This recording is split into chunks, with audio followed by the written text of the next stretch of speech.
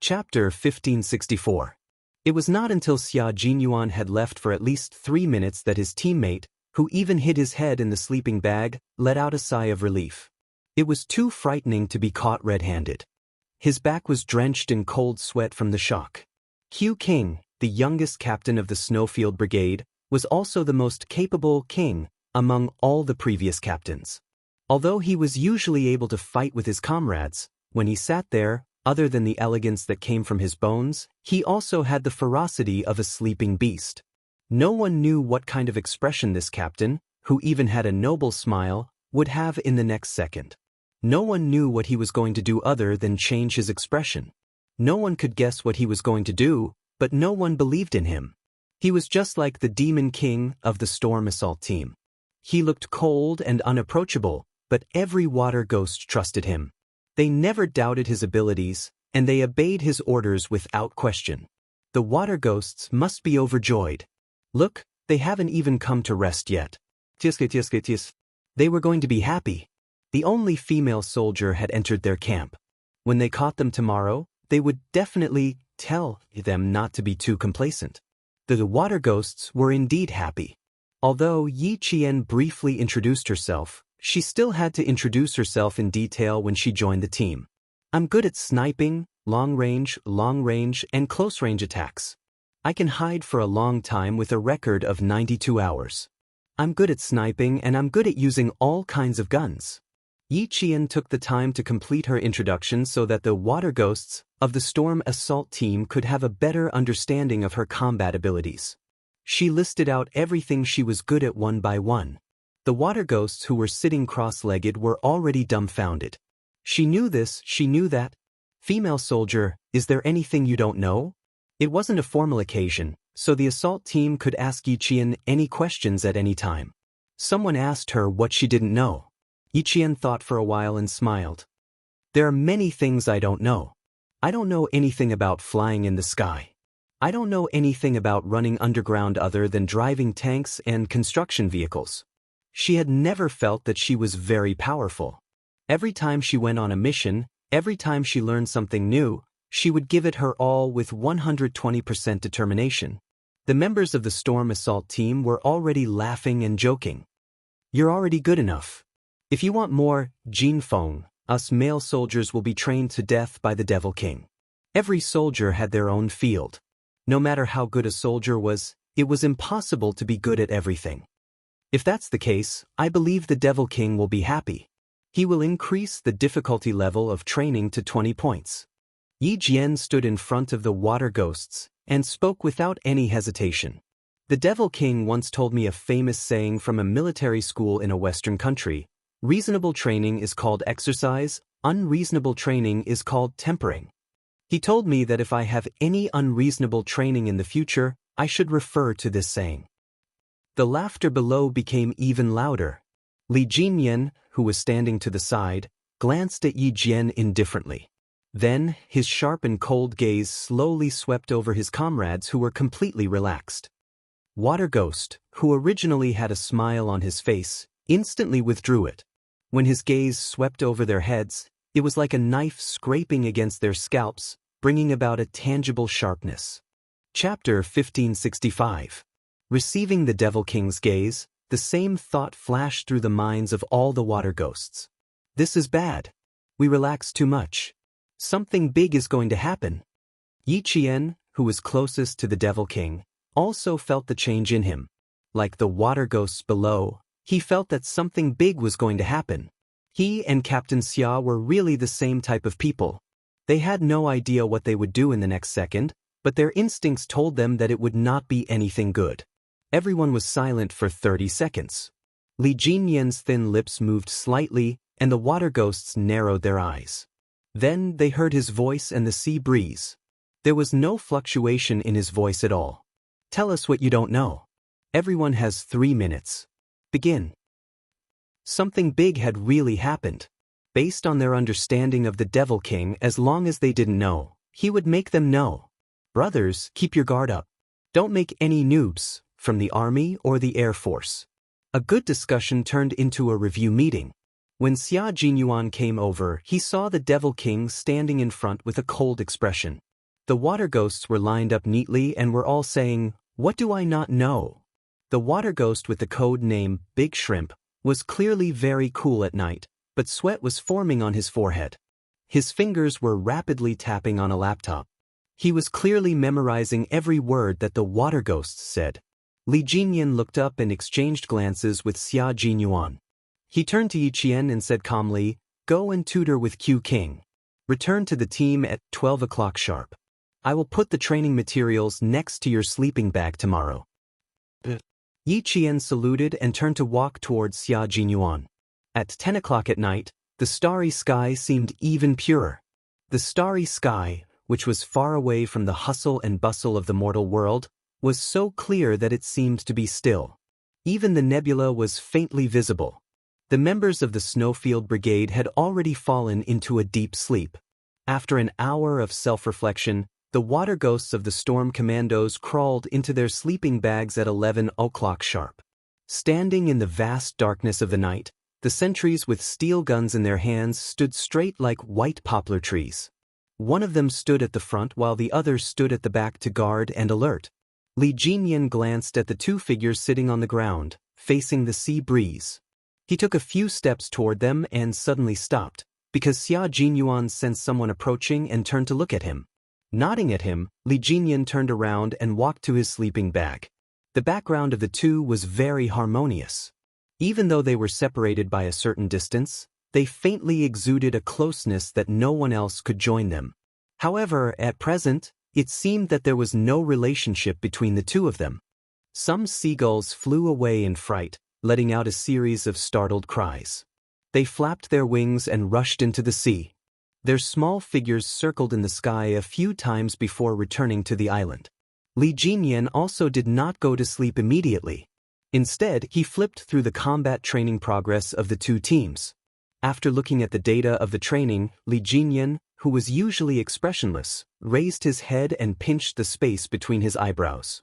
A trace of coldness flashed across his cold and exquisite handsome face.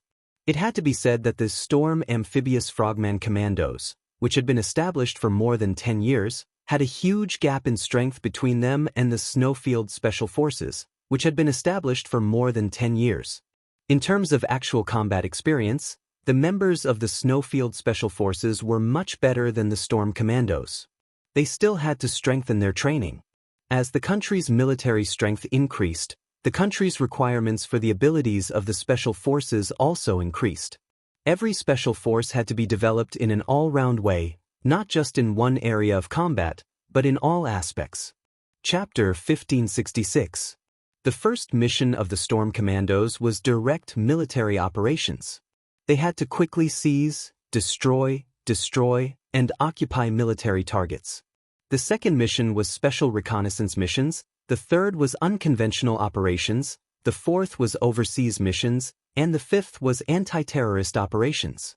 In general, it looked similar to the missions of the Snowfield Brigade, but in reality, the main focus of the army was land warfare, reconnaissance, surprise attacks, and harassment. The army would be involved in snow, plains, forests, mountains, deserts, forests, and lakes. This already included the specialty of the water ghosts. However, the water ghosts were definitely not as good as the members of the Snowfield Brigade when it came to land warfare, forests, mountains, and snow. On the sea, the water ghosts focused on sneaking and landing on the beach. Diving was also the most important. The focus was on special operations on islands and ships. After the sea battle, they would have to follow the Snowfield Special Forces to fight on land. The two teams would learn from each other and complement each other. This was also the purpose of the training for the two teams. Li Jinyan didn't look up from the various materials for a long time. From time to time, he would pick up a pen to write and draw on a few training subjects that the Storm Commandos had failed or lacked.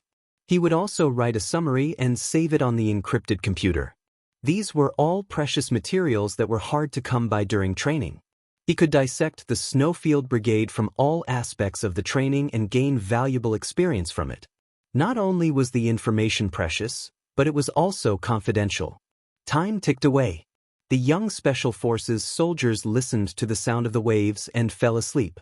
In the entire camp, other than Xia Jinyuan, who was still helping Yi Qian with his homework, Li Jinyan and the two sentries were the only ones who hadn't slept yet. At midnight, Xia Jinyuan closed his book on time and said to Yi Qian, "You have to combine it with experiments. You can't just rely on memorizing the theory. Previously, you were rushing the process and didn't pay attention to the theory building." He was talking about the theory of the single-chip microcomputer. Although she was a commander and didn't have much to do with technology, her second-year training was still related to technology. Her teacher's progress was very fast, so she had no choice but to speed up. He had seen Xia Jinyuan win countless trophies during his time at the National University of Science and Technology. Among them, he had led an experimental team to solve a difficult problem at a missile base and was awarded a third-class merit. Now that he was asked to explain the most basic content, it was a piece of cake for him. Moreover, his explanations were very detailed and he could get to the point. Yi Qian was able to absorb it very quickly, and there was no sign that he could not understand. After putting away all the textbooks, Yi Qian looked at him with a smile and joked, "Is it a little hard for you to teach me? It's been so many years since you graduated, but I didn't expect you to still remember the knowledge in the textbooks. Looks like when you're old and retired, you might even be able to return to the military academy as a professor to teach and groom the next generation." Xia Jinyuan was not afraid of being teased. Hearing this, he raised his eyebrows elegantly and smiled in an especially noble manner. "How could I feel wronged? I'm just afraid that I'll forget, so I'm using you to practice. But you're right. I do plan to return to the military academy as a professor when I'm old and live a comfortable life in the military." Wearing this military uniform, he couldn't bear to take it off for the rest of his life. When the day came for him to retire, he had joked with his old man that he planned to return to the military academy to teach. However, his old man had dismissed him by saying, "Don't mislead the students." Chapter 1567. He seemed to be in high spirits as he gazed at Yi Jian tenderly. The smile on his thin lips deepened. "I'm old and you're old too. Why don't we go back to the military academy to teach and mislead the students together? Q King is in his prime now. There's no need to think so far ahead. It's getting late. Thank you for tutoring me tonight, Q King. Good night." Yi Qian yawned. He stood up and said goodbye to the young major who was still interested in continuing the conversation. After saying that, he left swiftly. Xia Jinyuan was speechless. What should he do? His little fox was getting harder and harder to deal with. The more she was like this, the more his heart itched. He smiled as he watched her slender figure disappear from his sight. He stood there and watched for a long time until the gentle smile on his face gradually disappeared. Only then did he leave. The devil's light was still on. He had to see what he was researching. At midnight, Li Jinyan was still sorting out the results of the training over the past few days. In order to better see the difference in strength between the two teams, he specially drew a table and wrote down the training process over the past few days. No one knew what he was thinking. His slender and good-looking eyebrows were tightly knitted. Suddenly, he narrowed his eyes and looked at the table he had drawn and the words in it. He realized a problem. The training that Xia Jinyuan led last week was not so much a training program as it was a training course. He led the Snowfield Brigade and provided lessons for the Storm Commandos through training. From directional and narrow combat training to large-scale mountainous infiltration and close-range combat, he used a one-on-one learning mode to let the Storm Commandos catch up with them on land. Still sorting out the information? About a meter away, Xia Jinyuan spoke first. He glanced at the illuminated ground and saw a very simple sand table made of sand and stones. Studying battle tactics? Do you have any good battle plans? Usually, when the other team members were asleep, Xia Jinyuan and Li Jinyan still needed to discuss some of the problems that occurred during the training during the day and analyze the reasons for them so that they could change and adjust the training in time. Hearing his voice from behind, Li Jinyan closed the document in his hand and stood up. He turned around and looked at the young major who had put in a lot of effort. "I was studying some of the weak points in my team and accidentally found a problem." Problem? Xia Jinyuan thought it was a problem during training. His handsome face turned cold. He pointed at the beach and gestured for the two to sit down. "What problem? How serious is it?" Knowing that he misunderstood, Li Jinyan explained, "It's not a problem during training." The two of them sat together on the soft beach. Li Jinyan handed the document in his hand to Xia Jinyuan. "Draft, please take a look." Q King of the Snowfield Brigade was indeed worthy of his reputation. If he did not want to sort out the training information, see what else needed to be added, and analyze the gap between the combat standards of the two teams, he would not have realized that Q King had put in so much effort. The duration of the competition overseas was 20 days. 5 days were for naval battles and 15 days were for land battles. At that time, Xia Jinyuan joked with him, "Devil King, you're under a lot of pressure. 15 days on land, including snow, plains, and mountains are the strengths of our army. You have to speed up your progress." Chapter 1568. Xia Jinyuan was still looking at the analyzed data when Li Jinyan said calmly, "The competition will be held in May of next year, which is less than half a year from now. The Storm Commandos really need to speed up their progress. Otherwise, it will be a waste of Q King's painstaking arrangements." "It's nothing. I'm just repaying you for training Yi Qian so diligently." Xia Jinyuan closed the data and glanced at his laptop. He couldn't help but laugh. "Devil King, don't tell me you're still planning to send this data to the higher-ups?" Devil King Li put the data he had sorted out on his laptop and raised his eyebrows. "Do you have any objections?" "I don't have any objections. I just think it's a small matter." However, he didn't expect him to be so serious. He hadn't changed at all. Xia Jinyuan smiled and shook his head. He seemed to have thought of something and said, "Yi Qian's code name is Jin Feng. Is that her code name in the Storm Commandos? Also, don't write her code name in the report." This was puzzling. Li Jinyan calmly looked at Xia Jinyuan, who had a look of disdain on his face when he said the two words, Jin Feng. "Do you have any objections?" "I really do have objections here." Xia Jinyuan looked at him sternly. "Our team hasn't decided on her code name yet. You can't just randomly give her a code name. Once the military approves it, we won't be able to change it even if we want to." Faced with Li Jinyan's confusion, Xia Jinyuan explained in more detail. "Because it's really unpleasant. There are plenty of code names like Jin Feng in the military. So it's because it's unpleasant." Li Jinyan glanced at him coldly. Then, he pressed the delete button on the laptop to delete the two words, Jin Feng. Then he asked him, "What's the code name?" Xia Jinyuan picked up a pen and wrote the two words, Qing Niao, on a piece of paper. He said, "For the time being, replace it with Qing Niao. Remember to write for the time being. Don't mess it up." She would become the Phoenix King, and in the future, Phoenix King would be her lifetime code name. Qing Niao sounded better than Jin Feng. There is a saying in Chu Ci, 9 sighs. The three birds fly from the south to the north. I would like to send a message to the three birds, but I can't get it. This was a mythical bird from ancient Chinese mythology. It had a beautiful luster and a light body. Moreover, it was the predecessor of the phoenix. The little fox hadn't used the phoenix's nirvana skill yet, so she could only use Qing Niao for now. Qing Niao indeed sounded better than Jin Feng. Li Jinyan had no objection. He quickly typed the two words, Qing Niao, into the computer without asking for the reason. Xia Jinyuan straightened his back, stood up and said to him, "Rest early." Li Jinyan nodded. After Xia Jinyuan left, he didn't get up to rest. He organized the information in his hands one by one and sent it to the Navy headquarters. Only then did he call it a day. Li Jinyan placed his palm lightly on the computer screen. After a while, his cold eyes narrowed slightly. There was a hint of darkness in his eyes that were as deep as the sea. "To repay you for training Yi Qian." His words seemed to have a deeper meaning. It was almost 1 in the morning. Li Jinyan only thought about it for a while before he got up and went back to his sleeping bag to rest. No matter what the deeper meaning was, Q King had indeed helped them a lot this time. He had completed dozens of advanced individual training courses for the Special Forces.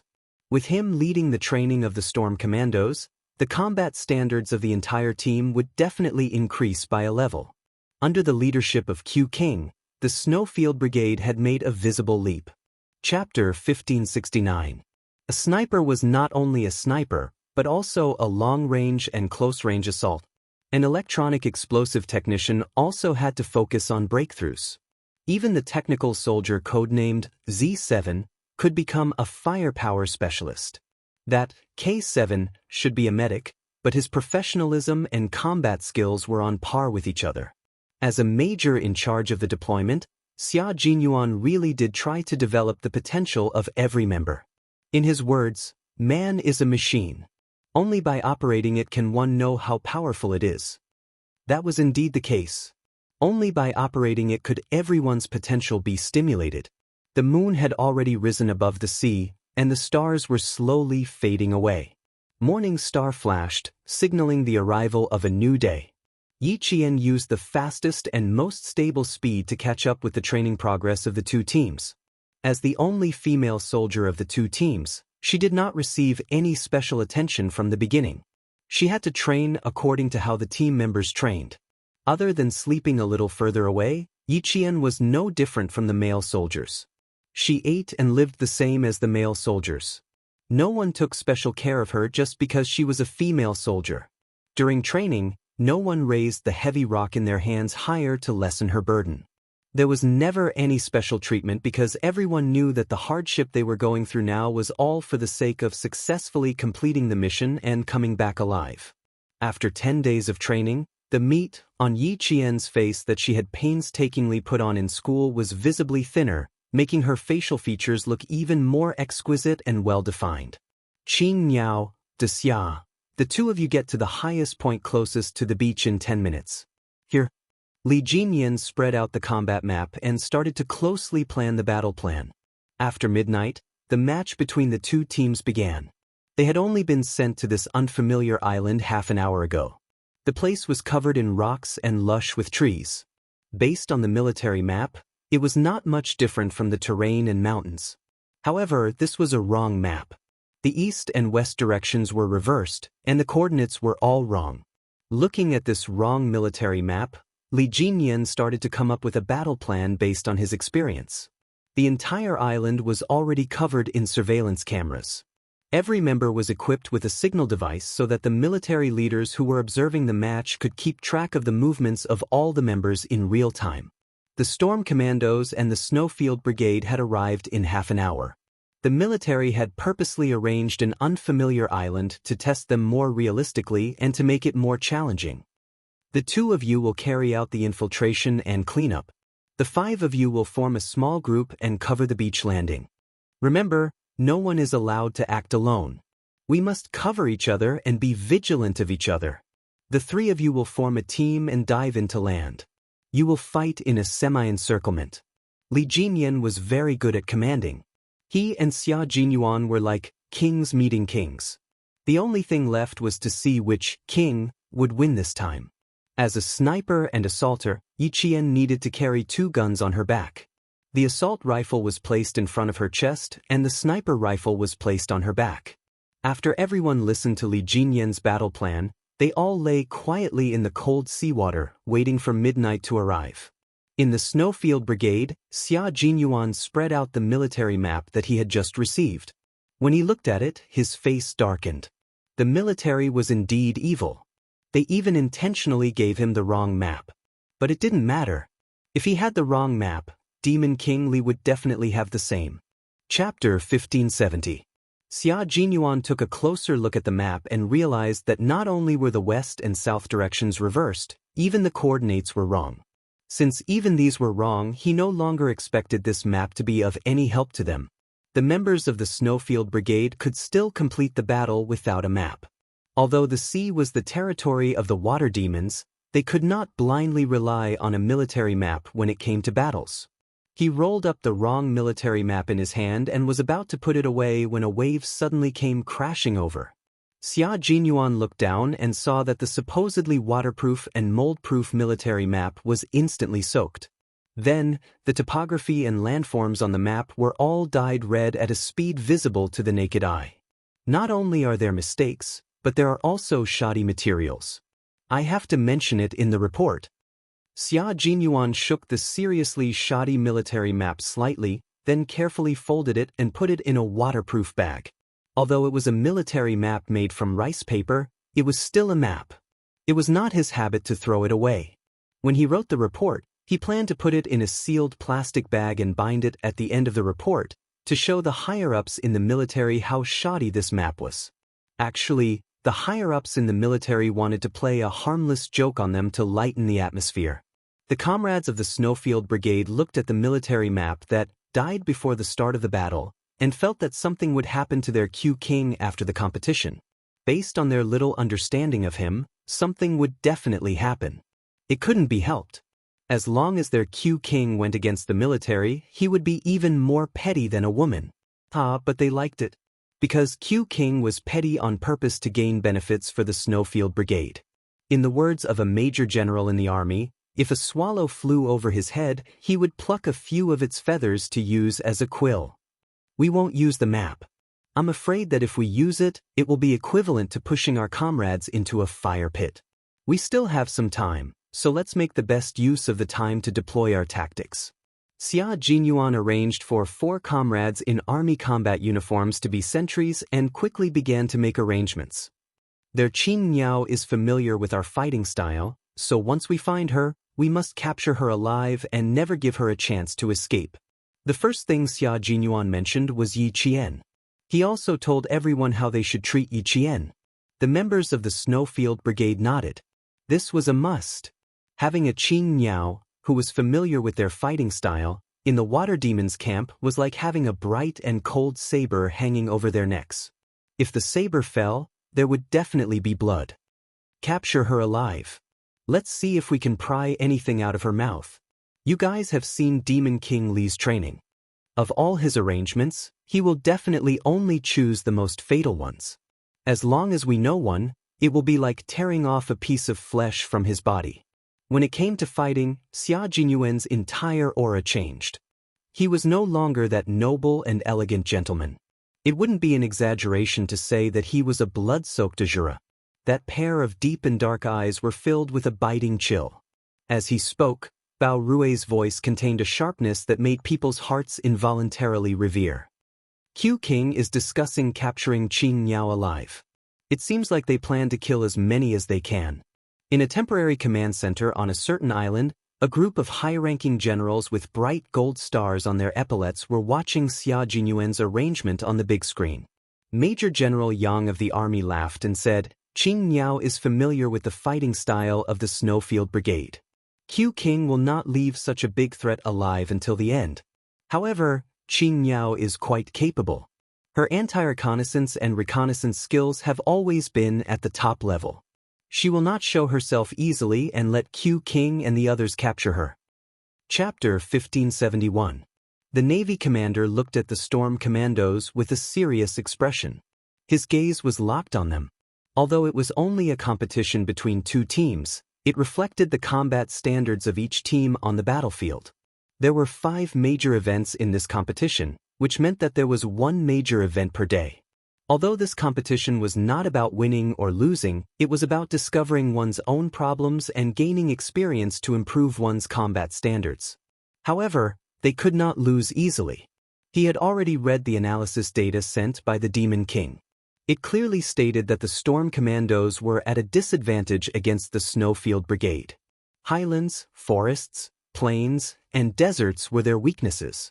Among the water ghosts in the Storm Commandos, only Li Jinyan had completed training on the highlands. The rest of the water ghosts had not even touched the highlands. The Navy commander's mood was unusually heavy. Major General Lu's mood was equally heavy. Qin Niao was not easy to deal with. It would be difficult to capture her alive. The Snowfield Brigade likes to attack at night and sneak attacks. We have to guard against these 2 points. However, Q King knows that I'm familiar with their combat style. Based on my understanding of him, he will definitely adjust his tactics. Demon King, seizing the beach is the strength of the Storm Commandos. Let's not care about the later battles. Let's take down today's battle first. The one who spoke was Yi Qian. At this moment, she was a member of the Storm Commandos. She was not a comrade who fought alongside Xia Jinyuan and the others. Since it was a competition, there would naturally be a winner and a loser. She had read the information Li Jinyan gave her. She knew where the Storm Commando's weaknesses were. What they needed to do now was to play to their strengths and avoid their weaknesses. I'm in the same team as Prawn. Prawn's anti-reconnaissance ability is very strong. If something happens to me, Prawn will immediately inform everyone. If I'm unfortunate enough to become a captive, don't rush into action. The Snowfield Brigade will use me as bait to lure you in. So, if I'm captured, I'll find a way to escape myself. Li Jinyan looked at Qingniao, who had guns on her chest and back. His thin lips curled slightly. He said calmly, "You don't look like someone who will be captured." "Thank you, Demon King, for your kind words. I definitely won't let myself become a captive, but Q King will put me first and capture me first. After all, there's still a captive plan involved. He warned me from the beginning." Yi Qian knew Xia Jinyuan very well. Both sides had yet to exchange fire and were already analyzing each other. All the water ghosts in the Storm Commandos listened very seriously. After they were done with their deployment, they checked their equipment. A water ghost pointed at the yellow firepower adapter installed on the muzzle and smiled. "I have to be careful with this. The firepower is a little strong." This was an underwater rifle, but it wasn't the usual underwater rifle used for training. It was the latest underwater combat rifle developed by our country and specially assigned to the Frogman Special Forces. It was mainly used for underwater breakthroughs and beach breakthroughs. The equipment for this confrontation was pretty good, especially the supporting firepower. There were assault rifles, sniper rifles, submachine guns, and pistols. The communication equipment was also complete, but the most complete equipment was still the metal equipment. In short, everyone was filled with confidence when they saw the equipment. Of course, they were originally full of confidence. "Qin Niao, a sniper is equivalent to the strength of 10 people. I'll leave the key point of beach breakthroughs to you." Li Jinyan handed the sniper rifle to Yi Qian, but the magazine was still in his hands. When Yi Qian took the rifle, he bent down slightly. His cold and handsome face was focused as he personally loaded the magazine. "Good start." Yi Qian put the sniper rifle on his back and smiled. "Good start." Chapter 1572. At midnight, an order from the military came through the wireless earpiece. The 5-day competition between the two armies had begun. Once the order was given, the members of the Storm Commandos, who were wearing black rubber diving suits, slid into the sea silently. Their hands glided lightly, and in a short while, they were several meters away, diving into their territory like devil rays. Armed swimming was the specialty of the frogmen of the Storm Commandos. Because the military map was in the opposite direction, even their landing point was in the opposite direction. Therefore, they needed to carry all their heavy equipment and complete the swim before they could reach the real spot to snatch the stalls. "There's an undercurrent. Be careful." The water ghost at the front, who was in charge of scouting and exploring underwater, turned around and gestured to the back with his hand in front of the underwater searchlight, reminding his teammates to be careful of being swept away by the undercurrent. Encountering undercurrents during underwater training was the most common thing that water ghosts encountered. Regarding this, as long as they sent out a signal, everyone would have a countermeasure. The water ghosts that were about 2 meters below the sea surface quickly surfaced, adjusted themselves into groups of 3, and quickly swam through the undercurrent area. Although the rubber diving suits had anti-cold properties, they were surrounded by seawater. No matter how good their anti-cold properties were, their bodies would still feel cold after swimming for half an hour. They were still 2 nautical miles away from the landing point. Under Li Jinyan's lead, Yi Qian avoided a few submerged reefs and used his fastest speed to catch up with the team members in front of him. As the landing point for her and the water ghost codenamed Big Shrimp was different, they needed to go around the back of the island and land from the edge of the island. After swimming 2 nautical miles, Li Jinyan gestured for them to split up. He reached out his right hand, which was clenched into a fist, and lightly bumped Yi Qian's clenched fist. He made an "okay" gesture and waved at Big Shrimp. Yi Qian saw his tall and slender figure disappear from her sight in the blink of an eye like a swordfish attacking. "Let's go!" Big Shrimp gestured forward, indicating for Yi Qian to follow his swimming path and head to the landing point. The waves on the sea were very big. Yi Qian and Big Shrimp swam through the ink-like waves like flood dragons and arrived at their landing point at the designated time. The two of them took off their simple breathing masks and pressed their backs against the cold rock layer. They raised their heads and looked up. The underwater lights had already been turned off, so they could only rely on their eyes to estimate how far away they were from the landing point. No lower than 6 meters. Granite layer. Severe weathering cannot be ruled out.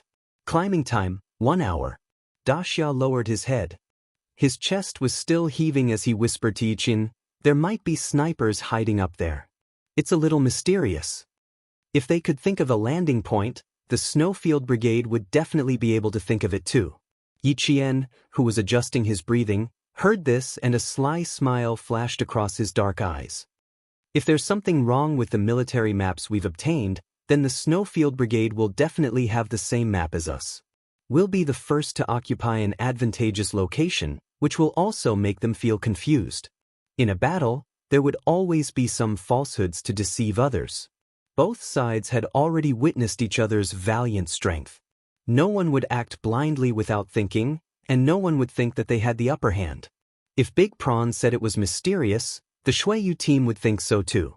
The waves slapped against the rock, and the salty seawater fell into their mouths. It was so bitter and salty that their facial features contorted.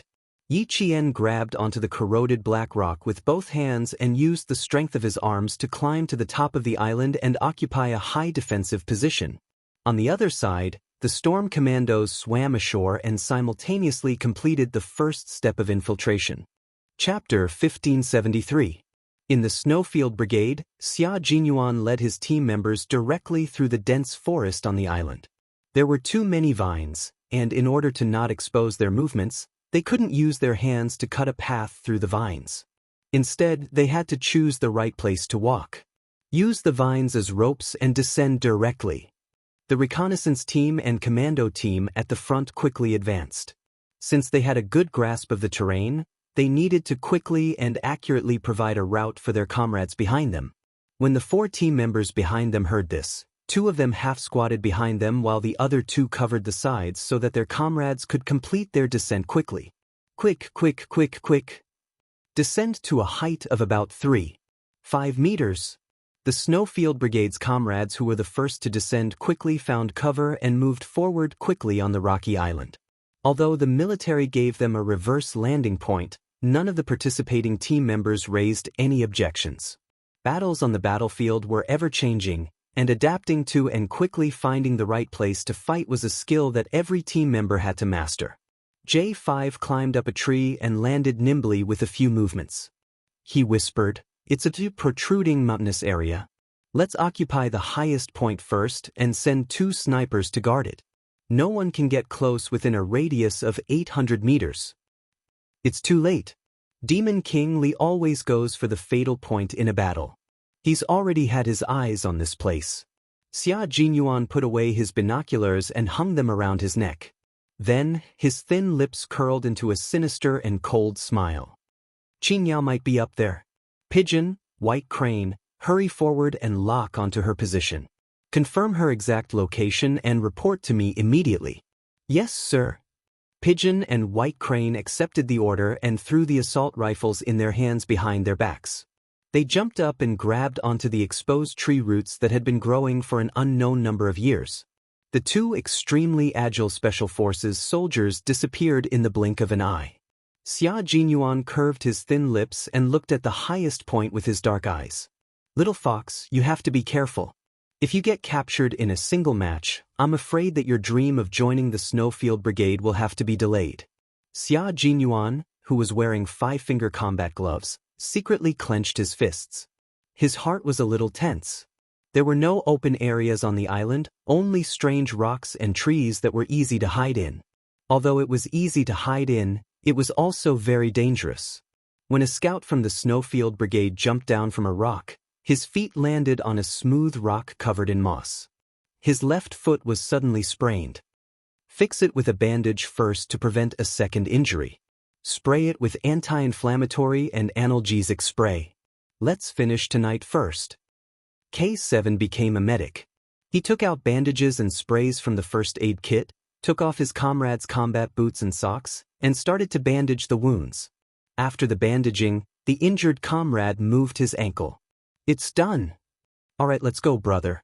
J5's voice came from the earpiece. It was very low, and the sound of the waves could be heard. He was close to the beach. It was already 3:20 in the morning. 3 hours and 20 minutes later, neither side seemed to have made any progress, but the battle had already begun.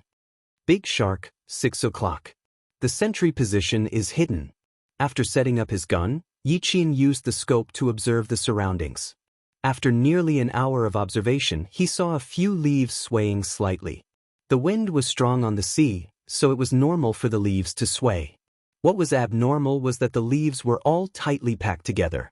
Chapter 1574. Yiqian, who had discovered the situation, reminded the storm commandos in a low voice. She began to adjust her sights, prepare for cover, and complete the sniping. She needed to maintain the consistency of her short-range and long-range shooting, so she would need to adjust her sights occasionally. The water ghosts of the storm commandos had successfully reached the beach and began to advance into the island.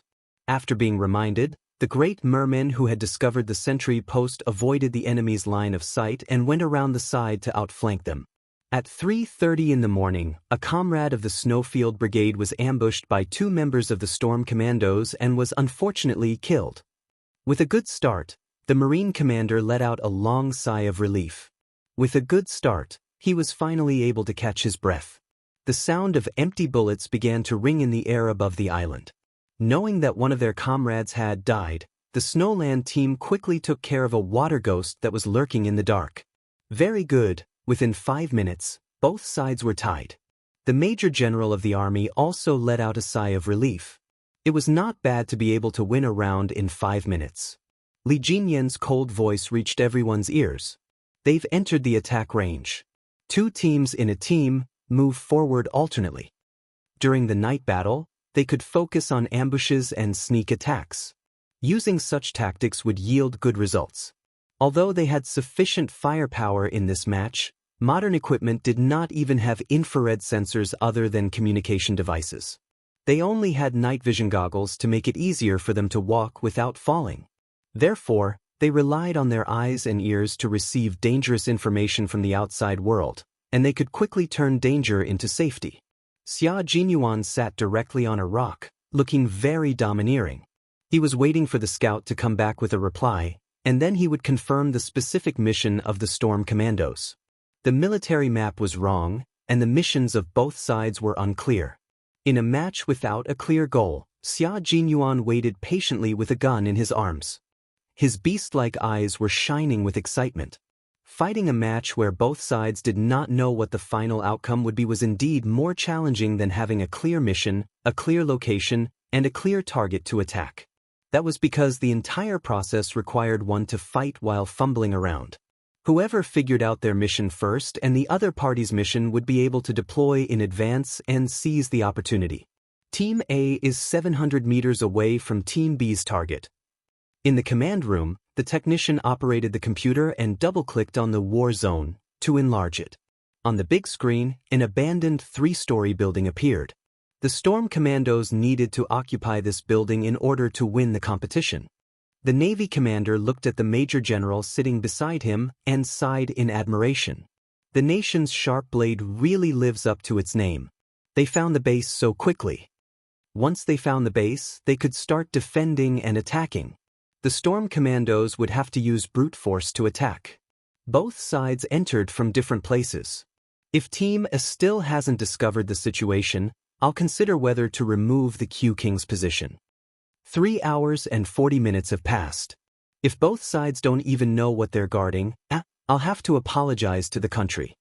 Among the technicians, Group A was the Snowfield Brigade, while Group B was the Amphibious Frogman Assault Team.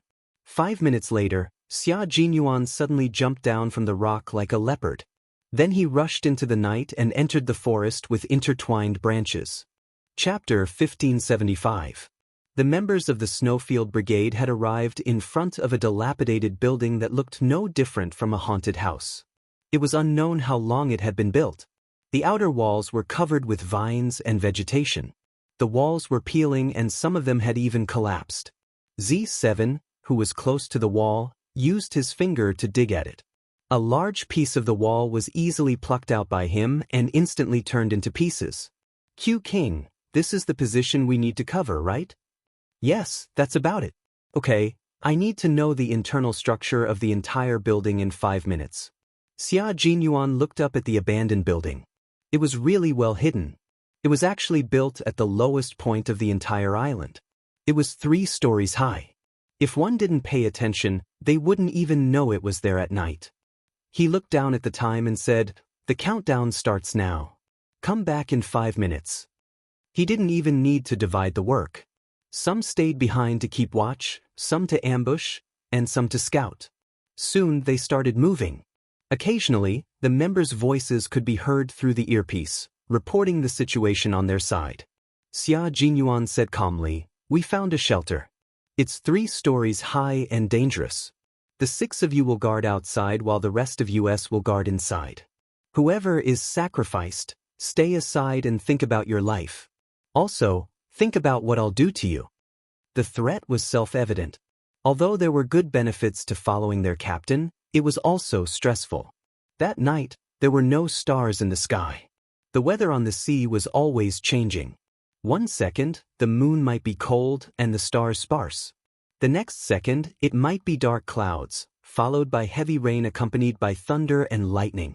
The 6 members of the Snowfield Brigade who were sent outside deliberately misled the water ghosts of the Storm Commandos into thinking that they were all wandering in the forest and didn't dare to show their faces. However, Xia Jinyuan didn't think that this trick would fool Li Jinyan.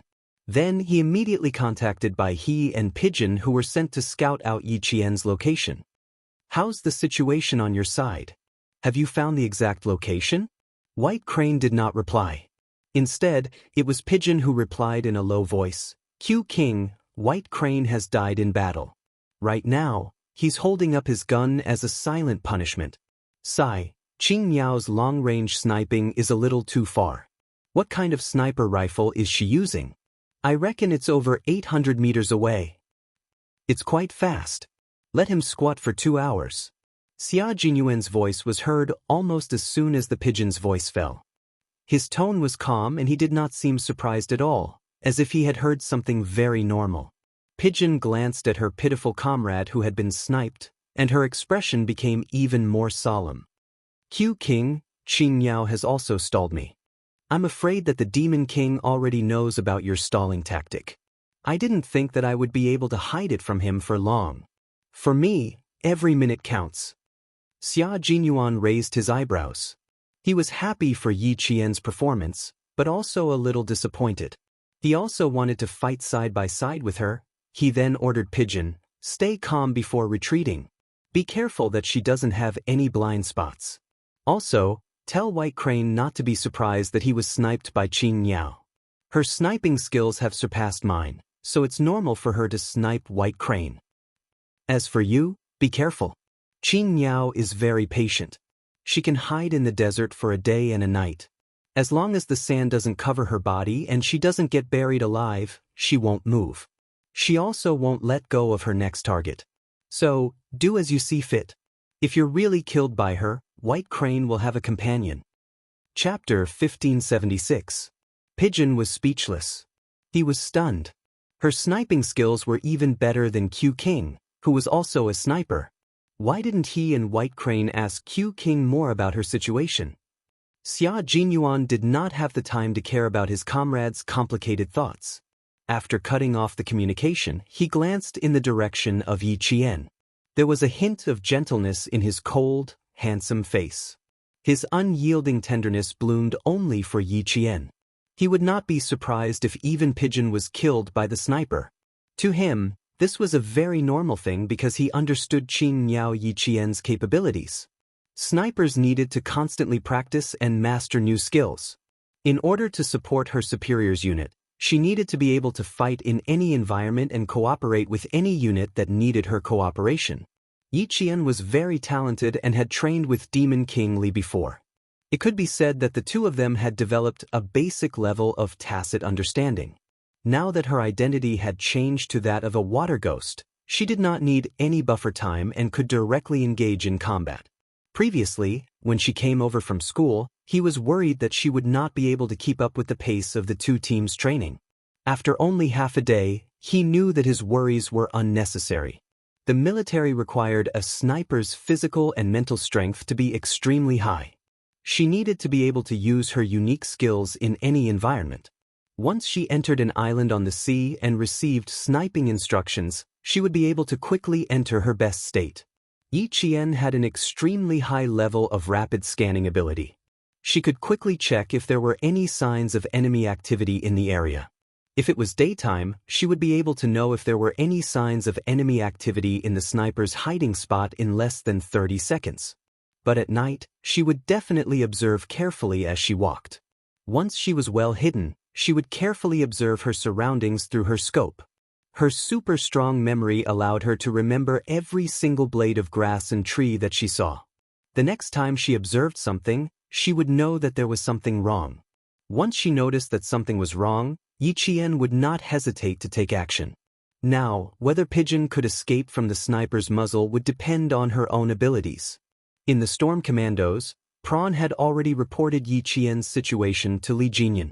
His tone was full of admiration. Very impressive. Even in the complicated mountainous terrain, she was able to complete an accurate long-range snipe of 800 meters, directly taking out a member of the Snowfield Brigade who tried to approach our territory. There's no need to occupy it. After Li Jinyan heard this, he gave a new order to Yi Qian and Daoist. Q King is trying to mislead the public. Only a few members are active on the island.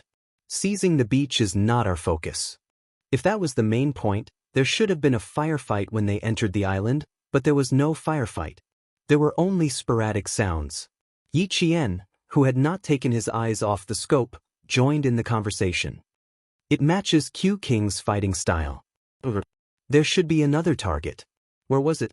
After saying that, Yi Qian checked the entire area she was in charge of again. She first scanned the area from left to right, then from right to left, so that her vision could cover the entire area quickly to avoid missing any spots. After finding no problems, she did another full scan. She focused on dividing the area she had completed her previous snipe by the system. Starting from her line of defense, she divided the entire area into 3 sections: left, center, and right. Each section was scanned to a depth of about 55 yards. Chapter 1577. Regardless of whether Yi Qian had seen the Snowfield Brigade's special forces before or not, they were like a towering snowy mountain that was difficult to climb, and so was their strength. To be honest, having a match with them was even more exciting than becoming their comrade in arms and fighting alongside them. Yi Qian gripped the butt of her sniper rifle. Hidden in the dark, her beautiful face was cold and calm. After quickly completing her first sniping, she did not immediately get up and move to the next sniping spot because there was no need for her to leave her position now. The reason was simple. She was the hunter, and her teammates from the Snowfield Brigade were the prey under her gun. Due to the fast reaction of the Snowfield Brigade's special forces, Yi Qian did not pause for long. She only moved her sniper rifle very slightly to complete a full scan. After scanning from close range, to medium range, and to long range, she finally aimed at the medium range and completed her scan from the left and right of the medium range. She had to be careful and complete her search without missing any details in the area she had locked onto. Finally, she found something strange when she was about 50 meters away from the first sniping target. Yi Qian smiled faintly, like a red plum blossom blooming in the snowy wind. It was so beautiful that it was dazzling, but also so cold that it was frightening. Yi Qian adjusted her scope and held her breath. She did not immediately shoot. She needed to use her off-center vision to achieve accurate sniping. At night, the structure of the eye was different from during the day. During the day, she used the middle part of the pupil, while at night, she used the outer part of the pupil. Only by using the off-center vision could she complete her sniping. She was about 5.2 inches away from the center of her sight. Yi Qian did not hesitate and pulled the trigger to complete another sniping shot. Bang! The sound of the gunshot rang out, and the seabirds that had finally returned to their nests were startled once again. The pigeon immediately covered its chest and fell backwards, pretending to be dead. At the same time, it contacted Xia Jinyuan. "Q King, I'm dead. The lonely white crane finally has a companion." Xia Jinyuan did not answer and directly cut off the communication with the pigeon.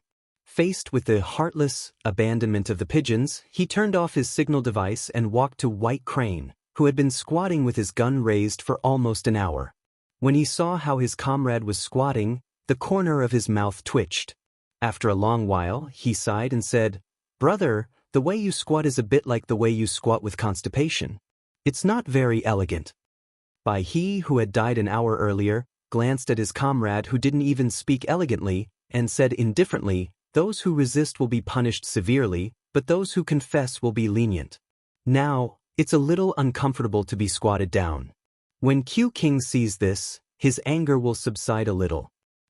I couldn't tell that he was angry. I didn't contact him before he died.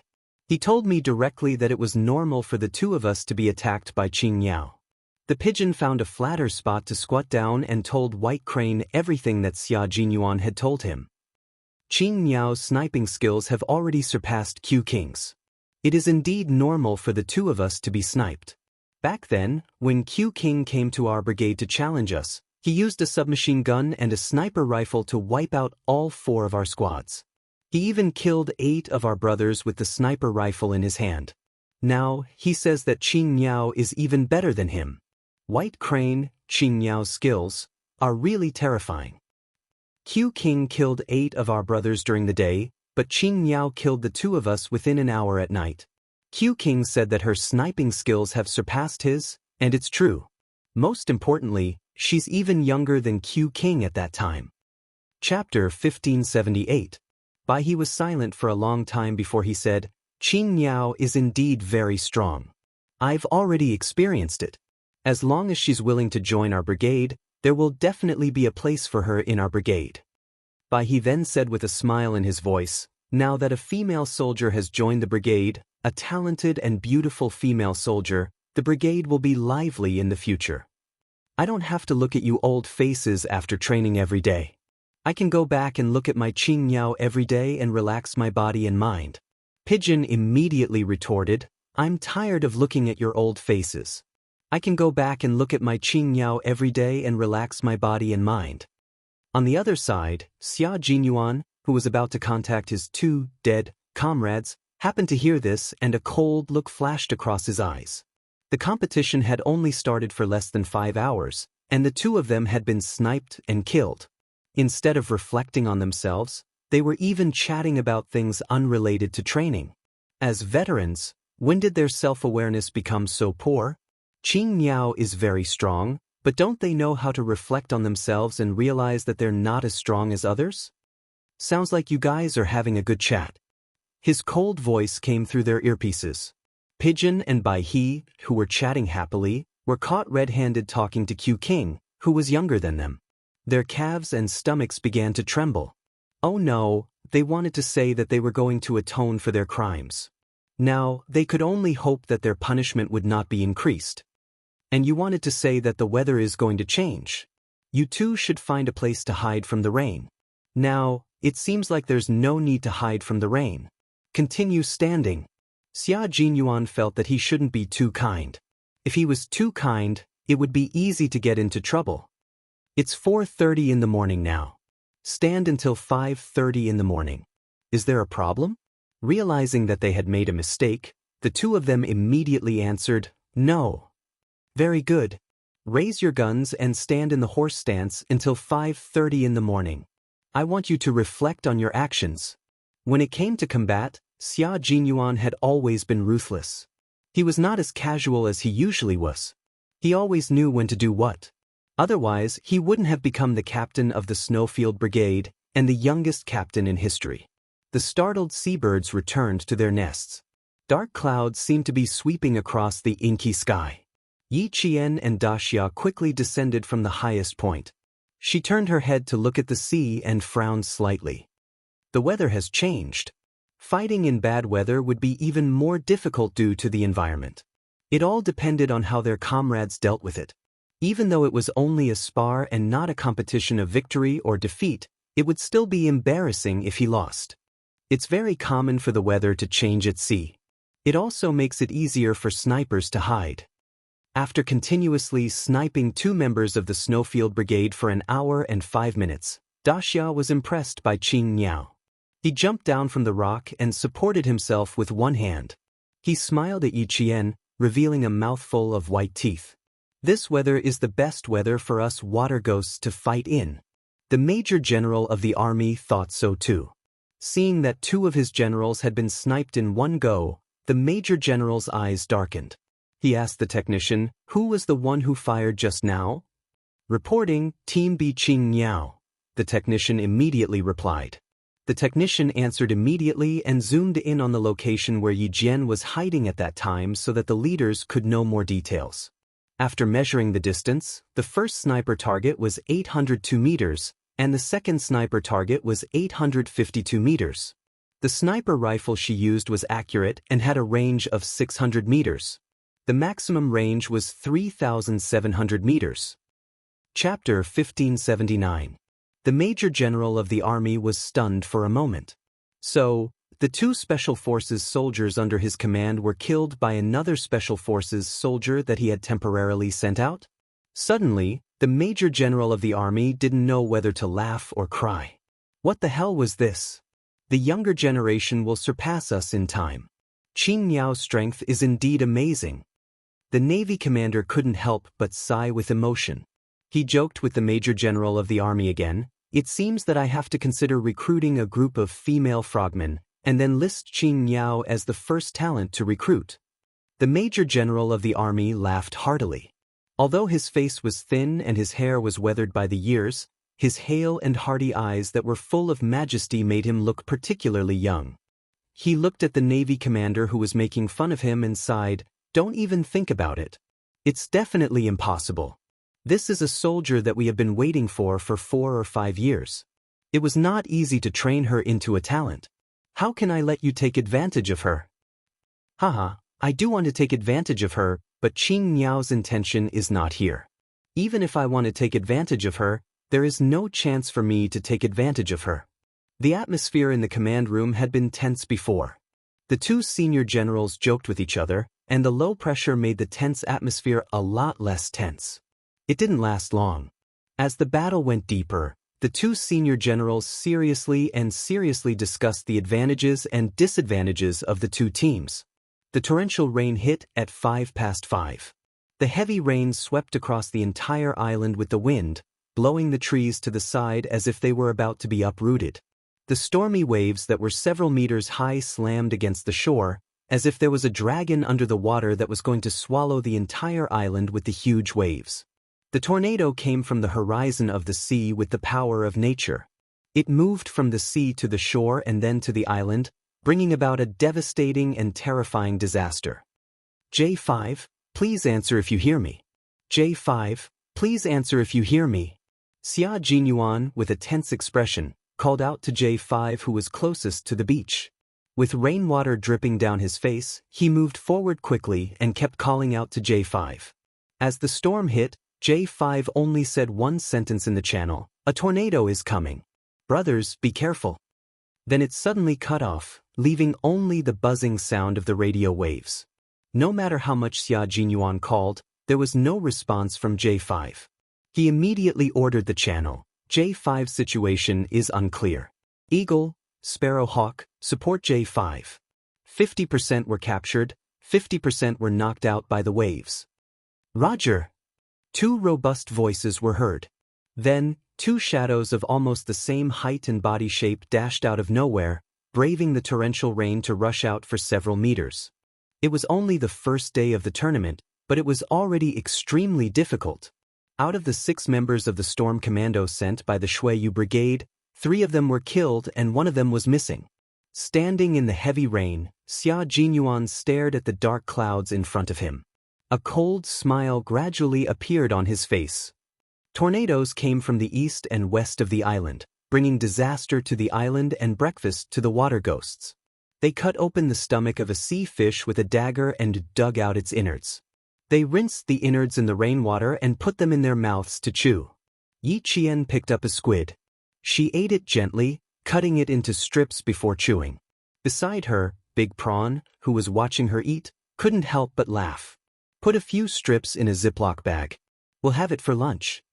Chapter 1580. They rested temporarily under a rock to replenish their energy. The two of them happened to be outside of the tornado. Once the tornado passed, they would have breakfast. Yi Qian really did grab a few fish and put them in a sealed bag. He then cut them into slices and put them in. After wiping away the traces, he walked with Prawn to the rendezvous point. They needed to meet up with the rest of the team.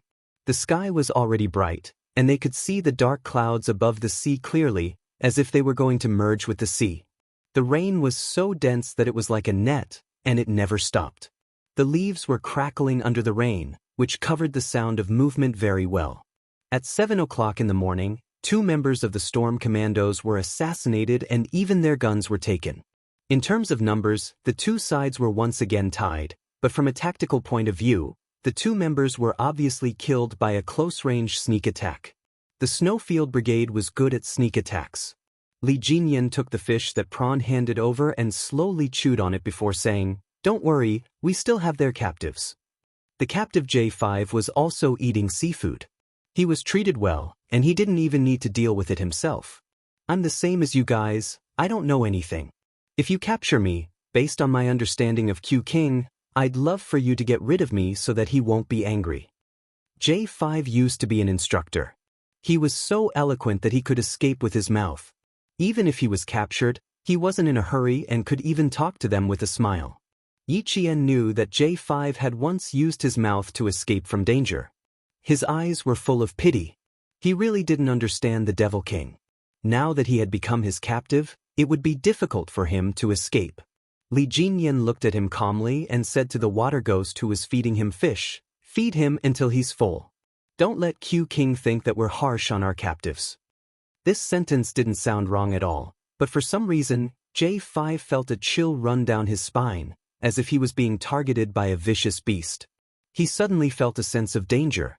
The wind and rain made visibility quite low, but this was nothing to the water ghosts. They had changed into jungle camouflage combat uniforms upon landing. Even though they knew that there was danger ahead, they were still fearless and continued to advance. The 2 scouts sent news that there was movement in an abandoned building. They were requesting the Devil King's instructions. This news lifted the spirits of the entire Storm Commandos. Needless to say, this was definitely their target. "Give the order. Order the Storm Commandos to take down the occupied building before 12 o'clock. The command center issued the order of the Marine Commander. The originally calm eyes of the Storm Commandos who received the order suddenly burst out with wolf-like gazes. They all stared at the Demon King. Seeing this, J5's expression changed. The Water Ghoul team was about to engage in a great battle. This. All of them were pinching him to death. After training together for so long, it wasn't that they didn't know the Demon King's strength, but they only knew how strong the Demon King was after seeing his commanding ability. "Sniper, I don't need you to snipe too many targets. Open up a gap for me." Li Jinyan used a rock as a target building. He held a tree branch in his hand and began to deploy. "The 3 of you complete the blast. Block their retreat." Chapter 1581. Li Jinyan, codenamed Demon King, was an expert in close and long-range combat. His skills were excellent, and he was especially good at commanding. His goal was to annihilate the enemy. His fighting style was tough, and he did not give the enemy a chance to counterattack. Li Jinyan left a deep impression on Yi Qian once again. Moreover, Demon King Li's strictness was beyond her imagination. Because they did not have a battle map, although the scouts had explored the abandoned building in front of them, they had not investigated the surrounding environment in detail. In order to make the arrangements more detailed, he ordered 2 more scouts to quickly get a general understanding of the terrain around the building. They had to take down the building before 12, and it was already 8:17. Now that they knew the mission, Li Jinyan was not in a hurry. He first went through all the arrangements in his mind, and then gave them one by one. He was the battle commander in the competition. Only by making the battle arrangements in advance could he be clear about everyone's mission. Never fight a battle that you are not confident in. That was Li Jinyan's motto. The water ghosts were not in a hurry. They patiently waited for news from the front. Yi Qian had always been patient. While waiting quietly, she leaned against a rock and closed her eyes to rest. The rain was so heavy, but she was still able to calm down and rest. Li Jinyan could not help but look at her a few more times. There was a faint, inexplicable darkness in his cold eyes. Qin Niao, able to endure hardships, stronger and more resilient than he had imagined. She was a very outstanding female soldier. He did not look at her for too long. After looking at her a few more times, Li Jinyan moved his gaze away and contacted his team members who were also fighting on the periphery. Demon King, one of our brothers, died. 2 people from the Snowfield Brigade died, and 1 was bitten to death. Both sides did not show up easily. The big shark reported the situation of their battle on the periphery. Like Xia Jinyuan, Li Jinyan would not gather all his team members. He would split a small team to eliminate the smoke bomb team that Xia Jinyuan had released. Both Li Jinyan and Xia Jinyuan received the report from the Great Mermaid. So far, they had 1 more casualty than Xia Jinyuan. The strength of the 2 teams was already quite strong. Now, there was only one difference in the number of deaths. The Major General of the Army and the Commander of the Navy discussed and analyzed. In addition to the analysis of other generals, they estimated that the Storm Commandos had a chance of winning, but they would have to pay a high price. The advantage of the Storm Commandos was that they were familiar with fighting on the island in such strong winds and heavy rain, and they could quickly make advantageous judgments based on their experience. The Snowfield Brigade, on the other hand, was tenacious and had rich combat experience. Although they were fighting on the sea, they were still grounded. To them, it was no different from fighting in the mountains. The only thing that made them inferior to the Storm Commandos was that they were not familiar with the island's environment. In the future, we should have such a competition once a year. Only then can we advance together and encourage each other. Major General Cheng Ken reflected on their shortcomings and pointed out their shortcomings. All this time, we've never focused on fighting on the sea and focused on fighting on land. This is a huge mistake. When he returned, he would apply for a sum of military funds for the Snowfield Brigade from the military headquarters to be used for fighting in various regions. The commander of the Navy nodded in agreement and said earnestly, "You're right. This kind of competition should be held once a year. Only then can we not be blinded by what we see. Only then can we constantly discover new problems and improve." Chapter 1582. Why was there a need to carry out normal military preparations, drills, and confrontations between different types of soldiers? Firstly, it was because they were afraid that if the peace lasted too long, the soldiers' bloodlust would fade and they would think that they were real soldiers after just 1 round of training. Secondly, there was a need to constantly innovate and improve.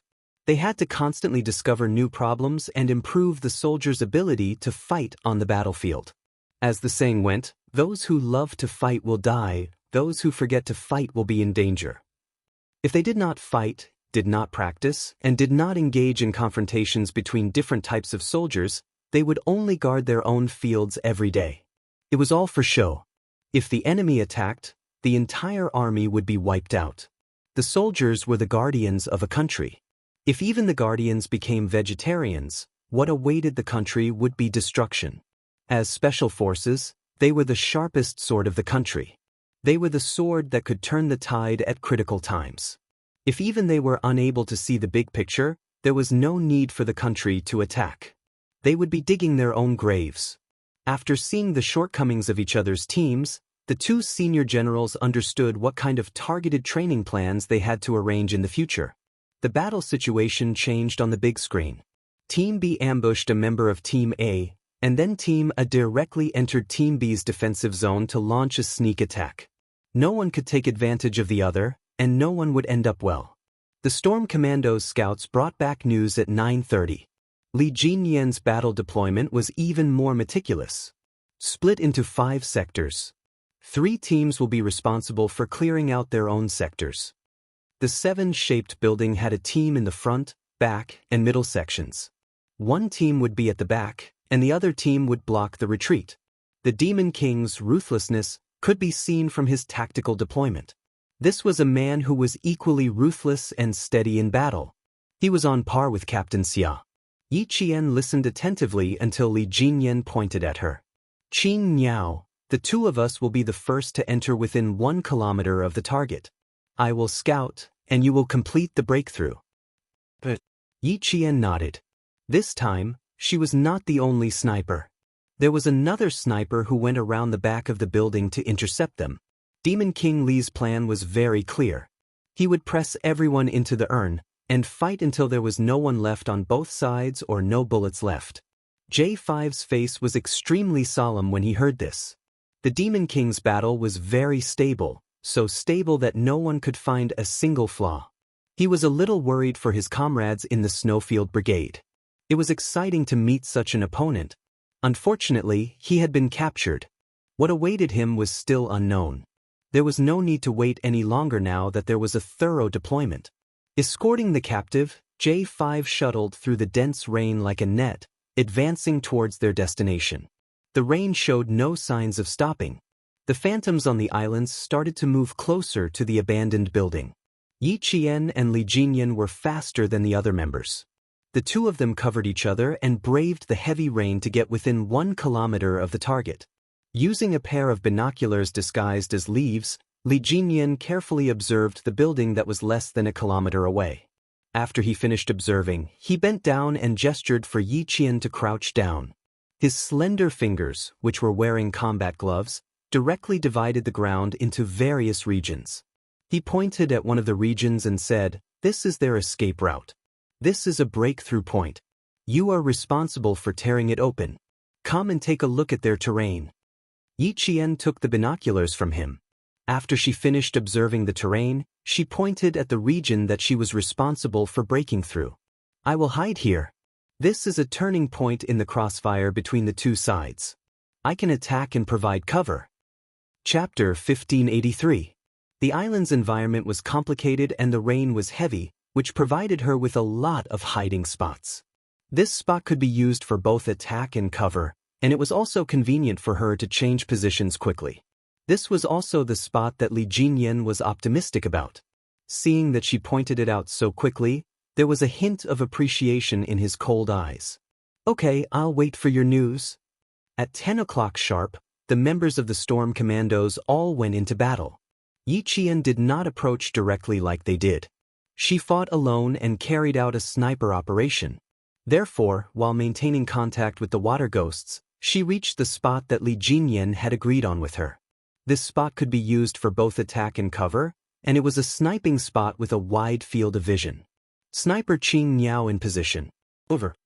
After sending her position and coordinates, Yi Qian began to aim her gun at the bottom of the building, waiting for the water ghosts to arrive so that they could finish the battle together. The comrade in charge of reconnaissance noticed the situation and reported that the water ghosts of the Storm Commandos were approaching them. Xia Jinyuan immediately said to Ing Ke and Xiao Ying, "You two work with G3 to attack the periphery."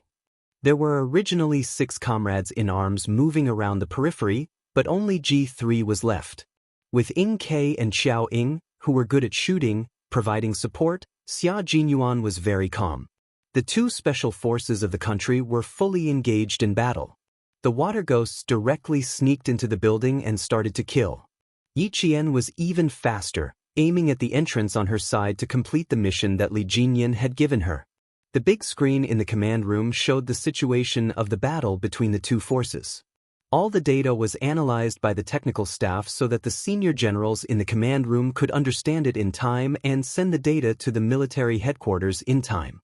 In the military headquarters, General Xia placed his hands on the conference table quietly. His eyes were fixed on the data on the projection screen and the situation of the battle between the 2 forces. There were not many generals in the conference room. Other than the 3 senior generals in military uniforms, the leader that Yi Qian had accompanied before was also present. Beside the leader sat a dignified leader in casual clothes. This was the country's highest leader. He attached great importance to the battle between the two forces of the country and arrived at the military headquarters at 7 o'clock in the morning to watch. The combat standards of these two groups are very strong. However, Group B is obviously more suited for naval combat and can accurately find the Mingmen. Group A's counterattack is strong. Not bad. To be able to remain so calm in someone else's territory, it's clear that their combat skills are above average.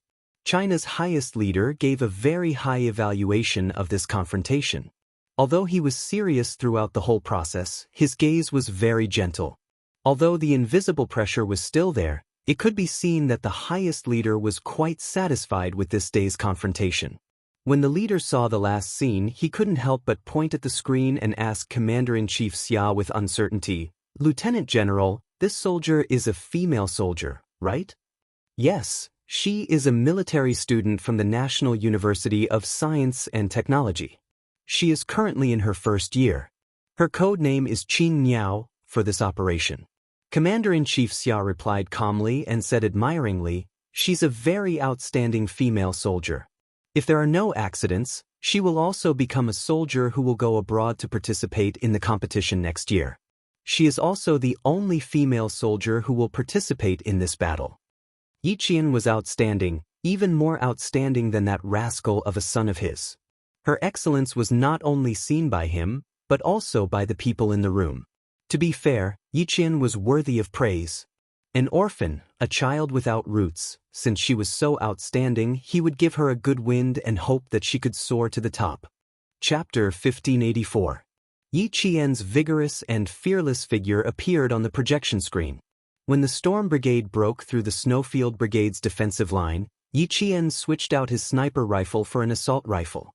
In the heavy rain, even though it hurt when the rain fell on her body, and her body was so cold that it felt like her blood had frozen, she was still able to aim and protect her comrades as they attacked. Over there were comrades who had charged forward without a care for their own lives. Over there were people who had died. It was as if they had stepped over their bodies to enter. Over there, she saw the cruelty of war and the sorrow of blood and tears. The rapid sound of bullets could be heard amidst the rain. The signal device that signaled the death of a soldier let out a long and rapid beep. This made Yi Qian's expression turn colder and colder. This was a competition, but it was also a war. Her bullets were fired to protect the lives of her comrades. Her mission was to protect the lives of her comrades. Why did she appear here? Because she was a soldier. She shouldered the mission of a soldier, the sacred mission of fighting to protect her country. Their country had risen, and behind its rise was a strong military force. They had the new weapons that had appeared during the celebration, as well as millions of soldiers who were protecting their country. This was a country that had risen. She was a soldier of this country, a soldier who fought for glory. At this moment, Yi Qian was like a cold, unsheathed sword. Wherever the sword pointed, it would be invincible. In the end, not many members of the Storm Commandos managed to enter the 3-story building. In the end, there were only 8 of them. But the Snowfield Brigade wasn't any better. Xia Jinyuan and Li Jinyan were both ruthless soldiers. Even though their combat zone was limited to the 3-story building, the Storm Brigade couldn't advance any further, and the Snowfield Brigade couldn't go up or down either. Above them was the open roof. Outside, there was Yi Qian's suppressive fire. Below, the Storm Commandos' water demons appeared and disappeared unpredictably. Those who couldn't avoid being shot were shot from behind. Qing Niao's firepower is strong. It's all lethal suppression. Take a muzzle and aim it at her. The Snowfield Brigade had been suppressed by Yi Qian twice when they tried to charge up the hill. There was no way for them to charge out. The ability of a sniper was terrifying. They could cause serious and far-reaching damage to a small or large formation, or even an entire military area.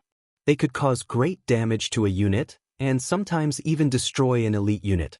This was definitely not an exaggeration, but an indisputable fact. With her superb marksmanship, she could even go up against an armored unit. It seems that the last time I worked with her, she didn't display her full potential. K7 said in a low voice. He had almost been hit as well. If Q King hadn't pulled him back, he would have been one of the casualties. the Snowfield Brigade member codenamed Eagle had his back against the mottled wall. He raised his assault rifle and fired a volley of shots outside. Then, he quickly returned to his original position and crouched down. He said to K7, "If we don't kill the sniper outside, we won't be able to get out." Not to mention an armored unit, with her accuracy, even large equipment would be turned into a sieve by her. Another Snowfield Brigade member finished suppressing the enemy. He wiped the rainwater off his face and said in a low voice, "It's difficult. We still don't know where she is hiding." A sniper had fired multiple shots. She had fired so many shots that no one knew where she was hiding. This ability was enough to make people fear her. Chapter 1585. As for why they said that even an armored vehicle could be destroyed by a sniper, they weren't just making an analogy to describe how powerful the sniper was. If a sniper were to fight against an armored vehicle, such as a tank, people who didn't know better would think that a sniper wouldn't be able to defeat a tank. If they had such a thought, they would be gravely mistaken. Today's tanks relied on computers and optical equipment, but to a sniper, these were suitable targets. As long as a sniper targeted a tank, the tank would be destroyed by the sniper. The reason why Headmaster Chen was able to become the soldier king of that era had a lot to do with his superb marksmanship. As for him, before he retired from the army, he had also trained a group of outstanding snipers. It was a pity that he had retired in a hurry, leaving behind too many regrets. Fortunately, his regrets didn't last forever. He trained Yi Qian to be an excellent sniper. Even though Yi Qian was still young, with Principal Chen's guidance and her own hard work, her sniping skills had reached a level where no matter how good the enemy was at hiding, she could still kill with one shot when she was in stealth mode or lying down. This was Yi Qian's ability. It could be said that no one in the entire Snowfield Brigade could surpass her. She could feel the reaction of the bullet when she held the gun, and she could even see the 4D dynamic anatomy of the gun in her mind. This kind of unique talent wasn't something that everyone had. If Yi Qian were to fight against a small or large squad, she wouldn't have any problems. Xia Jinyuan listened to the conversation of his comrades and felt an indescribable sense of pride. "Little fox, I said that you would definitely become an excellent soldier. Look, you haven't even joined the Snowfield Brigade yet, but my comrades are already praising you." He wiped the rain off his face. His eyes were filled with the wildness of a wild wolf. He looked at the time and said to K7, "There are still 5 minutes until midnight. Don't even think about winning, but it was a good fight. Fighting with Demon King Li again, it was a good fight. It was too good, the joy of meeting a strong opponent and killing them." K7, who was usually expressionless, had a carefree expression on his face. He nodded and said, "There are still 4 days left. The best is yet to come. I'm looking forward to going up against Qin Niao." "That's awesome." This time, it was different from the kind of continuous matches where once you died, you couldn't return to the battlefield. This was a match that was split into stages and subjects. The members who died on the first day would return to the team the next day to complete the next match. That was why K7 said the best part was yet to come. The military's highest-ranking leader who had been observing all this time saw this and spoke again. "The female soldiers showed the bravery of soldiers earlier than the male soldiers. They have a sense of righteousness and are not afraid of sacrifice. The National University of Science and Technology has always been the cradle for cultivating the new generation of military officers in our country. Such female soldiers did not disgrace the school and have won glory for the school." There was no mention of winning glory for the country. The top leaders did not know that Yi Qian had carried out a mission before. However, they admired Yi Qian's state of mind. She did not treat this match as a competition. Instead, she treated it as a real battlefield filled with smoke and flames of war. Every bullet she fired was to protect her comrades and the country's leaders behind her. A female soldier from the National University of Science and Technology with the code name Qin Niao. Not bad. The Navy's commander personally received Yi Qian's call and told her personally, "Qin Niao, the country's highest-ranking leader has given you extremely high praise for your combat skills. He has also called for all female soldiers to follow your example and learn from you." Chapter 1586. Just as the high-ranking generals had predicted, the Storm team won the match. There were still 41 seconds left before midnight. But just as the generals had predicted, even though they won, it was a Pyrrhic victory. The Snowfield Brigade was a pack of wolves from the depths of the snowy region. They had a strong and unbreakable tacit understanding and absolute obedience. They also fought as one and were ruthless enough to not let go of their opponents. Fighting on the sea was their weakness. If they had fought in the mountains, forests, plateaus, plains, or deserts, it would have been very difficult for the Storm Amphibious Assault Team to achieve victory. Of course, this didn't mean that the Storm Amphibious Assault Team couldn't do it. They had been established in June last year, and under the leadership of Demon King Li, they could still fight with the Snowfield Brigade for a few hours and win in the end. This was enough to prove how successful Demon King Li's training and commanding were. If they had been established a few years earlier, then today's competition would have been even more exciting and exciting. When Yi Qian, who was talking to the Navy commander, heard this, Yi Qian, whose clothes were so wet that there wasn't a single spot on his body that was dry, stood up straight. Facing praise from the country's highest leader, he was definitely emotional. However, his voice was still steady as he replied calmly, "This is what I should do because I am a soldier." Very good. You are unfazed by both praise and humiliation. The Navy commander praised, and his admiration for Yi Qian grew even more. When the Navy commander found out that someone was secretly plotting against Yi Qian, he immediately took off his military cap and placed it on the table during a military meeting. He stood up and said coldly, "If she violates any military discipline or military law, I, Dong Lixing, will take off my military uniform." This was how much he trusted Yi Qian. Yi Qian never lost his sense of propriety in the face of praise. Everyone here was so outstanding, so why was she the only one who was praised? There was another reason, because she was the only female soldier in the two brigades. Just this identity alone was enough for the country's highest leader to pay extra attention to her. In addition, she fought a little fiercely in the last half an hour, so naturally, the highest leader paid extra attention to her and praised her. Receiving praise and glory didn't only belong to her, but also to everyone. The tent is set up. Go change your clothes. Behind him, Li Jinyan walked over to remind him. The expression on his handsome face was as cold as ice. Even the way he looked at Yi Qian was the same as before. While Yi Jian was on the phone with the Navy commander, they had already set up the tent. Yi Jian smiled and said, "Thank you." "You're welcome," Li Jinyan replied. Looking at the approaching female soldier, a faint smile flashed across his cold eyes. When she came closer, he said indifferently, "Today was very exciting. We'll continue tomorrow." Yi Qian, who had never praised anyone before, was suddenly praised by the Demon King, who had never praised anyone before, but this time, she was really surprised. Fortunately, she reacted quickly and replied calmly, "My comrades cooperated very well, which was why I had the firepower in the later stages of the game. Otherwise, I wouldn't have been able to achieve such results." "Yeah, but you're really good at sniping." Li Jinyan, who didn't talk to the female soldier as they walked, suppressed the awkwardness in his heart and tried his best to not let the conversation turn cold. He had no choice. He was now shouldering a very heavy responsibility. The Navy commander had secretly ordered him to make Qing Niao stay and join the Storm Amphibious Frogman assault team no matter what method he used. He had received this order 10 minutes ago. Chapter 1587. Li Jinyan wasn't surprised to receive the commander's secret order.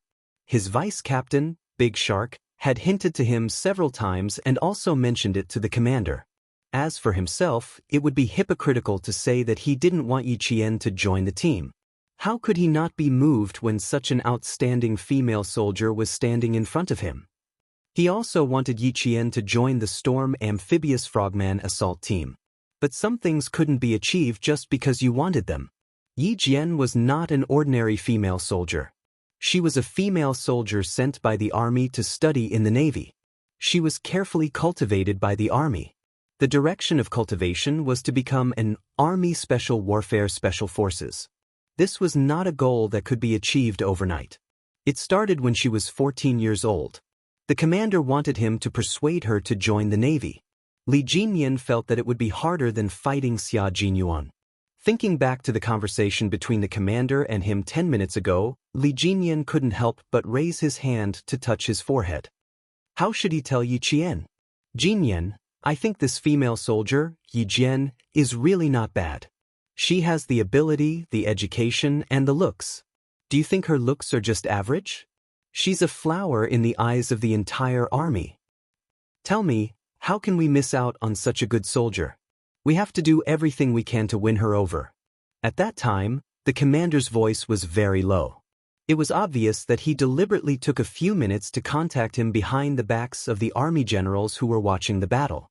So the more he spoke, the lower his voice was, as if he was afraid of being overheard.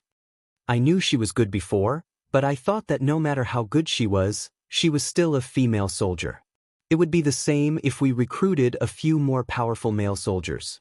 But now, I have to say that I underestimated Yi Qian. How is she good? She's going to heaven. At that time, he said, if she wasn't good, the army wouldn't have sent Q King to personally send her over. If she wasn't good, the army wouldn't have spent so much effort to cultivate her. That's right. So, we have to keep her. The commander's tone at that time made him speechless. Because Yi Qian was good, they wanted to keep her? It didn't sound wrong. It was simple and easy to understand. Before he could speak, the commander lowered his voice again and said, Talent? We don't have to be afraid of talent in our team. When the Snowfield Brigade made a move, they shocked all of us who were watching the battle. The army did send her, but Yi Qian is still a military school student. We haven't decided which unit she'll be assigned to yet. Therefore, we have to act one step ahead of time. We can't wait for the other army field units to join in the fun. Yi Qian. There will always be people to keep her. Li Jinyan didn't know that when the Navy commander heard him say this, he heaved a sigh of relief in his heart. He finally understood what he meant. That's right, that's what he meant. If that was all, Li Jinyan wouldn't feel as awkward as he did now. Seeing that they were done talking and could hang up, the commander whispered to him again, I just mentioned Yi Jian's looks. I think you're not bad either. Why don't you try a honey trap or something?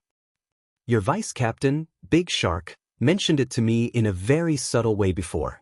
At the time, I thought it was ridiculous. Now that I think about it, it seems like it could work.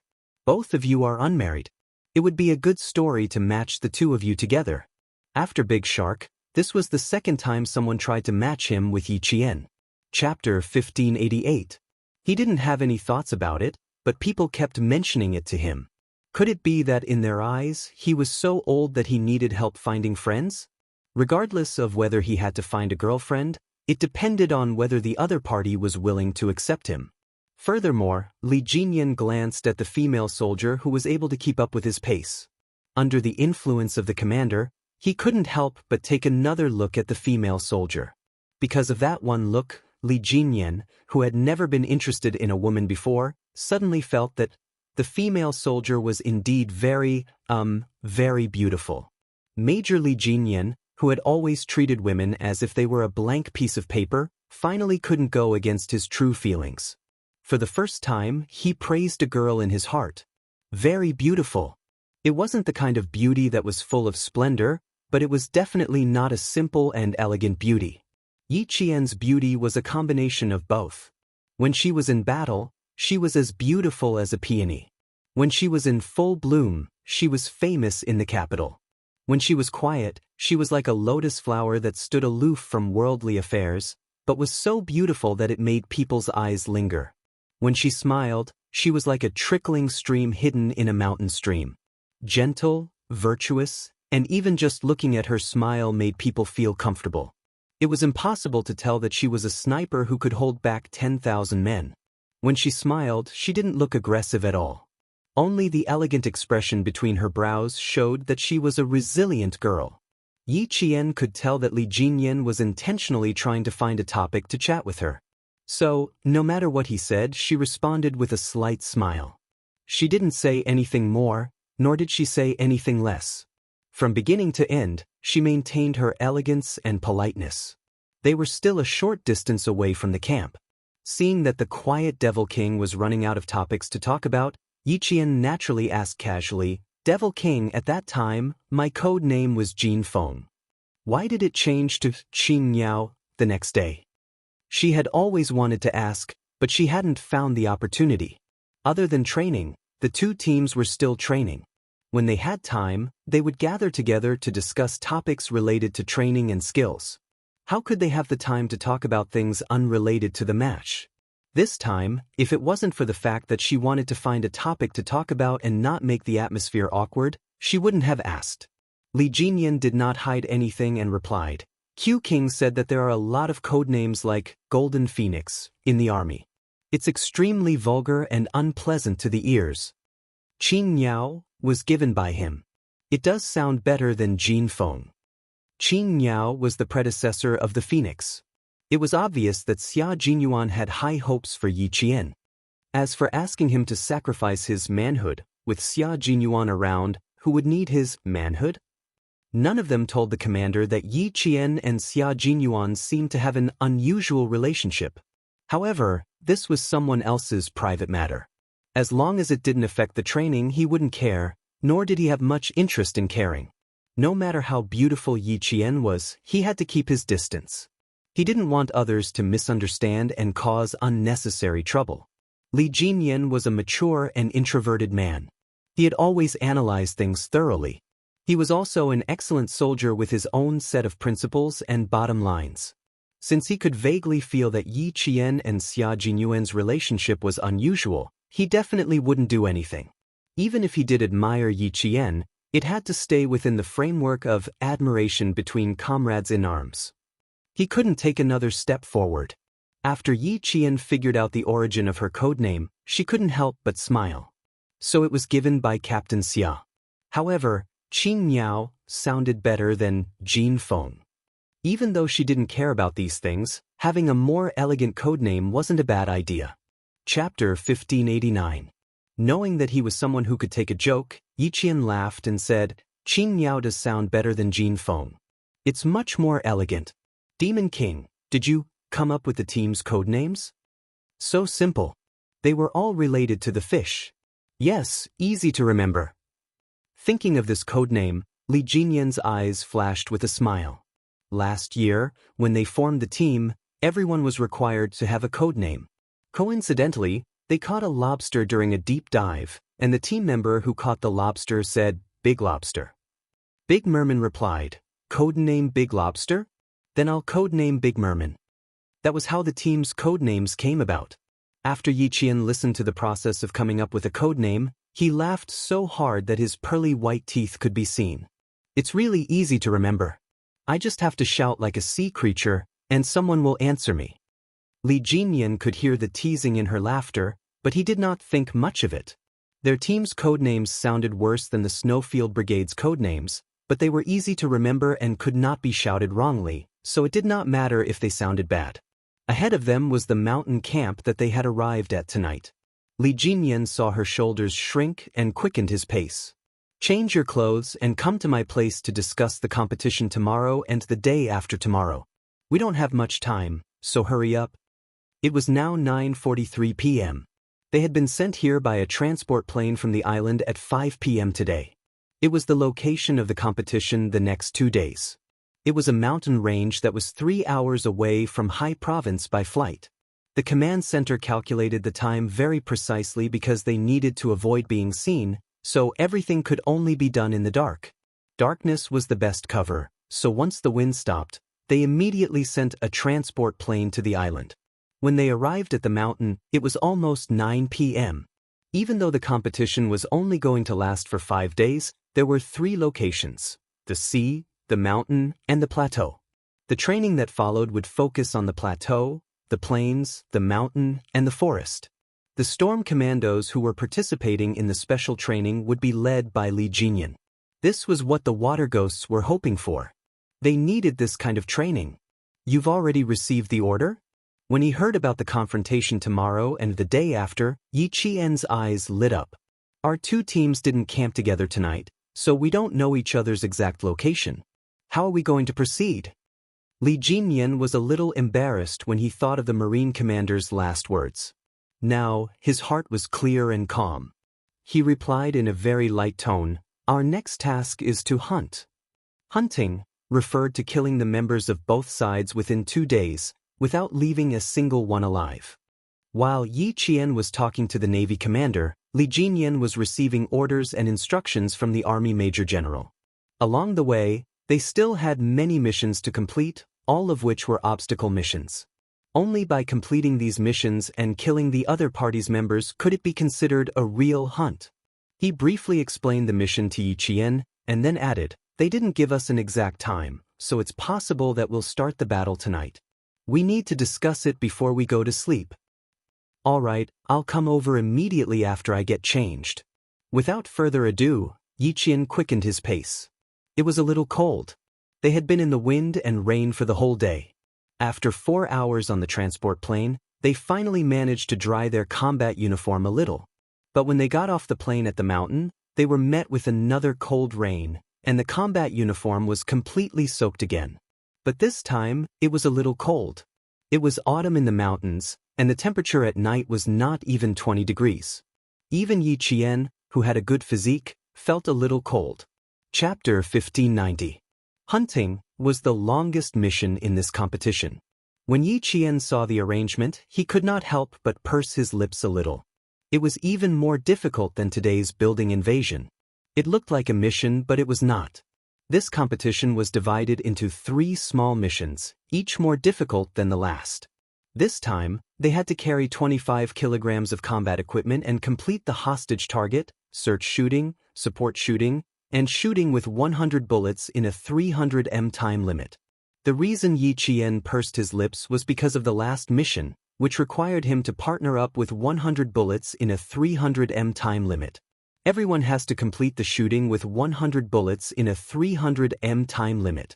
You have to pass through 4 large obstacles in the middle. Li Jinyan emphasized the fact that the Storm Commandos and the Shuiyu Brigade had a limited time limit of 100 rounds of accurate shooting. This was the strength that both the Storm Commandos and the Shuiyu Brigade had. The difficulty was that they had to change guns and switch targets midway. Li Jinyan looked at Yi Qian. "Who do you want to partner up with?" Changing guns in the middle of shooting meant that one of the team members would quickly change the magazine and hand over the gun in his hand to his partner after firing 50 bullets. The partner would then have to finish firing 50 bullets at this time to complete the change of gun and switch their target positions. This training not only required the two to have good teamwork, but they also needed to know how many bullets they had to fire. Furthermore, both parties had to maintain synchronized shooting. Only when the other party was changing magazines would the person holding the gun need to slightly control their shooting speed. Only then would they be able to reload the magazine properly. Yi Qian had just finished firing 50 bullets and managed to switch guns at the same time as the other party. Why did Li Jinyan ask Yi Qian first? It was mainly because she did not have much time to train with them, so she had to choose who had the best teamwork with her. "Devil, you and Qin Miao are the best partners." Big Shark, who had a band-aid on her face, suggested. "Qin Miao usually trains with you. You two also work together during the final battle today. This time, it's still the two of you." Yi Qian had no problems, but he did not know if the devil would have any problems. "Sure." Li Jinyan nodded.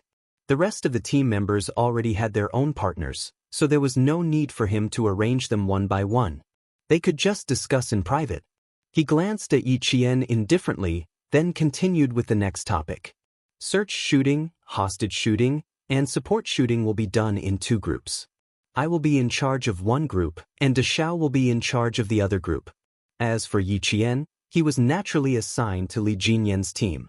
Because they needed to march tomorrow and the next 2 days, and because the 4th and 5th days were continuous confrontations, the 2 teams had to finish arranging everything according to the events of these 4 days. It was already late into the night, but none of the members of the 2 teams had fallen asleep. They were all gathered together to discuss the battle tactics for the next 4 days. Xia Jinyuan pointed to the sniper team duel in the last round, and Jun Yen said coldly, "We're using a single cycle method.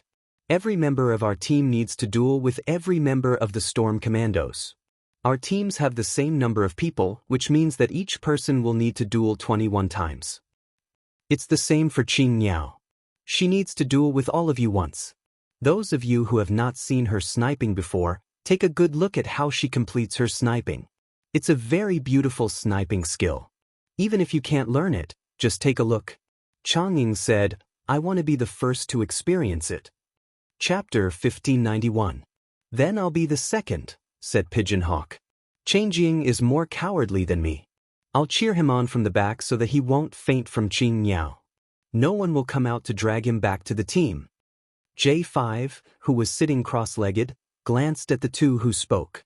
The twins in the team had a tacit understanding of more than 98%, and they also had the legendary telepathy. The two of them were not to be trifled with. One of them attacked while the other defended. Their coordination was perfect. At the same time, they also liked challenging difficult things. Yesterday, the two brothers did not see Yi Qian's best firepower. They only heard their comrades discussing it, so it was normal for them to be aroused. J5 smiled and said, Young man, you're brave. We have no problem with the two of you taking the lead. It was also good to let them see Qing Miao's strength. He believed that the two brothers' expressions would be very interesting when the time came. It was just like when he saw Qing Miao's strength back then. He could not believe that she was a student. He could not believe, how could a student be so strong? Take care, brothers. Pigeon nodded at the two of them and gave them her blessings in advance. By he, T6, V8, and finally the silent G3 and K7 gave them their blessings. Xia Jinyuan had no objections. He clapped his hands on the spot and said, Okay, it's settled. He was afraid that the two brothers would go back on their word. Apart from their different personalities, their looks, temperament, and height were very similar. The two brothers looked at each other and had a bad feeling. Did they do something they shouldn't have done? Did they take the initiative to do something that Pigeon and the others didn't want to do? Although they had a bad feeling, the decision was already made and could not be changed, so there was no need to think about it. They looked at each other again and then nodded at Xia Jinyuan, indicating that they had no problems. Major Xia also nodded at them seriously. Good luck, brothers. I have high hopes for you. Their courage was commendable. He just hoped that they wouldn't look too bad when the time came. Next, Xia Jinyuan finished talking about the confrontation projects for tomorrow and the next 2 days, as well as the 4th and 5th day. He also made tight arrangements and didn't dismiss them until 1:15 midnight. Li Jinyan's side had also been making arrangements. The reason why the battle between kings was so exciting was that they had carefully planned and deployed the entire battle. However, the battlefield was ever-changing. No matter how good your arrangements were, there would always be some things that deviated from your plan. At that time, it would depend on the commanding ability of the entire team. As the battle commanders, Li Jinyan and Xia Jinyuan had to be in charge of every match. Whether they were capable or not was clearly seen by the senior generals on the big screen. The battle in the mountains is the Snowfield Brigade's territory. This time, we are not looking to see if the Storm Amphibious Frogmen can defeat the Snowfield Brigade. We are mainly looking to see the Demon King's commanding ability and adaptability on the battlefield. Lieutenant General Xia's figure appeared on the big screen. His voice was clear and dignified as he conveyed the orders from the military. A newly formed Marine Special Force that has been established for less than a year and a half. We can be harsh on their training, but we can't deny their achievements based on their results. The military has seen the Storm Amphibious Frogmen assault team's efforts and have high hopes for them. This competition focuses on finding problems and solving them, not harsh criticism. Chapter 1592.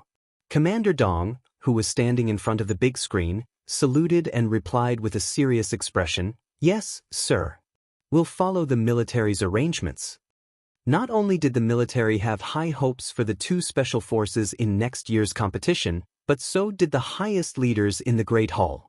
Commander-in-Chief Xia conveyed the instructions of the highest leaders. Since there's a beginning, there must be a good ending. Train hard in the country and discover your own shortcomings. Use 120% of your determination to turn your shortcomings into your strengths. Then, use 120% of your perseverance to shoulder the responsibilities of a soldier. Train hard and be strict with yourself for next year's competition.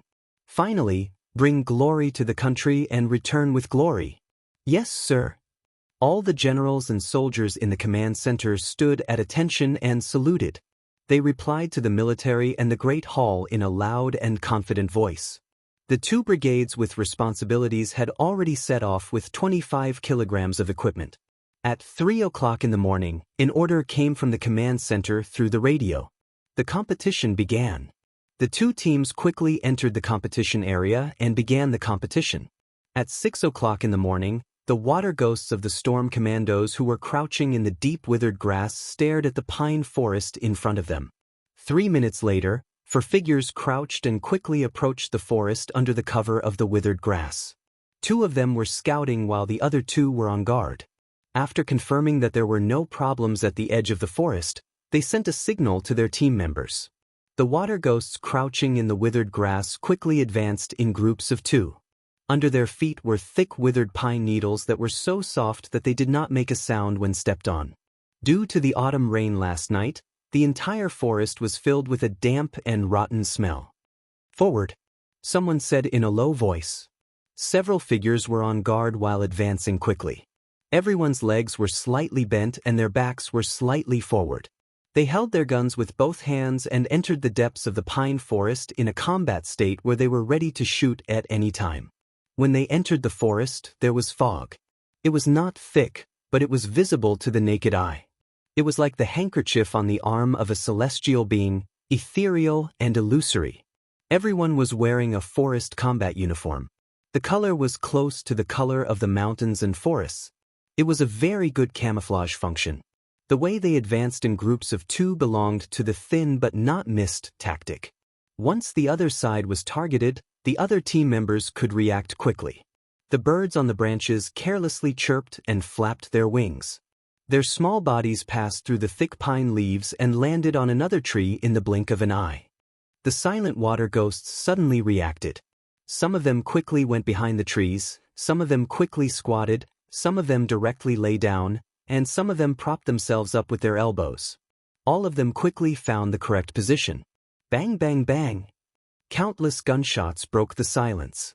The bullets shuttled through the air and instantly made the atmosphere in the forest extremely tense. The water ghosts were already in combat mode. When the gunshots rang out, the entire team reacted in unison and began to fight. Everyone search and shoot. Li Jinyan's cold voice came through the earpiece. He and Yi Qian had finished clearing the first wave of obstacles and were already moving forward quickly. Obstacles cleared, forward. Following his voice, the hidden water ghosts quickly moved forward. At the same time, they quickly moved the rifles in their hands, aimed at the target, and pulled the trigger to complete the search and shoot. Once the obstacles in front of them were cleared, all the team members could not stay any longer. They needed to move forward quickly and finish shooting. Bang, bang, bang. Chapter 1593. The sound of gunfire continued in the pine forest. Every figure was incomparably vigorous as they advanced forward. The bullets that were shot out all hit their targets. Everyone's heart was very tense. Once the wrong target was hit, the score of this event would be all 0.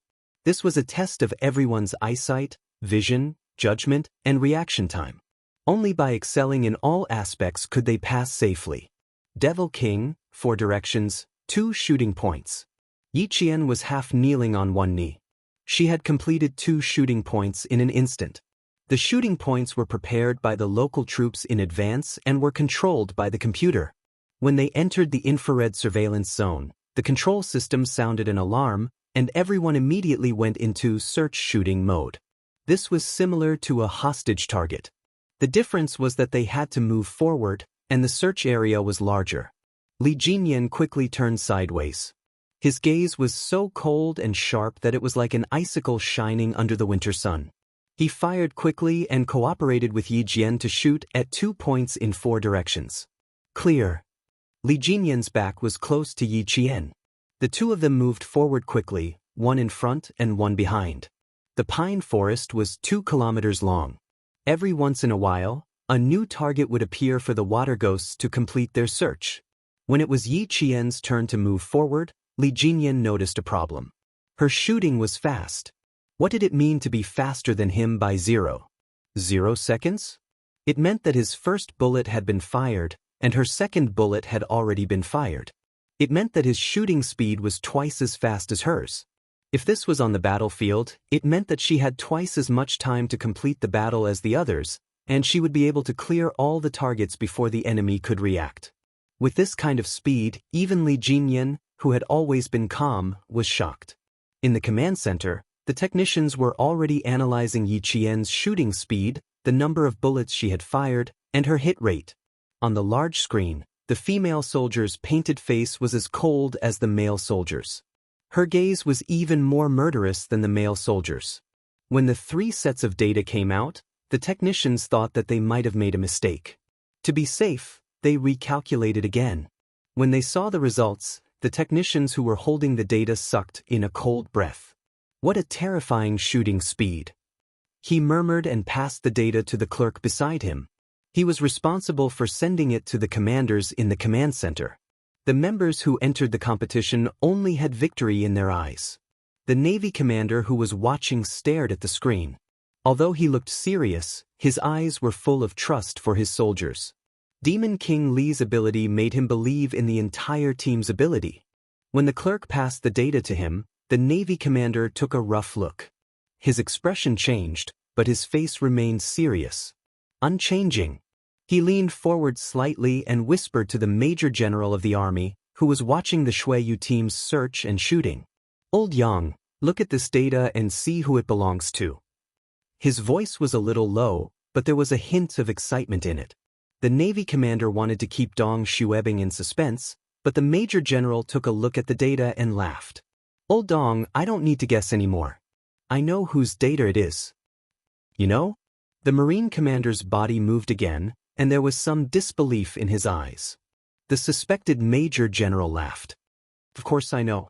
Why else do you think I spent so much effort to train her? I've watched this girl grow up." Chapter 1594. Major General's words forced the Navy commander to face reality. Old Yang was right. Yi Qian had indeed grown up under the army's watch. Last time, in order to allow her to join the Storm Commandos and train with Jinyan, Old Yang had sent her a set of personal information about Yi Jian. This information was classified as a military secret. As long as she exited after reading it, the system would automatically destroy the information. Yi Qian had been discovered by the army when she was still a middle school student. She had been carefully trained by the army. Now, he wanted to keep Yi Qian in the Navy. Old Yang didn't get angry and leave because he had good self-control. "Thank you, the army, for putting so much effort into training her. That's why I've seen such an excellent female soldier. This data." The Navy commander smiled and sighed. "I'm really shocked." He smiled at the existence of such a female soldier, but also sighed at the existence of such a female soldier, because she wasn't a member of the Navy. "When I found out how fast she could shoot, my reaction was similar to yours. I was shocked and a little skeptical. I didn't think it was possible for her to shoot that fast." Major General didn't care that the Navy commander wanted to poach Yi Qian. Everyone who had seen her knew how outstanding she was. It was normal for someone to want to poach her. Xia Jinyuan had discovered how fast she could shoot when she was on a mission in Pakistan. He had reported it to the army as soon as the mission was over.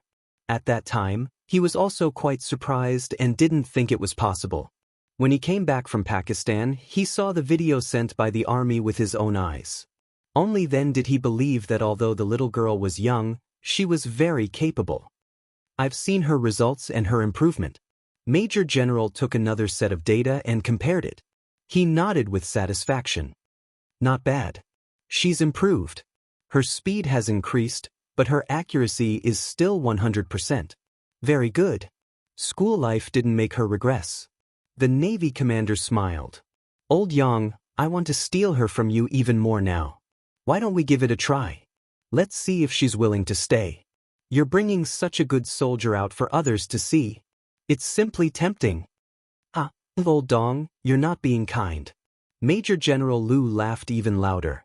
He handed the data back to the Navy commander and replied with a smile, "It's useless even if you try. We'll only know if it works after we try it. I think it's a good idea for Yi Qian to stay in the Navy. She has a bright future. The Marine commander really wants to try this time, so he said with a serious expression, "Old Yang, I'm not joking with you, I do have such a plan." Major General Lu's smile didn't change. "Sure, as long as she's willing to join the Navy, I won't stop her. However, Old Dong, let's make an agreement first.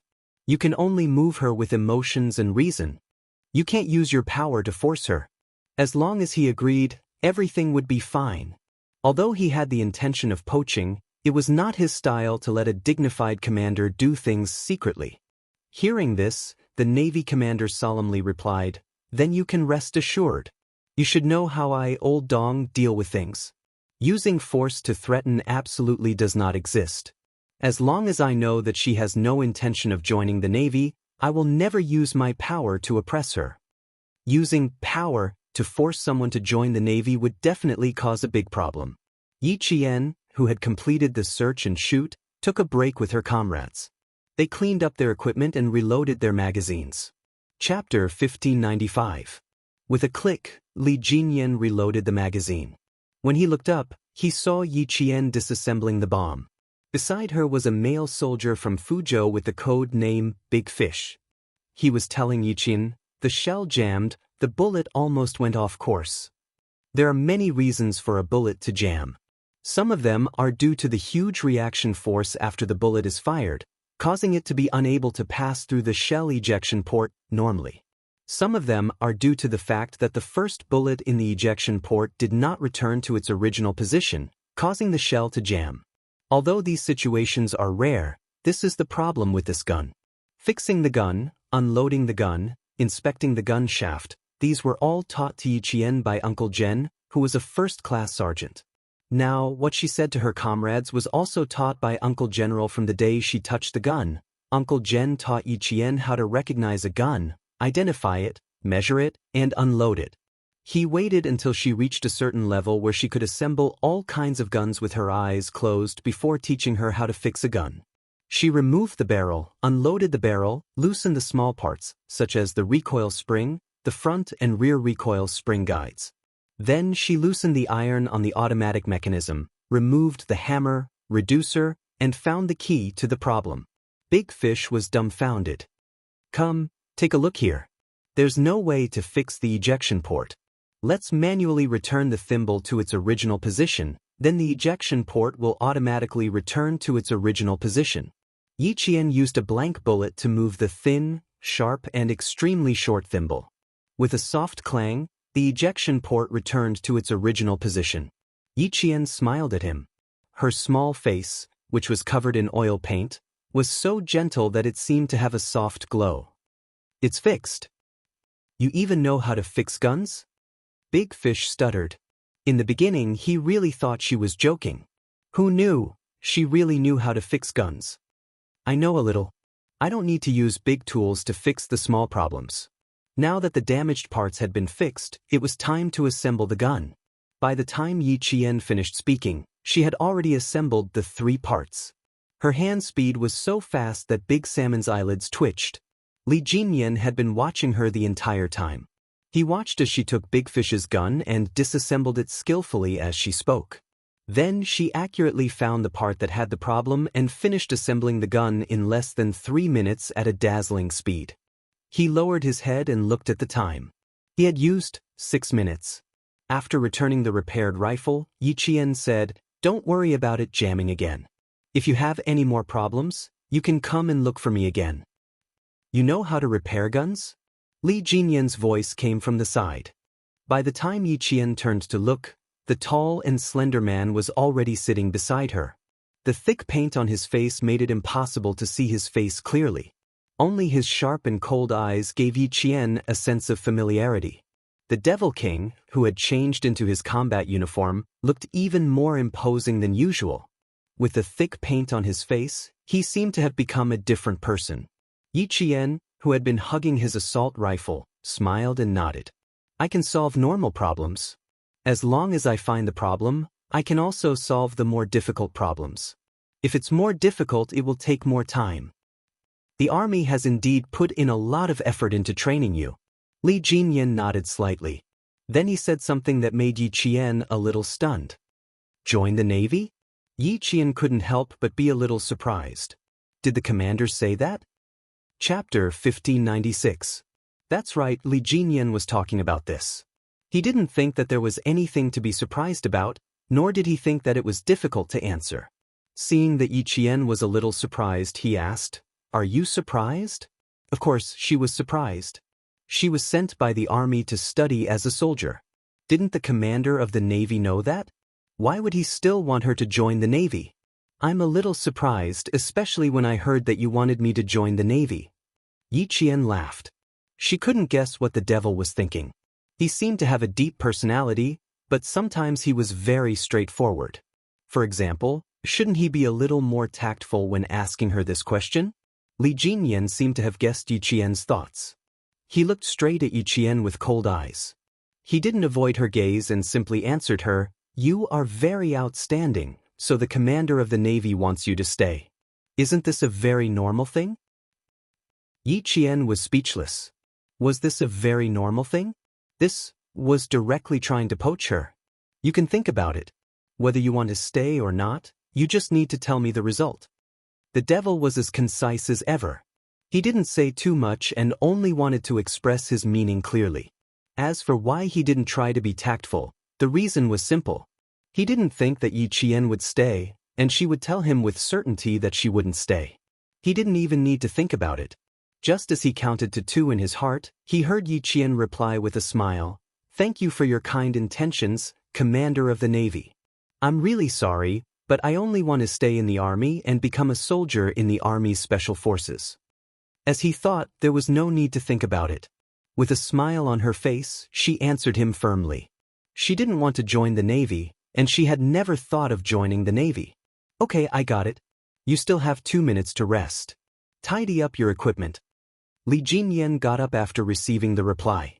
After taking 2 steps, he turned around and looked at Yi Qian, who was already tidying up her equipment. "I believe in you.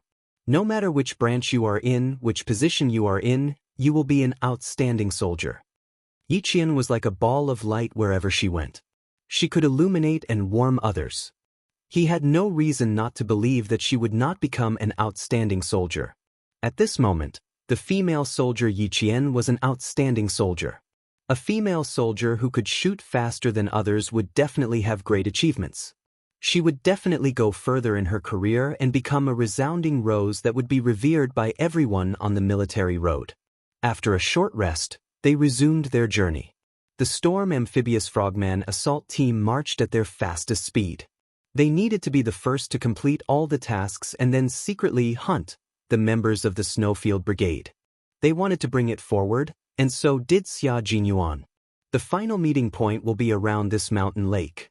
The Infernal King and the others are good swimmers, so there will definitely be an ambush around the mountain lake.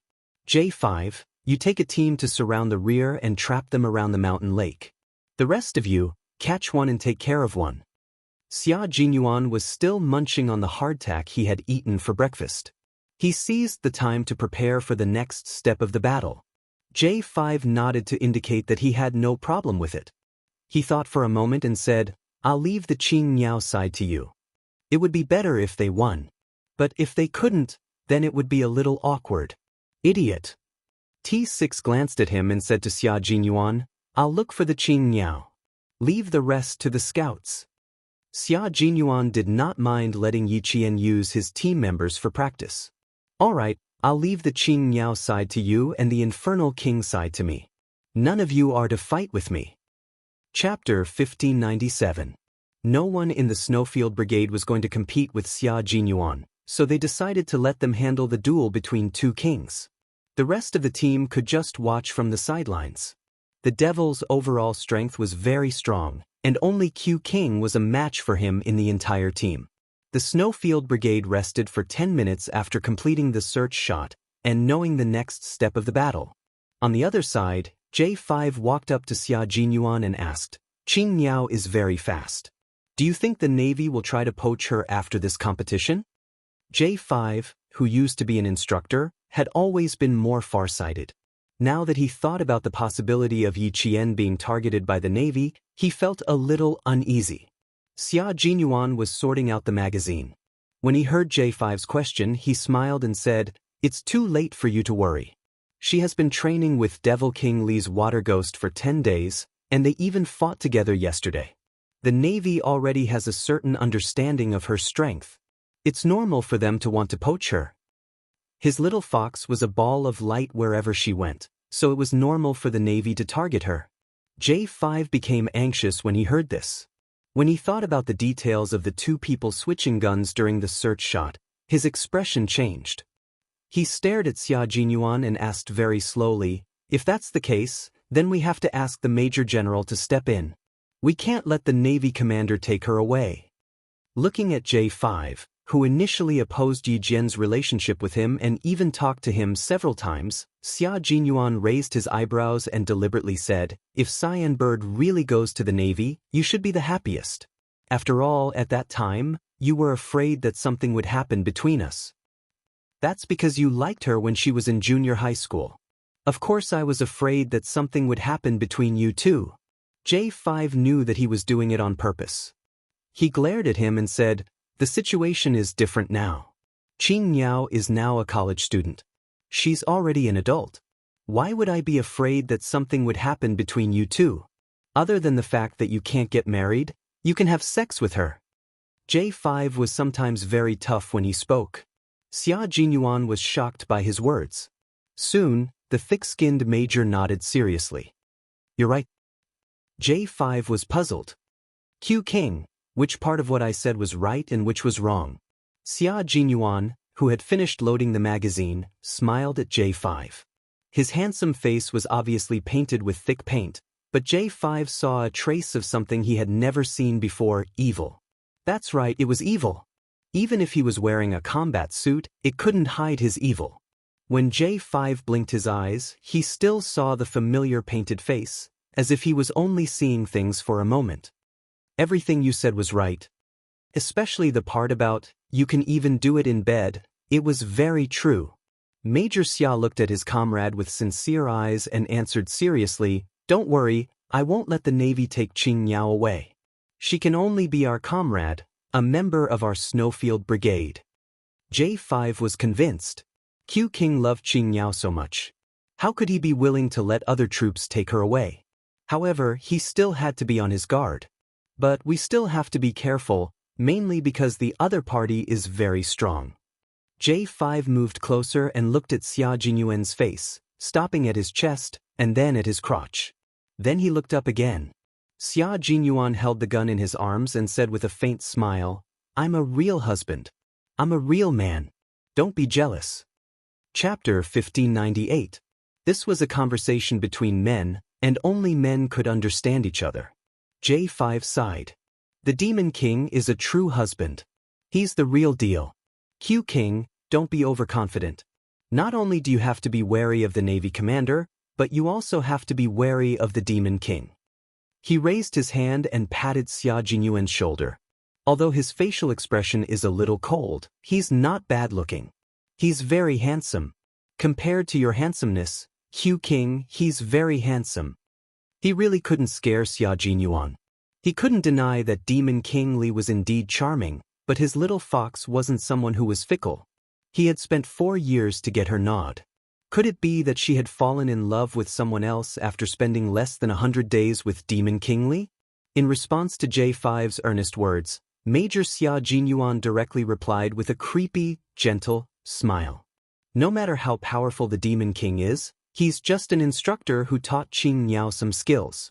No matter how handsome and outstanding he is, he's still someone else's man."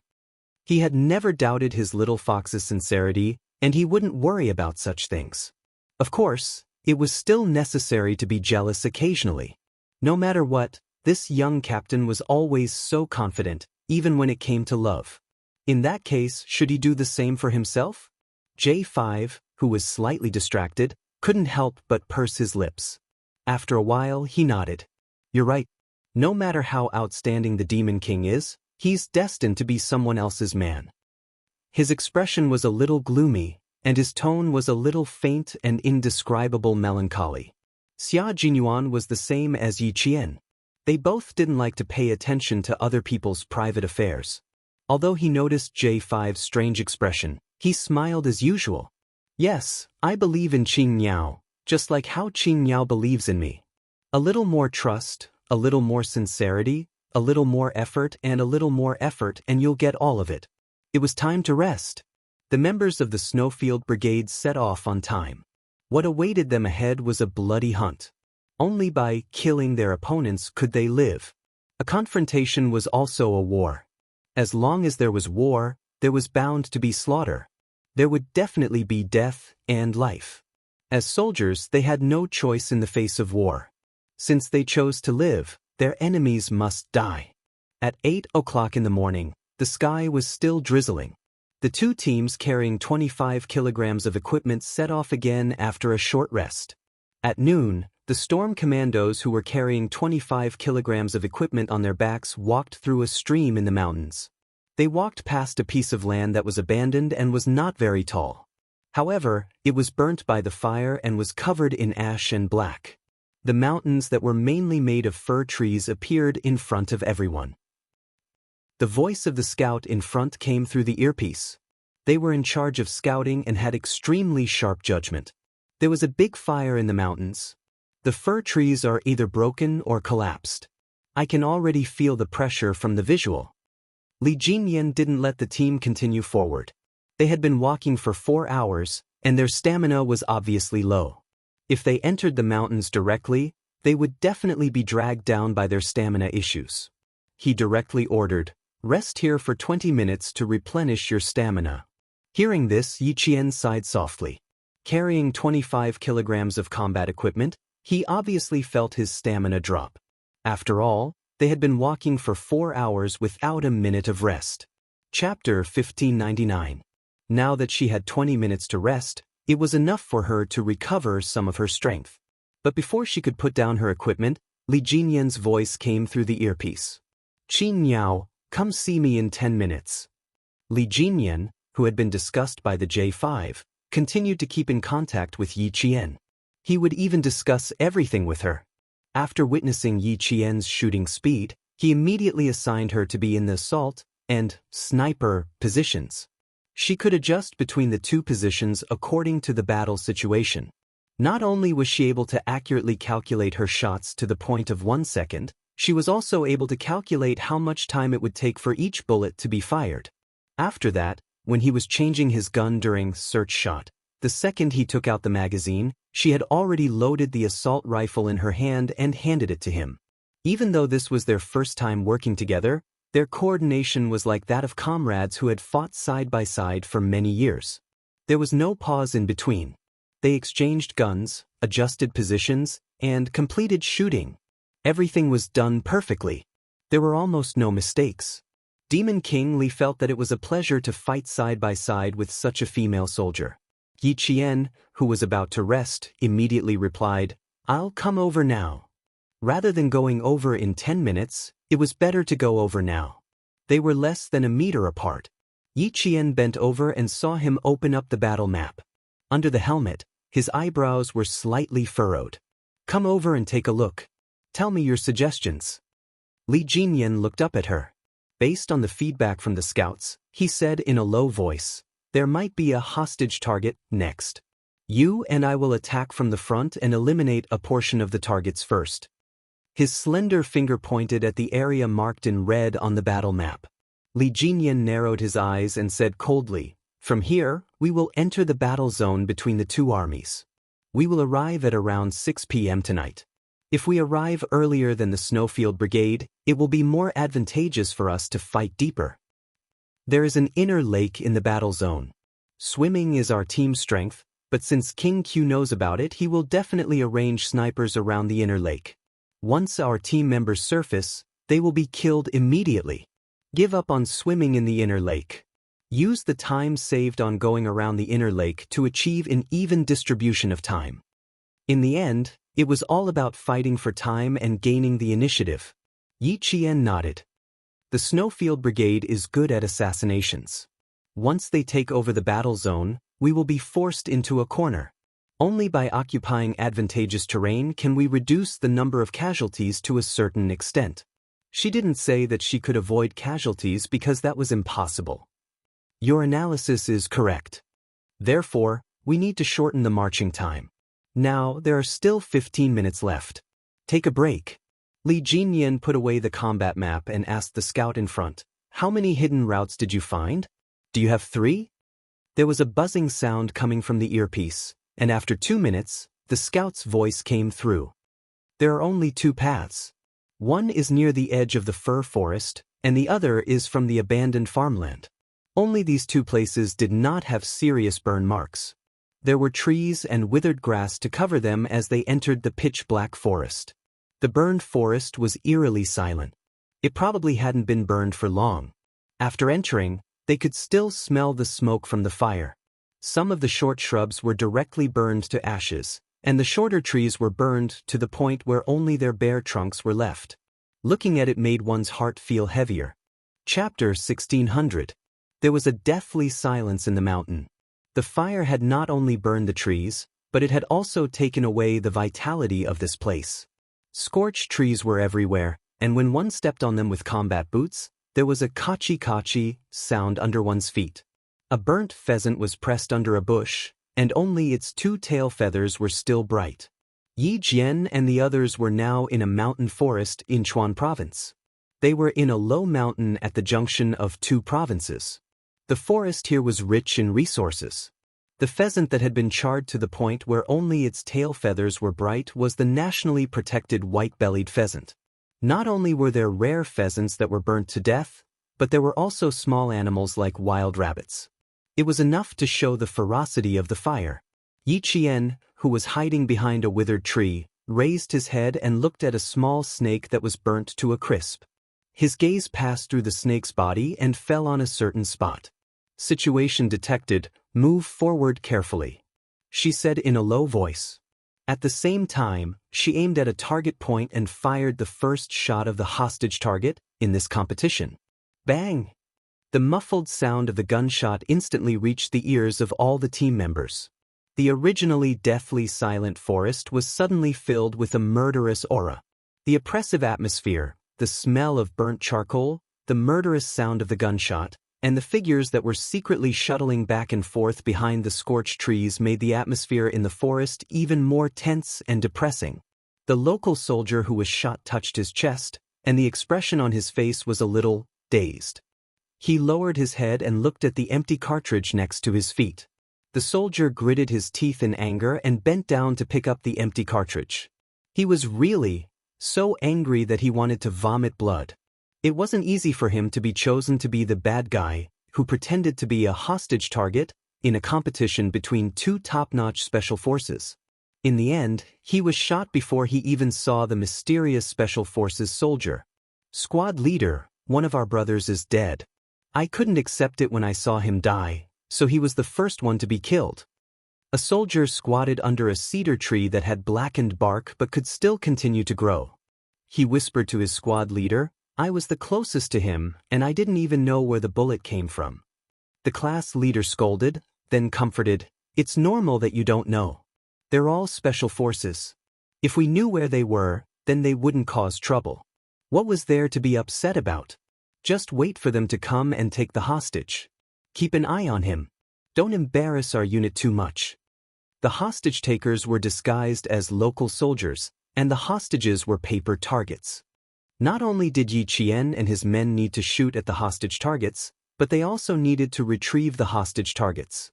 This way, the chances of them being exposed would be much higher, and the soldiers in disguise would be able to discover them and shoot at them. The soldier closest to his dead brother blinked his eyes. He wanted to answer his squad leader, but he couldn't. "Don't move, brother." A very soft voice came from behind him. Then he felt something cold and hard pressed against his neck.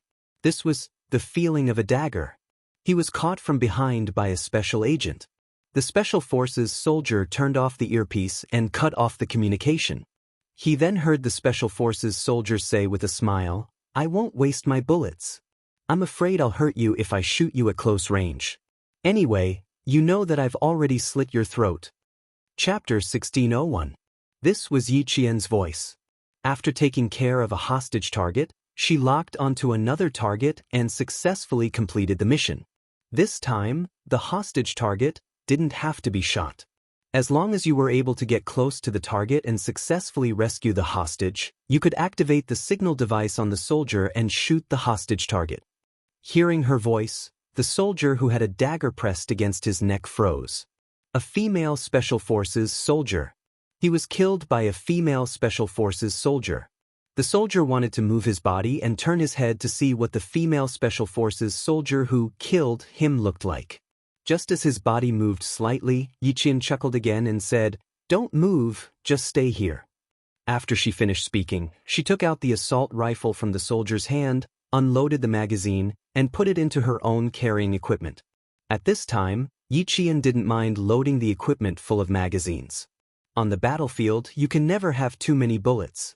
When the soldier heard the sound of the magazine being unloaded, he became anxious. "Bro, don't take my weapon. I still have to return it to the armory. If you take it, I won't be able to explain it to the higher-ups. I saw the serial number of the magazine. Once we're done here, I promise to return it to your unit." Yiqian smiled. Her reaction was quite fast. She knew she had to return the weapon. "Thank you for your hard work. I have to borrow the empty magazines. I'll definitely return them when I'm done." When the soldier saw that she was determined to take his magazines, his brows furrowed. "My class leader didn't say you could take our things. How am I going to explain it to the class leader later? Bro, you really can't take it. We'll contact your unit. We definitely won't affect you." Yiqian comforted the young soldier and cut off all communications. "Stay here and don't contact anyone outside. Come out when we're done here." Without waiting for the soldier's reply, Yiqian picked up the hostage target. As soon as she finished speaking, she nimbly moved and disappeared in the blink of an eye. She came and left silently. The soldier could only hear her voice the entire time, but didn't see her. When he turned his head, the female Special Forces soldier was nowhere to be seen. He didn't even know where she went. What made the soldier's head hurt even more was that she took all the magazines of his assault rifle. How am I going to explain this to the class leader? Then the soldier touched his neck. He could still feel the cold touch of the dagger on his skin. It was icy cold, as if he moved slightly, the other party could easily slit his throat. The soldier sighed softly. Both of their squads were considered above average in the army. In the end, when they were up against the Special Forces, it felt like they were instantly defeated before they even started. If they didn't compare, they wouldn't know. Now that they did, they knew the gap between them and the Special Forces. It's definitely impossible to contact the class leader. I'm sure the class leader already knows that something happened to him. The squad leader from the local army understood that another of his brothers had been killed. He quickly contacted the other brothers and said softly, "Brothers, we're going to make a move. Remember, we have 7.62mm blanks in our hands. The safe distance is 5 meters. Remember, don't be a fool and shoot whenever you see someone in front of you. If someone dies, no one will be able to bear the consequences." The squad leader repeatedly reminded them. He was afraid that if they fought until their blood boiled, something big would happen. Once you're killed by them, stay where you are and don't move. The Special Forces will come and take away the hostage target. Have some backbone. Don't think that it's embarrassing to be killed. It's better to learn how they killed you.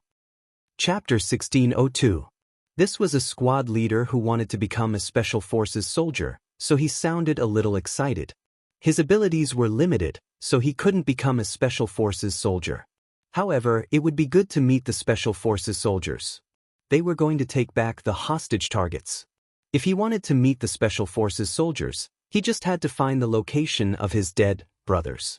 It seemed like he had to go out and observe which brothers were going to be killed by the Special Forces soldiers. The squad leader really wanted to meet the Special Forces soldiers in training. The platoon leader said that the Special Forces soldiers coming this time weren't ordinary Special Forces soldiers.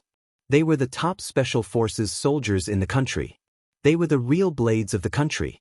Normal people wouldn't be able to see them at all, and it was very rare to see them in the country. When he heard that, he was so excited that his whole body trembled slightly. Last night, the two squads had an emergency assembly. Then, the brothers from the two squads each carried a hostage target and took a truck overnight to the forest where the fire had been put out not long ago. In the truck, they thought that they were going to do some training. They only knew what they were going to do when they gathered in the mountains. They were going to hide in the forest with the hostage targets and cooperate with the two top Special Forces soldiers to complete the competition. The platoon leader even emphasized what kind of Special Forces they were going to be. Even if they were just cooperating, they should feel honored. As for what kind of Special Forces they were, he still didn't know. Now that he thought about the possibility of going up against them, he felt an indescribable joy in his heart. He couldn't say that he was going to spar or learn from them. He could only say that he was going to learn from them. The water ghosts of the Storm Commandos didn't like to make too much noise. Their training policy was to focus on silence and take care of their targets without anyone noticing. Although they weren't very good at fighting in the mountains, they had a lot more freedom to move on land than on water. Moreover, they were just not very good at it. It wasn't like they didn't know anything. With Yi Qian's first shot, the gunshots in the mountains gradually became more frequent. The speed at which they were taking care of their targets also became faster and faster. Yi Qian was moving faster than them. Once the target was locked on, there was no way he would miss. A soldier in woodland camouflage appeared in front of them. He used a hostage target as a cover and jumped out of the forest. He appeared about 10 meters away from the two Storm Commandos with the hostage target in hand. 7 o'clock. With one water ghost providing cover, the other water ghost quickly completed the shooting. The empty shell without a bullet accurately hit the shoulder of the soldier holding the hostage target. This was the effective shooting point. Then, another water ghost who was covering for the soldier completed the second fatal shot and successfully heard a long beep from the soldier's body. There were only 2 squads in the forest, and each squad had 10 soldiers. In other words, there were 20 soldiers active in the forest. The Storm Commandos could easily take on 1 hostage each. However, these soldiers had placed the hostage targets in front of them. Just like robbers, they used the hostages as their targets. To a certain extent, this made things more difficult for the Storm Commandos. Rescuing hostages was a common occurrence for the Special Forces, so even if there was a certain level of difficulty, they could still overcome it. The 2 squads of the local troops were suppressed by the water ghosts' firepower to the point that they could not retaliate at all. They were either ambushed or killed before they could even finish shooting. Demon King, our group has dealt with 8 of them. What's the situation on your side? The water ghosts had no idea how many hostages they needed to rescue. The hidden Big Mermaid contacted Li Jinyan. I estimate that there are 2 to 3 squads of soldiers here. If each of them has a target, then there are at least 20 of them. Chapter 1603. Li Jinyan squatted next to a soldier who had just finished off his task and said calmly, 2 squads, 1 hostage target per person, a total of 20 people. So far, there are still 4 hostage targets left. Don't look at me, I don't know where they are either. The young soldier who was sitting on the ground muttered softly. He could not look back at the other party's gaze. Not only was his gaze cold, there was also a murderous aura in it, which made people panic. Li Jinyan did not expect to get anything out of him. Like Yi Qian, he removed the assault rifle's magazine from the soldier's hand and put it aside. He said politely, "Thank you for your hard work." It's nothing. The soldier quickly shook his head and answered. The squad leader had told them to learn a little, but he really did not learn anything. He did not know where the squad leader had come from, but he was easily defeated and taken care of by him. The Special Forces were indeed powerful. There were still 4 hostage targets that had not been found. 2 of them were squad leaders, and the other 2 were vice squad leaders. As the team leaders, the overall strength of the 4 people was naturally more outstanding. I'll be the bait later. I'll carry the hostage targets and flash in front of them. Don't worry about whether they see you or not. Just shoot a few shots and scout the way out. The squad leader who wanted to fight the Special Forces the most said to his vice squad leader and the other squad leader with the surname Lu. The 2 of you don't move first. Wait for us to shoot before you move. You must only move when you see a shadow. Otherwise, we'll have done all this for nothing. After he said that, the squad leader sighed. We have 20 brothers, so we should at least show some results. Don't make us lose face. The 2 squad leaders and the 2 vice squad leaders were hiding in a ravine. This was a trench dug to stop the fire from spreading and igniting another patch of fir trees. It was 1 meter deep and 30 meters long. It was almost dug around the entire mountain. The hiding spot was good, and the water ghosts did not notice them for a while. It was not that they wanted to hide, but it was an order from the higher-ups. Squad leader Fu, I think it's a little difficult, Squad leader Lu said in a low voice. There are no gunshots in the forest now, which means that all our brothers in the forest have been taken care of. It took 20 minutes. He didn't even need half an hour to take care of 16 of their brothers. Squad leader Fu cautiously poked his head out and glanced outside. Then he slowly squatted down. That's right. I originally planned to rush to the side of the brothers who were taken care of and observe the special forces at close range. However, I quickly got rid of the idea. There was no other reason. He was really worried that he would be dealt with as soon as he showed himself. Let's stall for time. The platoon leader ordered us to stall for time. Stalling for time is also our ability. Squad leader Fu looked at the time and said to squad leader Lu, let's split up. If they find out, we'll catch all 4 of us at once. Assistant, let's go to the other side.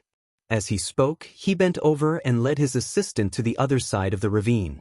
In the smoky Shanmu mountain, the water ghosts began a comprehensive search. They were still looking for the missing hostage targets. Only when they had found all the hostage targets could they receive the order to leave. If the higher-ups hadn't given the order, it meant that they still hadn't found a hostage target. Li Jinyan was not anxious because of this. The more it was like this, the calmer he was. He said in a deep voice, search the area thoroughly. Complete the search in 5 minutes. Chapter 1604. There was no way the command center would let the 2 teams pass so easily. They would only make the arrangements more complicated so that they could observe the commanders of the 2 teams and see if they could adjust their tactics in time. From there, they could observe everyone's combat ability. After Li Jin finished giving the order, he turned to look at Yi Qian, who was in charge of security. Just as he was about to speak, Yi Qian, who sensed his gaze, turned her head. It was obvious that she had something she wanted to say. Li Jinyan pointed to the front, then pointed to Yi Qian and himself. He did not ask but looked at Yi Qian questioningly. Yi Qian, who wanted to voice her opinion, instantly understood what he meant. Because she thought the same. They both suspected that there were no more hostage targets in this area and that they might be in the periphery. The reason for this was very simple. First, it was to delay them. Second, the general in the command center needed to see if Li Jinyan could detect the abnormality in the situation and immediately make the correct decision. This time, the command center could not see their real-time combat situation. They could only see the changes in the data.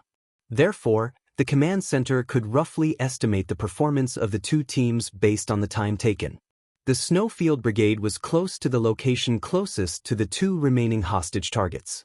Xia Jinyuan, who was as sharp as a leopard, gestured for them to surround the 2 Snowfield Brigade members.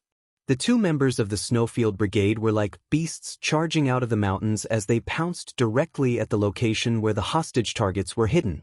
Bang! Bang! 2 gunshots rang out. From 7 meters away, the other 2 members of the Snowfield Brigade finished shooting. They hit the effective shooting points of the hostage targets and completed the mission in 22 minutes. The Snowfield Brigade won this round.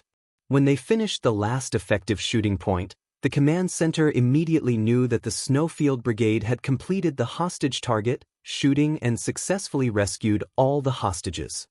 No hostages were accidentally shot. Team B has completed all hostage target shooting. Every member of the Snowfield Brigade heard the Major General's voice in their headsets. 22 minutes. We completed this round 8 minutes ahead of schedule. The Snowfield Brigade only knew that they had completed it, but they did not know if the Storm Commandos had completed it. They walked up to the local soldiers who had already gathered and cooperated with them.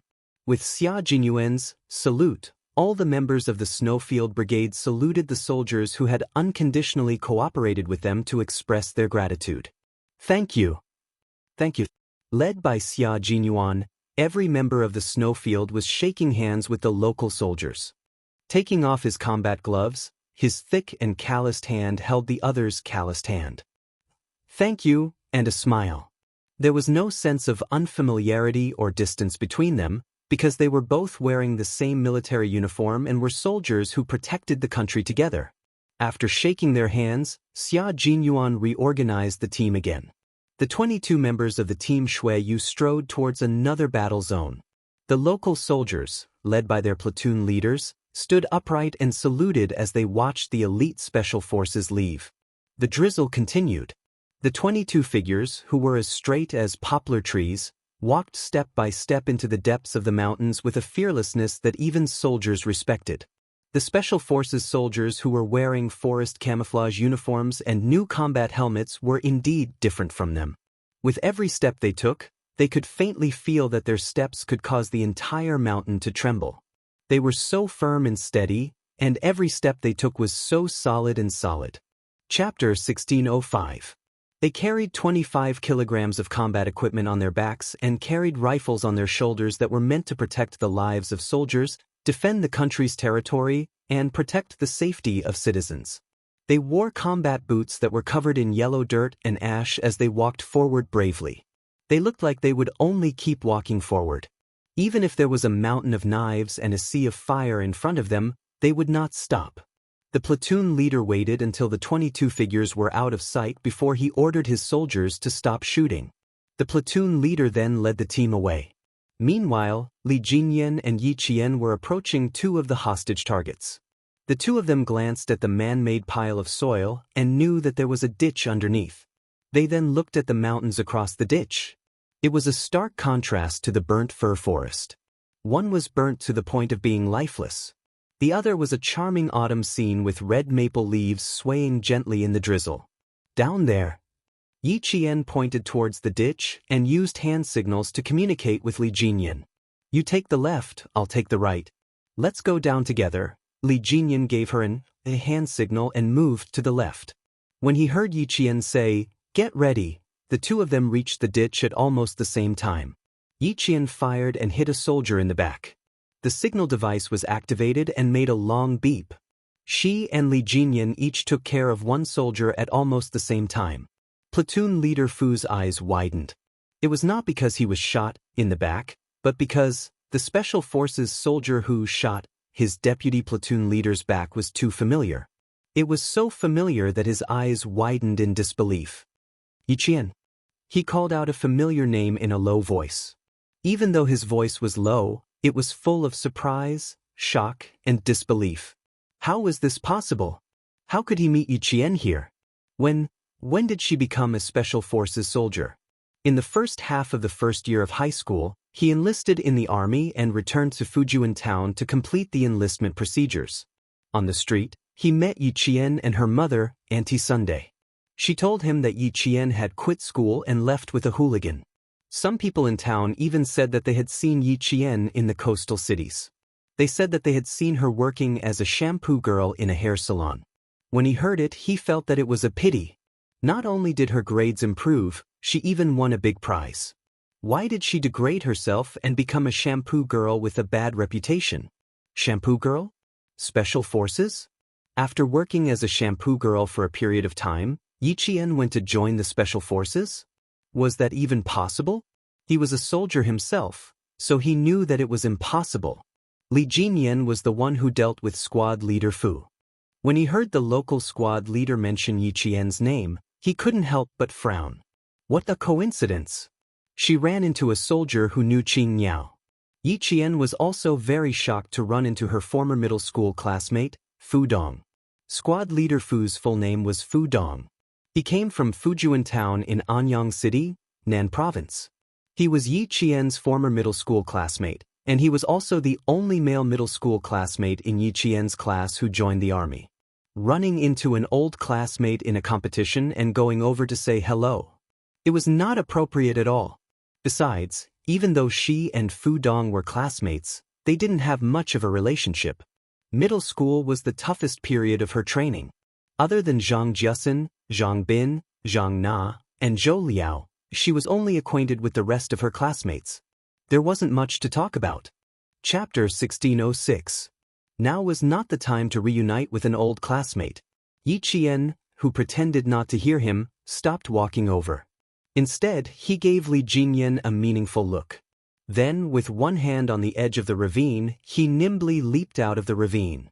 Fu Dong wanted to wait for her to come closer to confirm if he had made a mistake, but the female Special Forces soldier did not even give him a chance to take a closer look before leaving.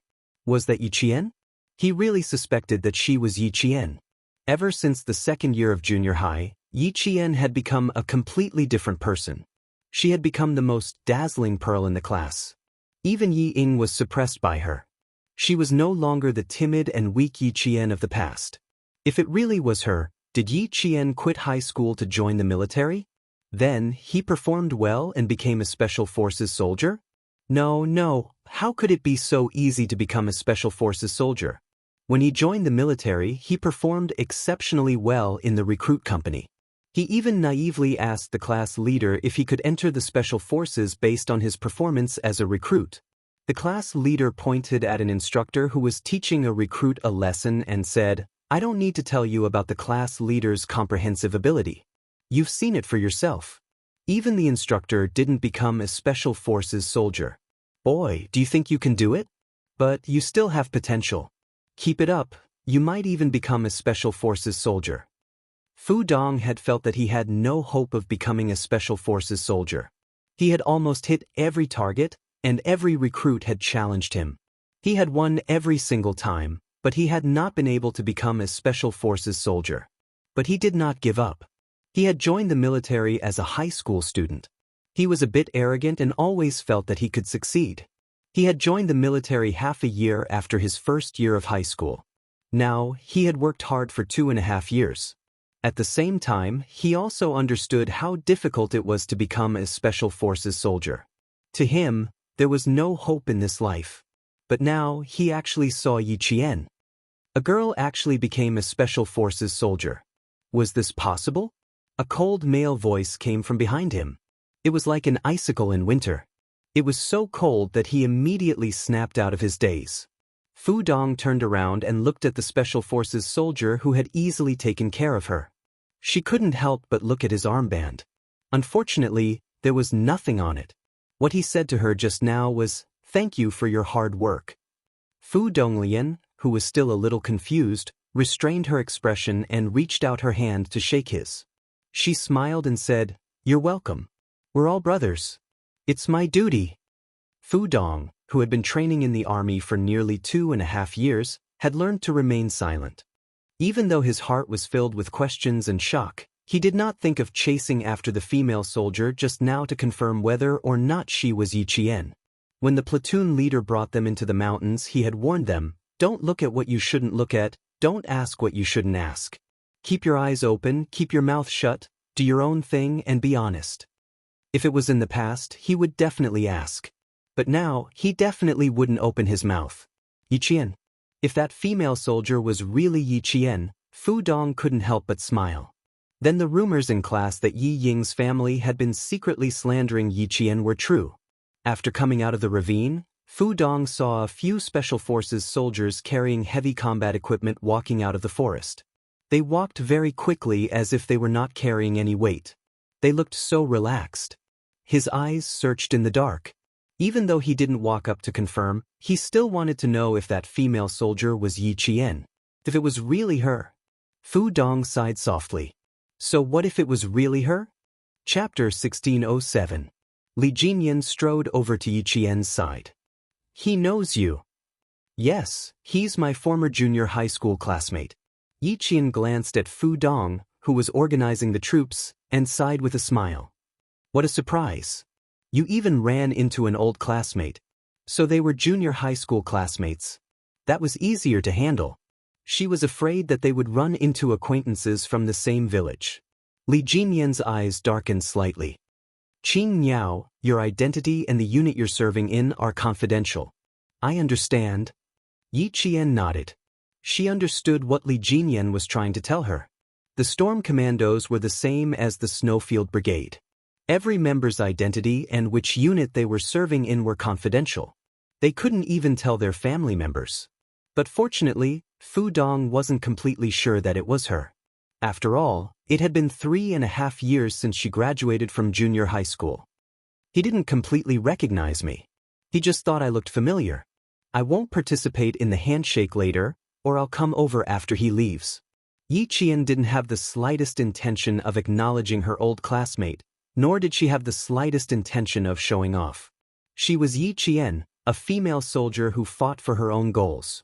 What did what they thought have to do with her? Fu Dong had already looked around, but he didn't find any familiar figures. He didn't discover them even when all the Special Forces soldiers shook hands with them. Fu Dong watched as the brave Special Forces soldiers left. He realized that there were originally only 21 Special Forces soldiers shaking hands with him, but when they left, there were 22 figures. The extra figure was wearing the same forest combat uniform as the male soldiers.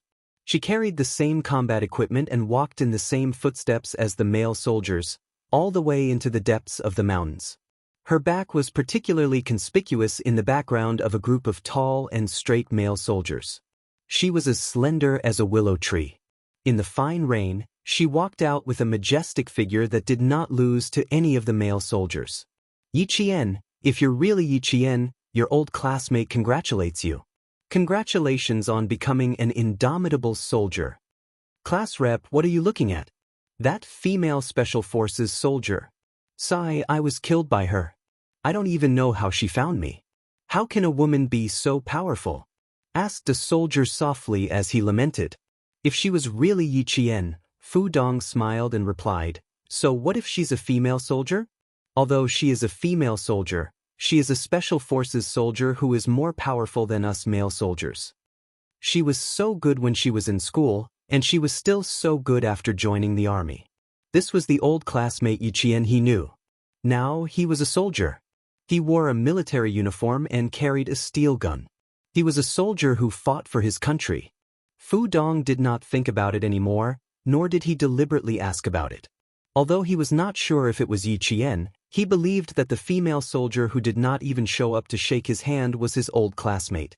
As a soldier, he naturally had to protect his old classmate who was also a soldier.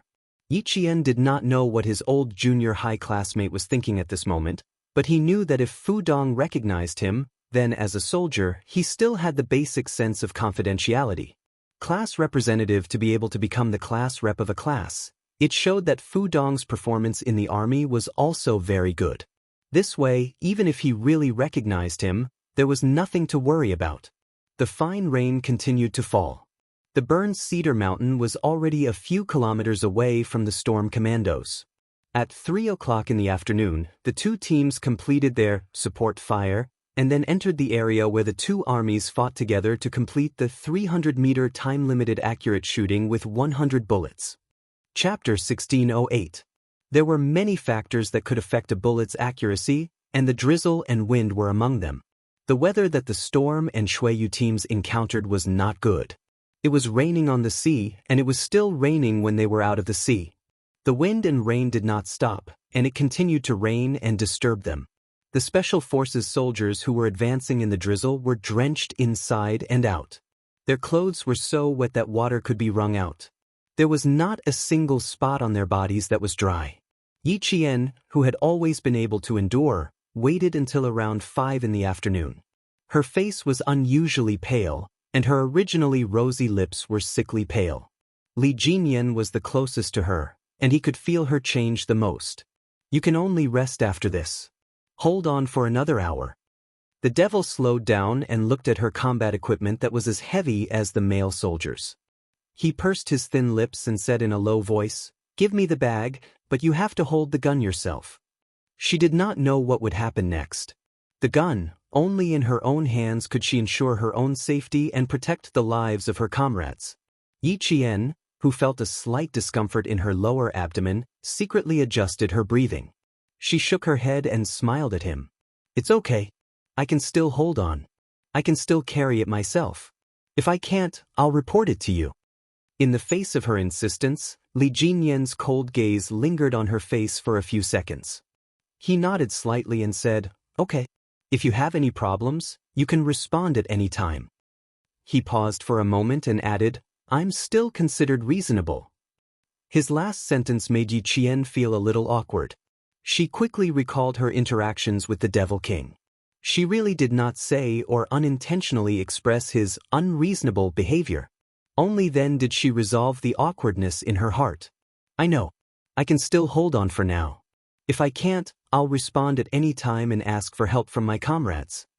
With that said, Yi Qian's pale face broke into a soft smile. I know that we should help each other. The female soldier's smile appeared so abruptly that it fell from his eyes to his heart. It did not fall lightly, but heavily. It suddenly hit his heart so hard that even his heartbeat seemed to have skipped half a beat. Li Jinyan, whose heart skipped a beat, calmly retracted his gaze and softly replied, He could not help but take large strides and leave the female soldier. Female soldiers were indeed dangerous creatures. It was the right decision not to recruit female soldiers. The commander wanted to keep Qing Niao, but, forget it. Li Jinyan's mind was in a mess as he left. After he left, Yi Qian heaved a sigh of relief. He was indeed feeling a little unwell, but it was not so serious that he needed the help of the male soldiers. As a girl, there would always be a few days of normal bleeding every month. Her normal bleeding was probably coming soon. Her lower abdomen had been feeling uncomfortable since around 4 in the afternoon, and now there was a dull pain. For the first time, Yi Qian felt the discomfort caused by normal bleeding. In the past, there was nothing uncomfortable about it. Li Jinyan didn't believe it. He had already seen that she was uncomfortable. How could she be fine? But if she could hold on, she had to hold on. They needed to arrive at the hunting area in advance and check it out in advance. Then, they had to complete the last 2 tasks together. The first was the 300-meter limited time shooting with 100 bullets. The second was the sniper team duel. After these 2 tasks were completed, they would officially enter the hunting operation. Chapter 1609. Before the military made such an arrangement, many of the team members did not quite understand it. Shouldn't they have arranged for the hunt first, followed by a 100-round precision shooting and a sniper team duel? Why did they do it the other way around? Although they did not quite understand the military's arrangement, since it was an order from the military, all the team members had to accept it unconditionally. Even if they did not understand, they had to accept it first and then come out to understand why it was arranged this way. Reality proved that the military had made such an arrangement on purpose. They would exhaust all the team members' stamina to a certain extent and then arrange for the most physically and mentally intensive activities. This was to stimulate everyone's potential to the greatest extent and improve their individual abilities. As the commander of the battle, Li Jinyan understood the military's intentions when he received the order. He believed that Xia Jinyuan felt the same way. At the same time, they could also quickly arrange a plan that was beneficial to the final hunt. They could deploy and scout ahead of time to make up for the exhaustion of their stamina and end the hunt quickly. Right now, both teams were making the best use of their time to make arrangements for the follow-up battle. Even though Li Jinyan could see that Yi Qian was not feeling well, he could not stop for her alone. On the battlefield, it was absolutely impossible to delay an opportunity for personal reasons. Yi Qian naturally understood that, so she gritted her teeth and persevered. She did not want to delay the entire team's time. On a battlefield filled with gunpowder, time was life. How could she stop for personal reasons? She understood. As the commander of the battle, Li Jinyan understood it even more. An hour later, the storm commandos arrived at the mountain they were supposed to arrive at. It was already 6 p.m. and they were only 8 kilometers away from the joint combat zone of the 2 teams. 8 kilometers ahead was the joint combat zone of the 2 teams. Heading east was the combat zone of the 2 teams.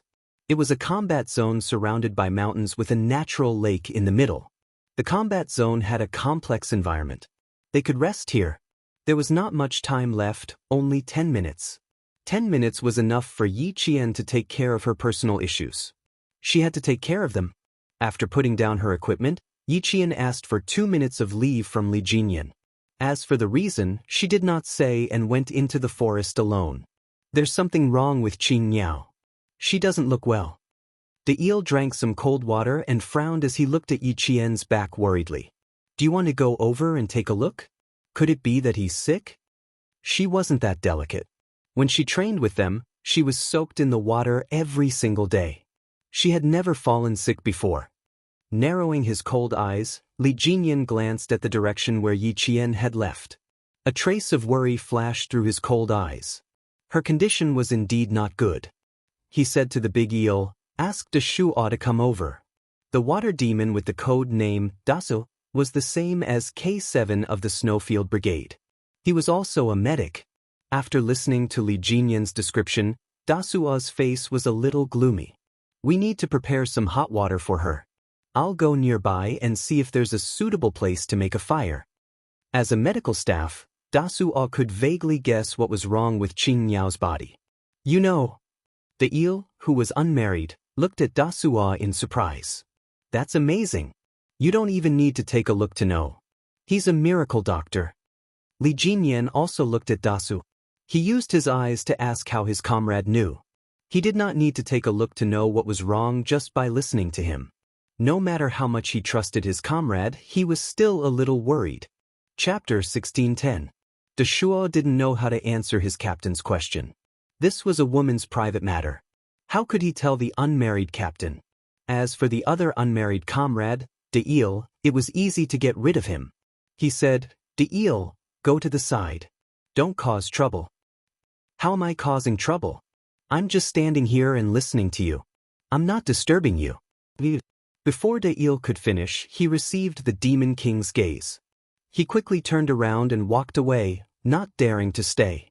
After he left, Li Jinyan asked in a tense voice, "What's going on?"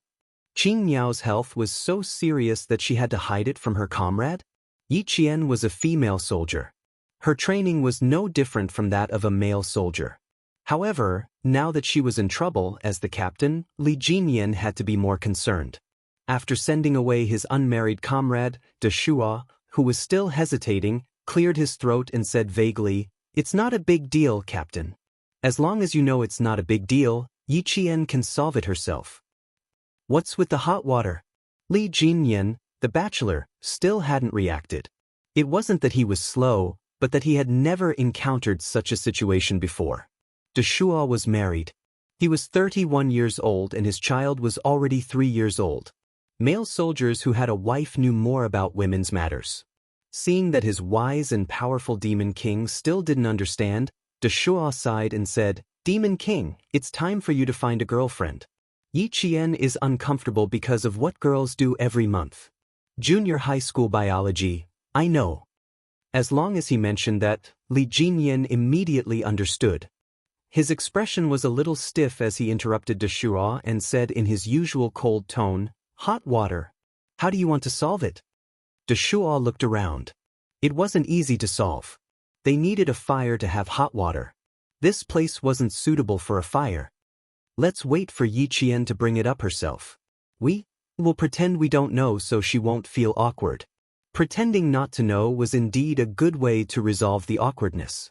When Yi Qian returned, he found that his equipment was already being carried by the Demon King. Seeing her come over, he said calmly, "You don't look too good. We'll take turns carrying the equipment." There were no more superfluous words. His tone sounded like he was telling Yi Qian that the reason they made such arrangements was because they did not want to affect the marching speed of the army. Yi Qian, on the other hand, noticed a subtle change in the atmosphere. For example, when the Demon King was talking to her, he was not looking at her. Instead, he looked away as he spoke. This was not the Demon King's style at all. Li Jinyan suddenly felt that he could not withstand Yi Qian's gaze. He lowered his head to look at the time to hide the unnatural expression on his face. "There are still 7 minutes left. Take a break." With that, he turned around and left with Yi Qian's equipment. Yi Qian stared at his back as he left in a hurry. She could not help but narrow her eyes. She did not even get a chance to say a word before he left immediately after he finished speaking. Something was obviously wrong. Her gaze was also very tangible, especially when she was only looking at one spot. Although it was very faint and did not seem to be aggressive, it contained a sharpness that could see through people's hearts. Li Jinyan, who was still carrying a backpack, could not help but quicken his steps. It would have been better if he did not know. Now that he knew, he felt a little awkward. He should take care of her. When it was time to take care of her, he would take care of her. Otherwise, he would appear to be unreasonable. Chapter 16:11. When Big Eel saw that Yi Qian had returned, he was about to go over and ask her if she was feeling unwell and if she wanted De Shuo to take a look. However, just as he got up, he was stopped by De Shuo. If Qing Niao really has any problems, she'll tell us. She's not telling us now because she doesn't want us to know. Do you want to make Qing Niao feel uncomfortable? He managed to persuade Big Eel. However, it could be seen from this that although Yi Qian had only spent a short time with the members of the Storm Commandos, they were like old comrades who had been together for a few years. Yi Qian was already shy when it came to such matters. If Big Eel really went over to ask her, although she could find an excuse to cover it up, she would really feel a little uncomfortable. There was no need to let the whole team know about a normal physiological matter. After the break, the Storm Commandos set off again. This time, they were even faster than before. Originally, they were weaker than the Snowfield Brigade when it came to mountain warfare. If they did not seize the opportunity, they would be hunted down and killed by the wolves of the Snowfield Brigade. The Snowfield Brigade also rushed towards the hunting area as fast as they could. The senior generals in the command center watched as the 44 green and red dots that represented the number of people all rushed towards the final battle area. The green dots represented Group A, and the red dots represented Group B.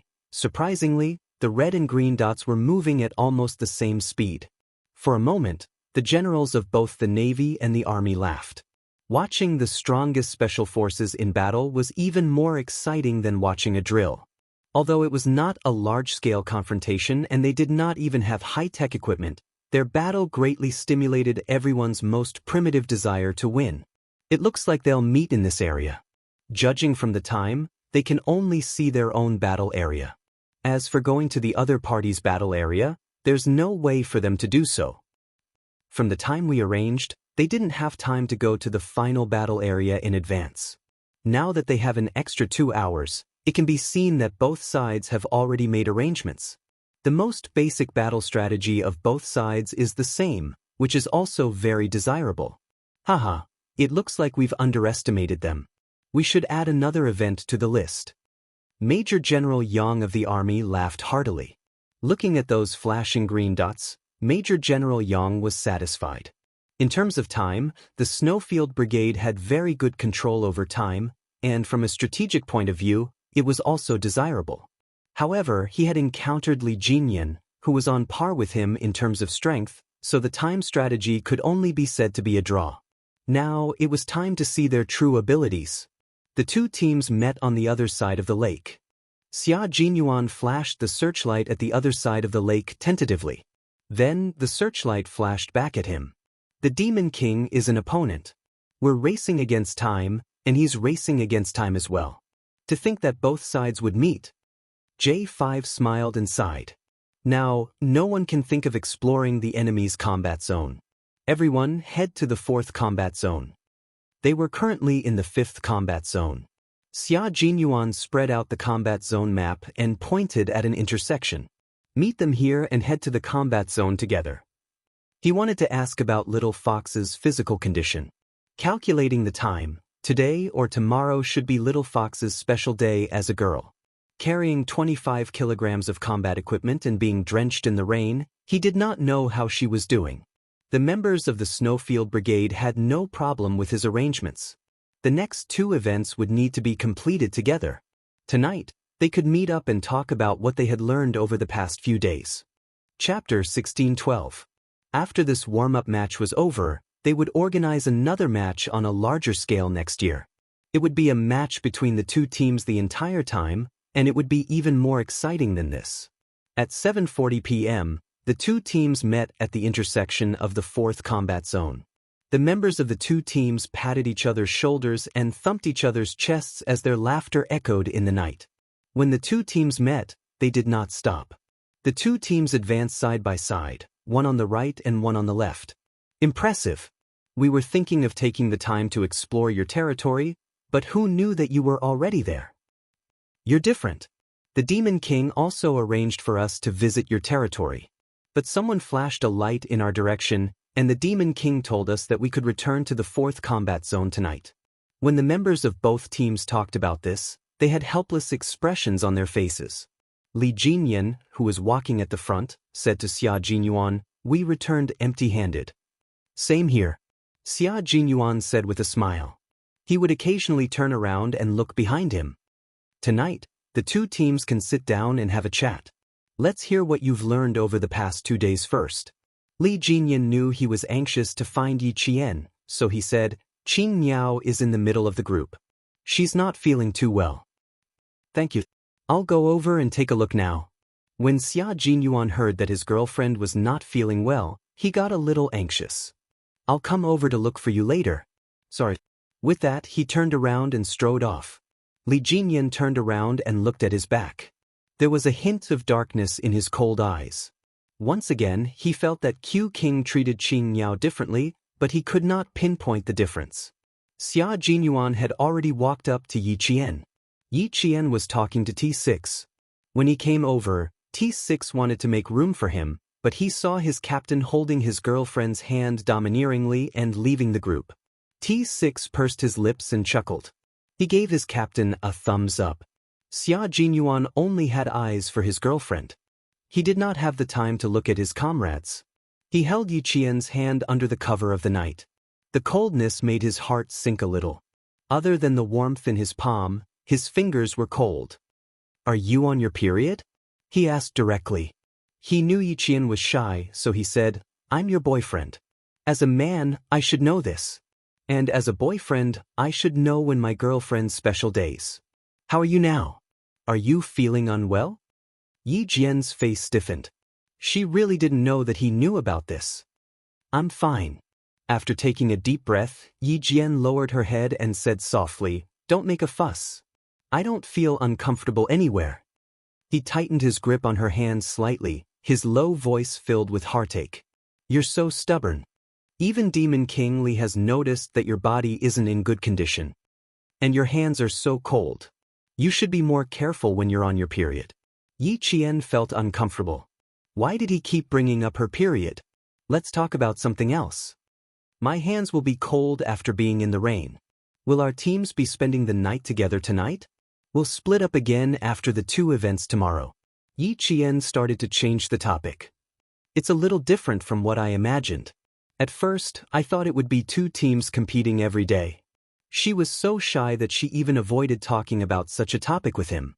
Xia Jinyuan sighed softly. There was nothing else he could do but feel sorry for her.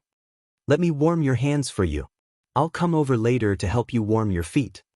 Chapter 16:13. Don't doubt that Major Xia was just joking. He was serious about this matter.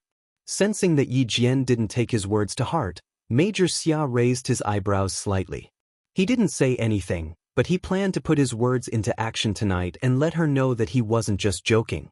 Yi Qian did not take his words seriously. The members of both teams would be together tonight. No matter how bold he was, he would not come to her place in the middle of the night. It was already past 10 p.m. when they arrived at the 4th combat zone. The members of both teams who had not slept in bed for a few days were already used to sleeping at night.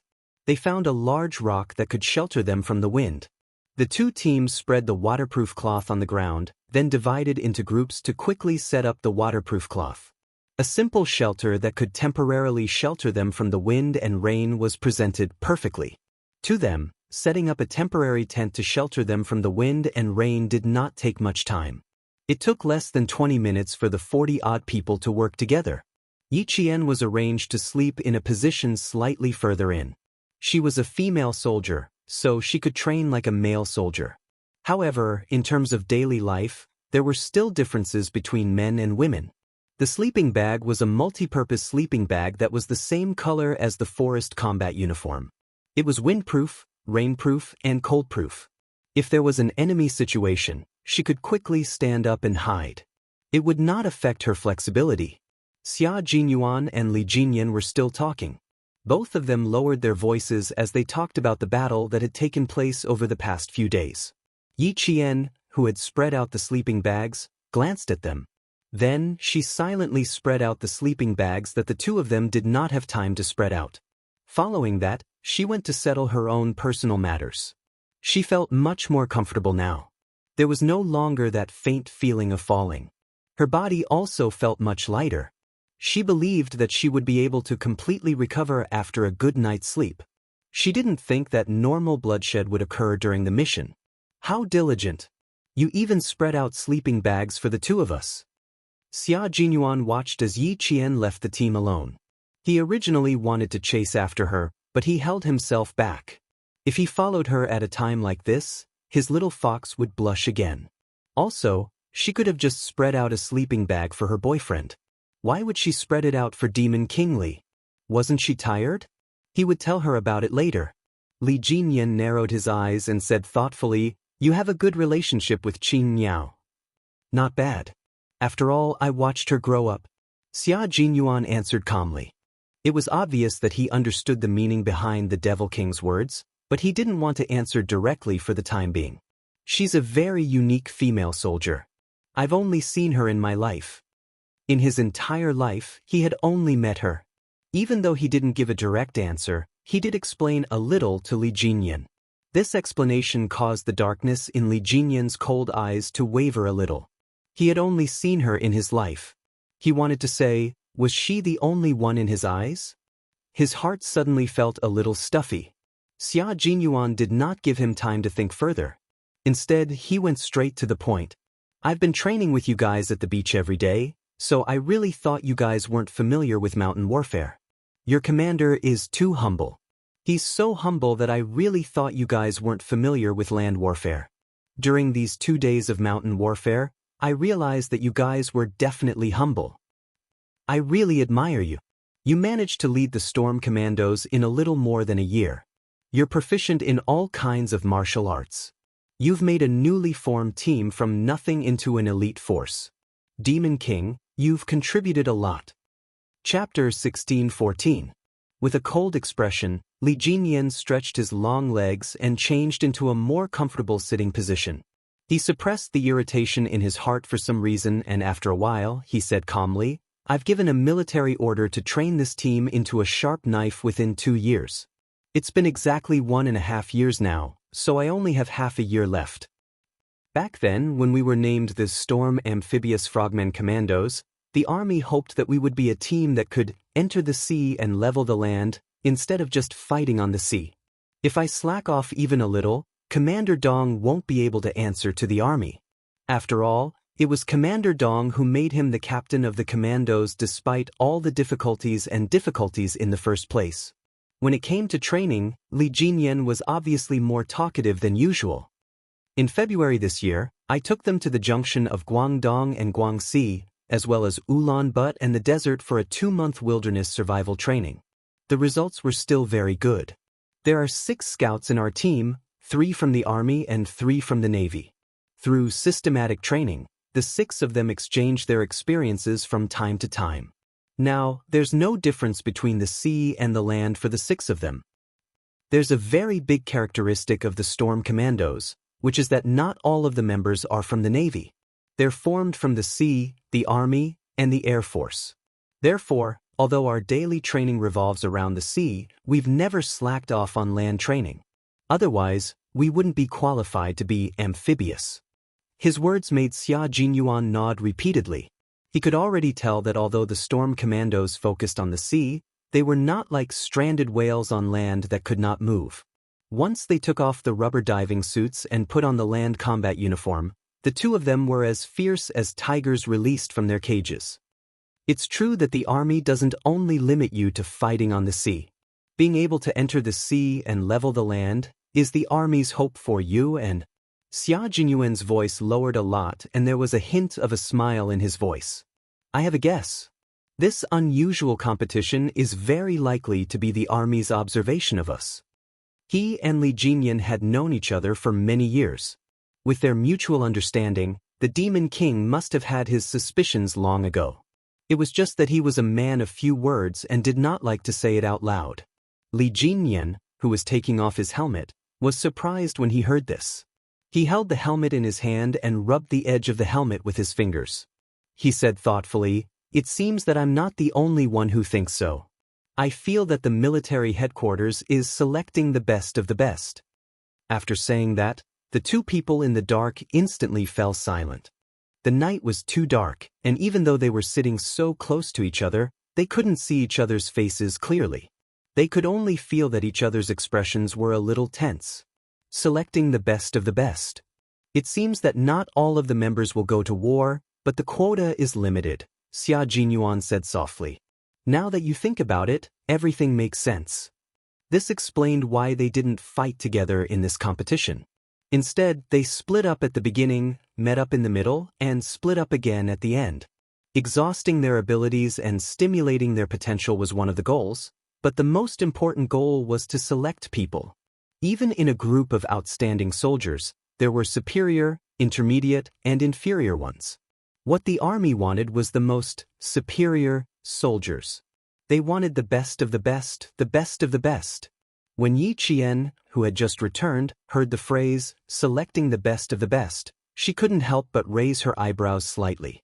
When she heard Xia Jinyuan's last words, there was undisguised surprise in her eyes. Chapter 16:15. What's going on?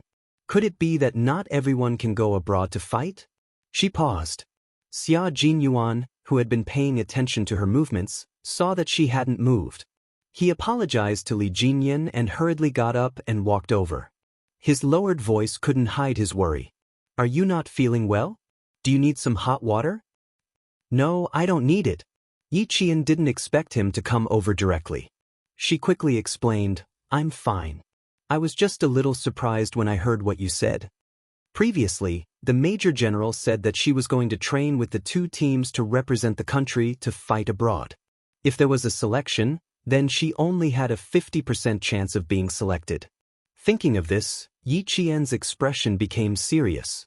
There was a hint of stubbornness between her eyebrows. If there was a selection, she definitely wouldn't run away. She would work harder to fight for the opportunity. That way, she wouldn't disappoint the Major General. The searchlight on the helmet was turned on. Xia Jinyuan looked at her face worriedly. Yes, her complexion was indeed much better than before. Her delicate lips also had a faint pink luster. Come and sit down. Let's talk about something. If there was a selection, of course, he wanted her to go. If not for anything else, he wanted her to fight for his pride. In the command center, the Major General and the Navy Commander looked at the red and green dots representing the two team captains. They had been in close contact for 10 minutes. The Major General raised his hand and rubbed his forehead. He said to the Navy Commander helplessly, Old Dong, why do I feel like something is wrong? It's like they'll make a move tonight. There were certain loopholes in the arrangement of this competition. It wasn't surprising that they found out about the military's specific intentions. The Navy Commander sighed and said, Paper can't wrap fire. The competition has been going on for 3 days. The two team captains must have a lot of questions in their hearts. Now that they've met and asked each other a little, our ultimate goal can't be hidden. Or maybe they found out. Now they've guessed. Before he could finish his sentence, the Navy Commander saw the small dot representing Qin Yao approaching. This is great. The three Zhuge Liangs are together. Tonight, they'll definitely know what we're trying to do. The Major General heard this and immediately looked back at the big screen. He laughed and said, I'm sure they've already guessed part of it. Now that the three of them are together, they're probably discussing this topic. Participating in the competition next year was no small matter. It was a matter of national glory. Although there were 44 elite special forces training together this time, there was a limit to the number of people who could represent the country in battle. Yi Qianjian had taken up one of the spots, so there were only 19 spots left. If the three of them know now, the Navy Commander smiled and said, basically, the three of them are taking up the spots. So it doesn't matter if they know. As a battle commander, my analytical ability is naturally better than my team members. If they know, then let them know. Chapter 16:16. In that case, for the sake of fairness, let's announce it to all the team members. The Major General of the Army stopped smiling and looked at the big screen with a serious expression.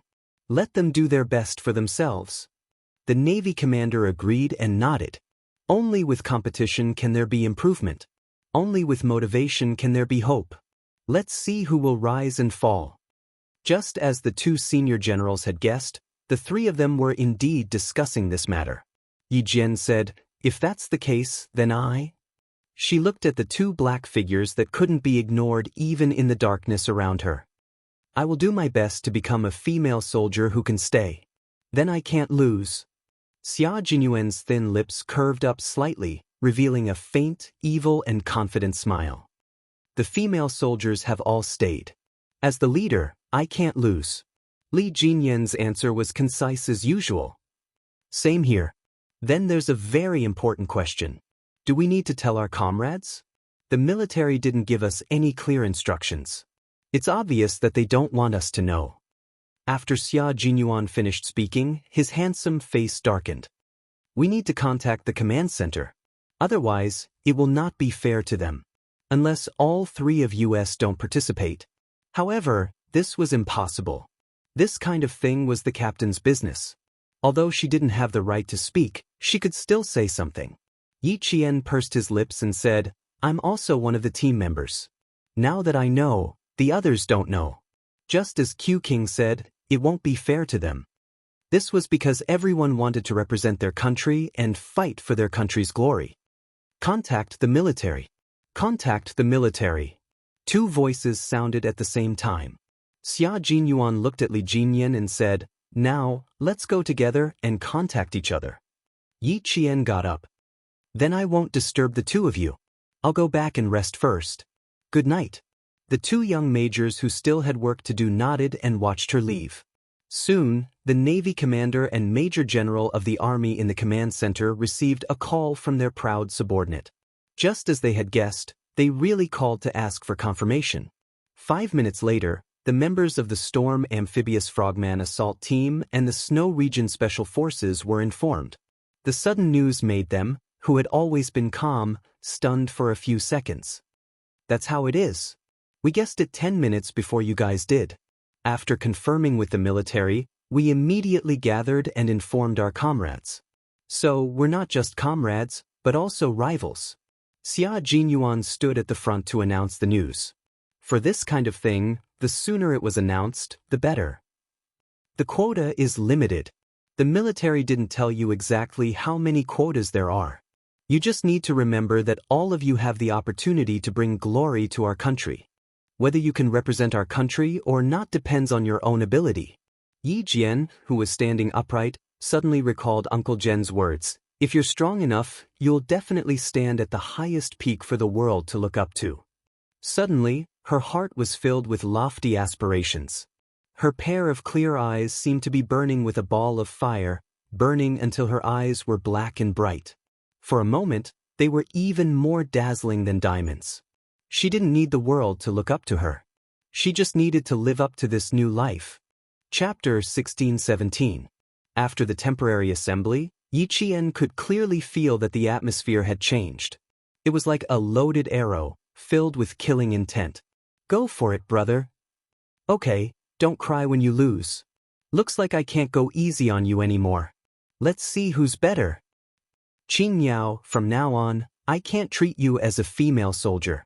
If I offend you in any way, please forgive me. Because I'm a soldier and I have my mission. It tells me that I have to keep moving forward." Big Eel stood in front of Yi Qian. The water ghost looked at Yi Qian seriously. "From now on, we are comrades and also opponents." "Yes, Big Eel. From now on, we are comrades and also opponents. So please don't treat me as a female soldier. Because a female soldier will not admit defeat just because she is a female soldier. Because a female soldier is also a soldier and has a fearless military spirit." Yi Qian looked at him with a smile and answered him seriously. She was a female soldier, but she had her own beliefs and pursuits. She was ready to go and fight for glory. Xia Jinyuan, who was standing behind her, smiled. His handsome and elegant face had a deep smile. As he looked at his girlfriend, the gentleness in his eyes rippled like water. After Big Eel left, he took a few steps forward and stood a certain distance away. The tall man stood quietly and looked at her deeply. "Qing Yao, I'm the captain of the Snowfield Brigade, codenamed Q King. From tonight onwards, you are my comrade and also my opponent. I won't be modest just because you are a female soldier, and I won't give you special treatment because of our relationship. I am a soldier, I have my principles and I have my mission. As for you as a soldier, you don't need others to be modest, nor do you need special treatment. I will always believe in you. I believe that as a female soldier, you will overcome all obstacles and become an outstanding Special Forces soldier. As her boyfriend, Major Xia also said the same thing to his girlfriend. Look, this was the love between them. It was a unique love, a love that was even more dazzling than those romantic relationships. They were lovers, comrades in arms, and rivals. Their love in this life would be more exciting than anyone else's love. Yiqian turned around and looked at the young major who had always spurred him on. His bright eyes were like crescent moons as he smiled. Thank you, Captain Xia. Thank you, Q King. Thank you to my boyfriend. You used your unique way to protect her growth and made her so happy. Not far away, Li Jinyan smiled as he watched. He finally understood why he had a subtle feeling every time he saw the two of them. As long as the two of them were together, their smiles, their words, even if they were just standing together and not doing anything, there was a kind of intimacy that no one could get close to. Turning around, Li Jinyan returned to his seat without hesitation. At the same time, he moved his sleeping bag a little further away, leaving more space for the two of them who couldn't be intruded. They were comrades in arms, rivals, and lovers. It was already very late at night. Xia Jinyuan, who was lying in his sleeping bag, turned slightly to his side. He used his hands to tightly hug Yi Qian's cold feet, using his body temperature to warm them up. He wouldn't give in to her during the competition, but in life, he would definitely do his best to take care of her and make her happy. Yi Qian struggled for a while and stopped moving. He had already experienced his stubbornness. He was a man of his words. When he said that he would cover her feet, he definitely wasn't joking. Chapter 16-18. That night, Yi Jian slept very soundly. Her cold feet seemed to be warmed by a ball of fire. The warmth spread from the soles of her feet to her limbs and bones. It was so warm that when she opened her eyes and woke up, she found that her forehead was slightly sweaty. Realizing that her legs were still in his arms, Yi Jian's face, which was full of vitality, blushed even more. She kicked her legs lightly, trying to get out of his arms. As soon as she moved, the man who had his eyes closed suddenly opened his eyes. His handsome eyes were like the cold moon breaking through the clouds. His gaze was so cold that it was suffused with a little bit of cold light. His hand was already holding the rifle. The moment he opened his eyes, Xia Jinyuan entered combat mode. This was a man who, as long as he was wearing his military uniform, combat uniform, or training uniform, was always in combat mode or in preparation for combat, no matter what he was doing at the time. At this moment, Yi Qian quickly pulled her feet back and sat up quickly, looking like she was about to get out of bed and get ready to get up. It was still early. The assembly time was 5:30 in the morning. Right now. Yi Qian looked at the time. It was still 15 minutes to 5 o'clock. She remembered that Xia Jinyuan didn't agree to it. He hugged her feet again and didn't get up. He lazily said, "You can still sleep for a while. Don't worry. None of our comrades are up now. If you stand like this, the sentinels will notice you. If they notice you, they will notice me. Little fox, do you think the sentinels will see me hugging your feet?" Major Xia, who had his eyes closed, said softly. Because he had just woken up, his deep and slightly cold voice had a hint of sexy hoarseness. "If you want the sentinels to see you, just sit. I won't mind." Yi Qian didn't think too much about it. After being reminded, she raised her eyes like a deer and looked around vigilantly. Her comrades hadn't gotten up yet. The sentinels were 5 meters away from them. Fortunately, they didn't notice her little action. The major, who had his eyes closed, seemed to know what she was doing. He slowly opened his eyes, and his deep, dark eyes were filled with smiles. "The sentries are the scouts of the water ghouls. Little fox, do you want to continue sitting there?" She didn't dare to continue being a role model. Yi Qian, whose heart was racing, was afraid that she would wake her comrades up if she spoke. She could only lie down again. She helplessly said to the major who was hugging her feet, Hurry up and let go. It's going to be dawn soon. It won't be good if they see us. There's still some time before dawn. Don't worry. Why don't you sleep beside me for a while longer? The major had his eyes closed, and he wasn't worried about being discovered in the slightest. He said in a calm and collected manner, "With me here, do you still need to worry about being discovered? If they see us, they'll see their comrades taking care of their comrades." Major Xia was the best at arguing irrationally. He wasn't worried, but she was. Yi Jian, who did not dare to move too much, did not directly argue with the unreasonable man in order to successfully withdraw her feet. Instead, she negotiated with him, "Then you have to let go of me so that I can go over." When he let go, she immediately got up. Xia Jinyuan knew his girlfriend very well. If he let go, she would run away immediately. He was even worried that his comrades would see him covering her feet. If the two of them slept side by side, TSK, would little fox be willing? Don't even think about it. The shy little fox would never agree to it. Chapter 16-19. How about I hug your feet and warm you up a little more? Are you satisfied with being treated like a human furnace? Major Xia, who had seen through her little plan, remained unmoved and only hugged her feet tightly. The military multipurpose sleeping bag was different from normal sleeping bags. Normal sleeping bags were designed according to the human body, with wide shoulders and narrow feet.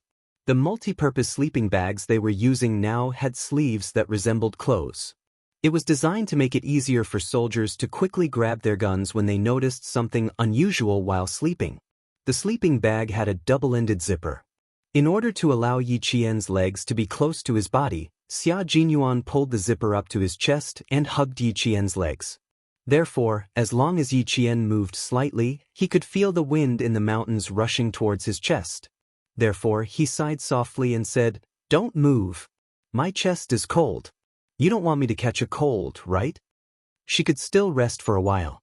She was in a special situation right now, so she had to rest well.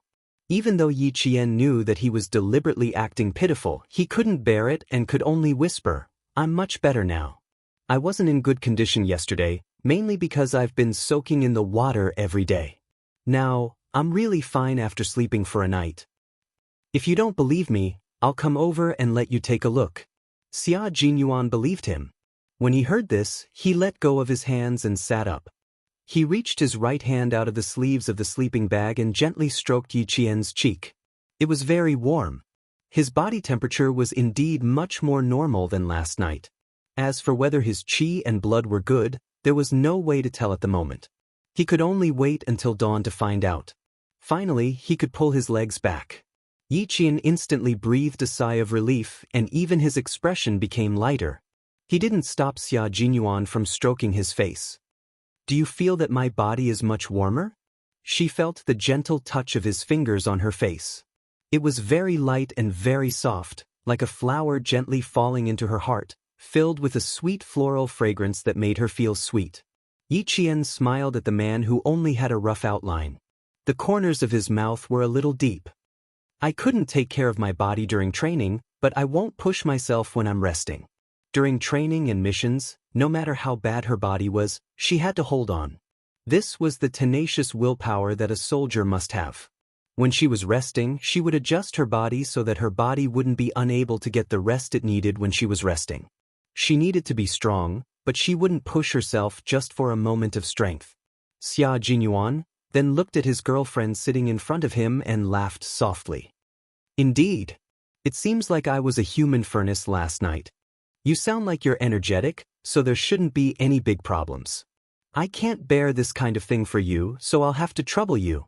Yi Qian. It was better to change the topic. She didn't want to talk about her physical problems at all. However, it was indeed because of him that she was able to sleep so soundly last night. She thanked him graciously. "Yes, thanks to Q King for taking care of me last night, I'm so energetic now." "How are you going to thank me?" Xia Jinyuan didn't give Yi Qian any time to catch her breath. He quickly said, "I'll be happier if you thank me sincerely. Of course, we can only record it now. We'll talk about it after training." After bringing his girlfriend to his unit, Major Xia suddenly realized that he could occasionally seize the time to talk about love and romance. It had to be said that this was a good way to kill two birds with one stone. Chapter 1620. Some of his comrades had already woken up. Hearing the rustling sounds, Yiqian's heart tightened. He quickly scanned his surroundings, afraid that someone had clearly heard their conversation. It was 5 o'clock in the morning. In the light of the morning sun, Yiqian realized that Demon King Li, who should have been the closest to them, was now at least 2 meters away. In other words, this area was occupied by her and Xia Jinyuan. Xia Jinyuan followed her line of sight. His gaze swept over Li Jinyan once before he retracted it. It was easy to deal with smart people. Although he didn't directly mention his relationship with Yiqian, the Demon King had already guessed it. He even intentionally distanced himself, leaving enough space for him and Yiqian. Demon King, you're really something. At the same time, he believed that this man wouldn't tell anyone about his relationship with Yiqian. As for why he wanted to leak some information to Demon King Li, it was very simple. He realized that Demon King Li's gaze had been lingering on his girlfriend for a long time. This wasn't a good sign. He had to stop it. Such an outstanding little fox wouldn't lack people who had designs on her. He also couldn't defeat all the men who had designs on her, but that didn't stop him from declaring his authority as her boyfriend. Since he knew, he had to attack and not give the other party a chance. The love letter incident, he had to learn from it. Yiqian didn't know that the man beside him had already quietly declared his authority as her boyfriend. Seeing that Demon King Li had distanced himself from them, he sighed in relief. Seeing that a few of his comrades had already gotten up, he immediately said, I can't thank you enough. If you really want to thank me, we'll talk about it when the time comes. I'll record it first. Also, don't collect interest. Major Xia, who had originally planned to collect some small interest such as a kiss, a gift, and so on, decided against it. He was afraid that he wouldn't even be able to collect his capital when the time came. He also heard the commotion of his comrades getting up. He knew that the short time between the two of them had to come to an end. Besides, he also didn't want everyone to know about his relationship with Yiqian. Even if he wanted to announce it, he had to wait until Yiqian had entered the Snowfield Brigade and achieved a certain level of success. Only then would he be able to shut everyone's mouths. The members of both teams did not have the habit of sleeping in. In addition, they all knew that this competition was also a qualifier. Everyone was doing their best to fight for a spot. The competition had already begun. If they did not want to be eliminated, they had to give it their all.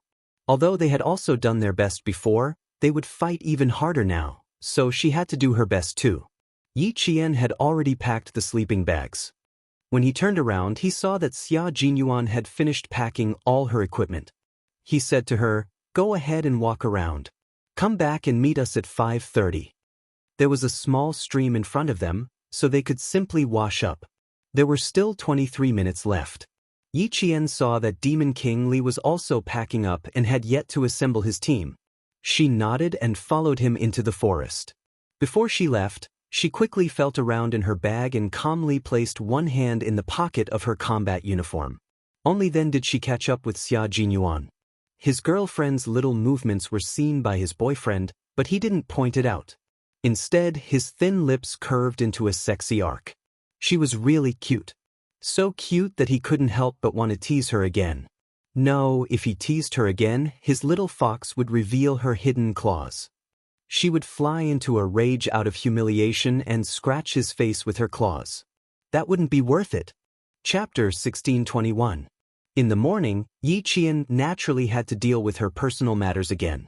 Fortunately, she only had 3 days.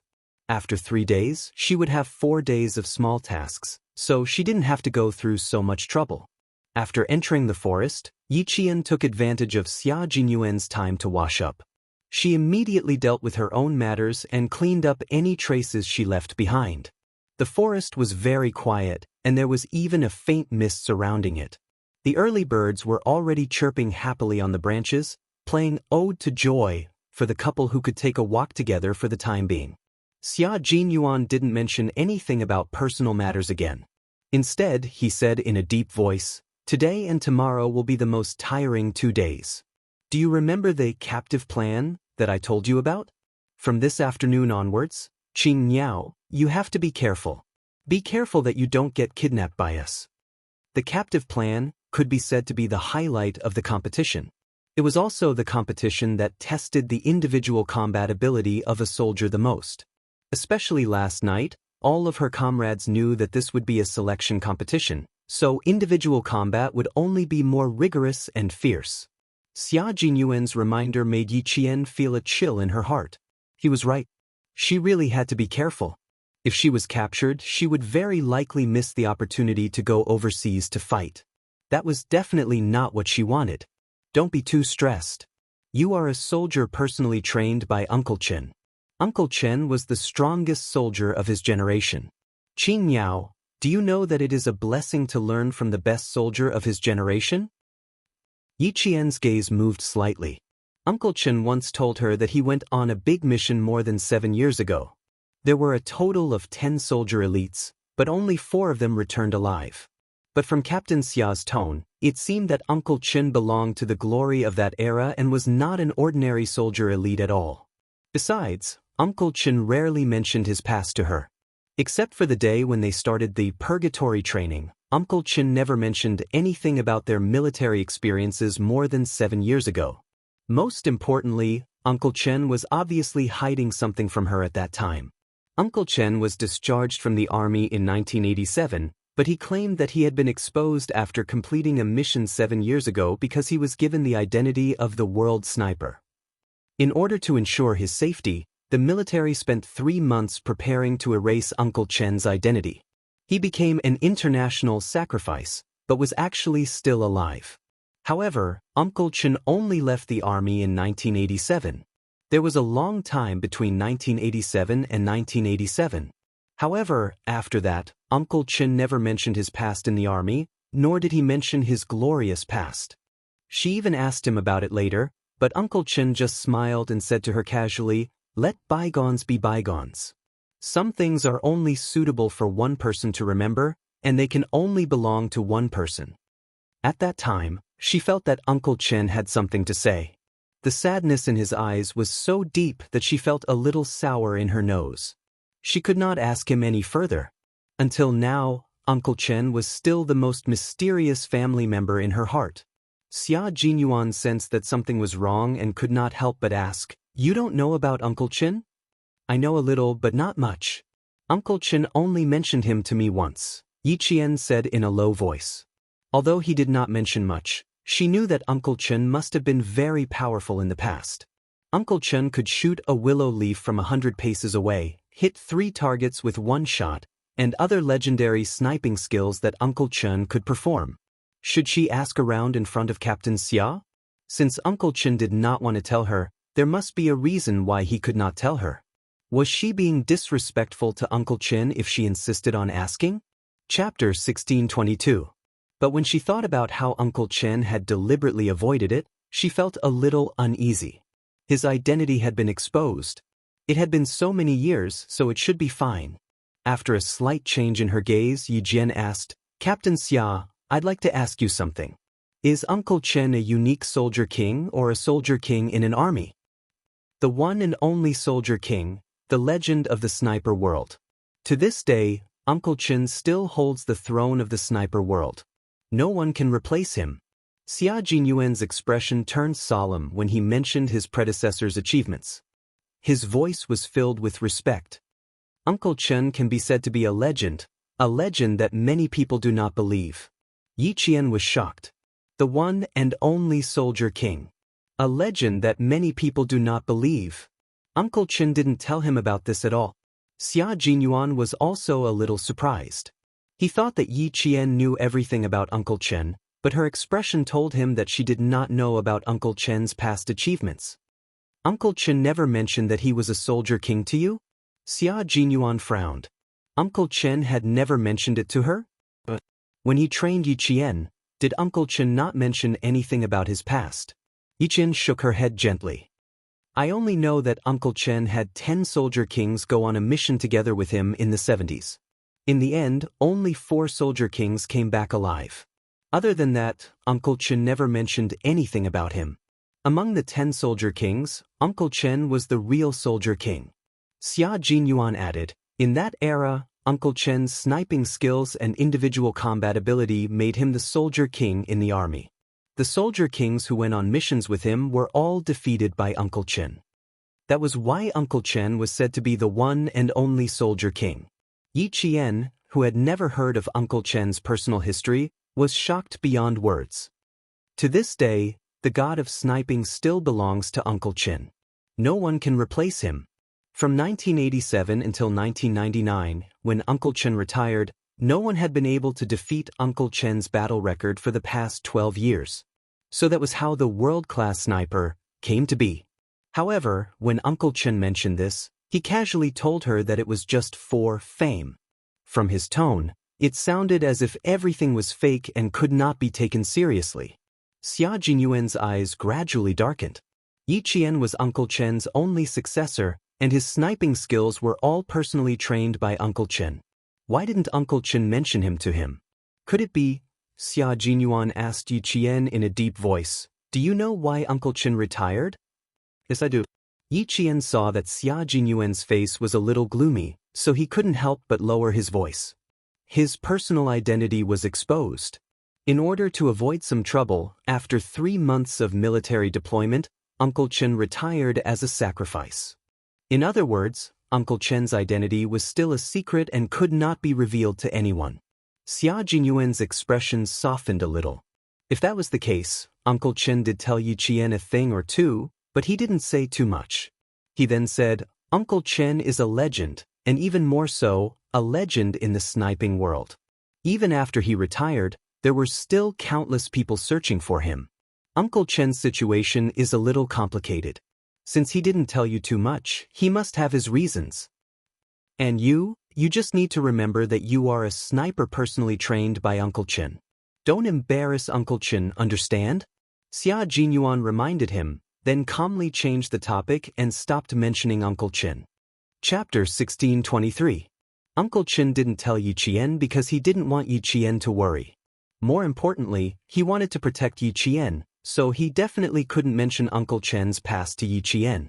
Today, he almost made a big mistake. He thought that since Uncle Chen and Yi Qian were relatives, Yi Qian should know everything about him. Yi Qian pursed her lips. Uncle Chen didn't want to tell her. Captain Xia didn't want to tell her either. Why did they have to hide it from her? Could it be that Uncle Chen was still in danger? What other secrets did Uncle Chen have? Was it a dangerous secret? Yi Qian, who was sensitive, lowered her eyes. The complicated emotions in her eyes were covered by her long and thick eyelashes. She was a little worried. When Xia Jinyuan saw this, he knew that his words had disturbed Yi Qian's emotions. After the training, he had to give Uncle Chen a call immediately and apologize to Uncle Chen. Uncle Chen, who was far away in Shuku village, opened the wooden door. When he saw who was knocking on the door with the help of the light, his resolute face suddenly changed. Hello, is this the home of martyr Sun Xueqing? At the door, Chief Kai of the Tongzhou City Public Security Bureau asked politely. I'm looking for her daughter, Yi Qian. Uncle Chen sighed softly and said politely, Yes, please come in. After Chief Kai entered the room and sat down, he looked at the middle-aged man who wasn't much older than him. He lowered his head to hide the confusion in his eyes as he drank tea. This man, why did he look so familiar? He felt like he had seen him somewhere before. After getting dressed and washing up, Uncle Chen also looked at the middle-aged man who was drinking tea. His eyes were also filled with confusion. He knew who he was. He was Yi Qian's mother's former comrade. He had seen him in photos before. My apologies for intruding. Chief Kai did not try to figure out who this familiar middle-aged man was. Instead, he took the initiative to state his intentions. I'm here to look for my comrade's daughter, Yi Qian. May I know who you are? Uncle Chen sat down and took a sip of hot tea before answering. I'm Yi Qian's uncle. My surname is Chen. What business do you have with Yi Qian? She's not at home now. Before coming here, Chief Kai had already asked around and found out that Yi Qian had been taken care of by an old revolutionary and her junior high school's principal Chen. It could be said that if it weren't for the two of them, Yi Qian might have been spoiled by her uncle's family. So you're Principal Chen. Hello, Principal Chen. My surname is Kai. I was Martyr's son Xueqing's comrade. Seeing that he had found the right person, the smile on his face couldn't help but become more genuine. He opened his briefcase and took out a yellow diary. This is son Xueqing's legacy. Principal Chen, can you pass this to Yi Qian for me? Last time, I met her in a hurry in Tongzhou. We parted ways after a few words. Seeing her is like seeing the glory of Martyr's son Xueqing, a daughter inheriting her mother's will. This is an amazing child. He had actually met Yi Qian before. Uncle Chen, whose expression had eased a little, suddenly darkened again. He did not take the diary. Instead, he looked at the old friend who had suddenly come to visit with a sharp gaze. I wonder if Mr. Kai has mentioned anything about her mother to little Yi? Principal Chen, don't worry. I know what's important. I haven't said a word about Martyr's son Xueqing yet. Seeing Principal Chen's sharp gaze, Chief Kai straightened his body slightly and said with a serious expression, "It seems that Principal Chen also knows about Martyr's son Xueqing. I haven't mentioned this to Yi Qian yet because I have many questions myself." Chapter 1624. The morning breeze blew in through the open door, bringing with it the chill of winter. Principal Chen looked solemnly at the open door of the central room and said to Chief Kai, "If you don't mind, let's sit in the kitchen. We can talk while warming ourselves up. How about that?" He didn't know if anyone in the village had seen this Mr. Kai before. There were a few famous gossipy women in the village. If they saw him, they would probably gossip about him. The village was small, so if a stranger came in, it was inevitable that everyone would ask a few questions. This was the typical village life. No one had bad intentions, so when they gathered together, they would gossip about each other. There were almost no secrets to speak of. "I don't mind. Please lead the way." Chief Kai smiled and stood up first. He had a good impression of Principal Chen. He saw a familiar aura in him, the mighty aura of a soldier. As retired soldiers, he felt that the distance between them was much closer. Yi Qian's house was an old house from the 1980s, unlike the small red brick houses that were being built in the village. They were all made of mud bricks and painted with white lime powder. Although they were old, they were clean and clean. It was warm in the winter and cool in the summer. The kitchen was used to heat the fire. Principal Chen usually ate here as well. He would burn the chopped firewood and set up an old-fashioned kettle. Chief Kai smiled when he saw this. "I haven't seen this kettle in a long time. I used to see it in the army." When they talked about the army, Principal Chen, who was also a retired soldier, also smiled. "Our village still uses this kettle. It's convenient and durable. The water it heats is also delicious." The conversation became more relaxed, and there was no coldness like before when they met. Unknowingly, the water in the fire boiled, and white steam rose from the kettle. Principal Chen put on a pair of gloves and picked up the handle of the kettle, which was blackened by the smoke from the firewood, to brew a new cup of tea.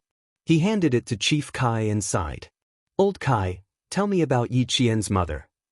Half an hour later, one called him Old Kai, while the other called him Old Brother. Yi Qian looks like her mother, but she looks calmer than her mother. She also has the aura of a soldier. Chief Kai took a sip of the hot tea that had just been brewed. The tea leaves were also self-made, and the fragrance of the tea filled his mouth. The firewood crackled as it burned, and the light from the fire illuminated Chief Kai's face, revealing a hint of melancholy. "Although I've only met Yi Qian once, I can tell that this child is very opinionated.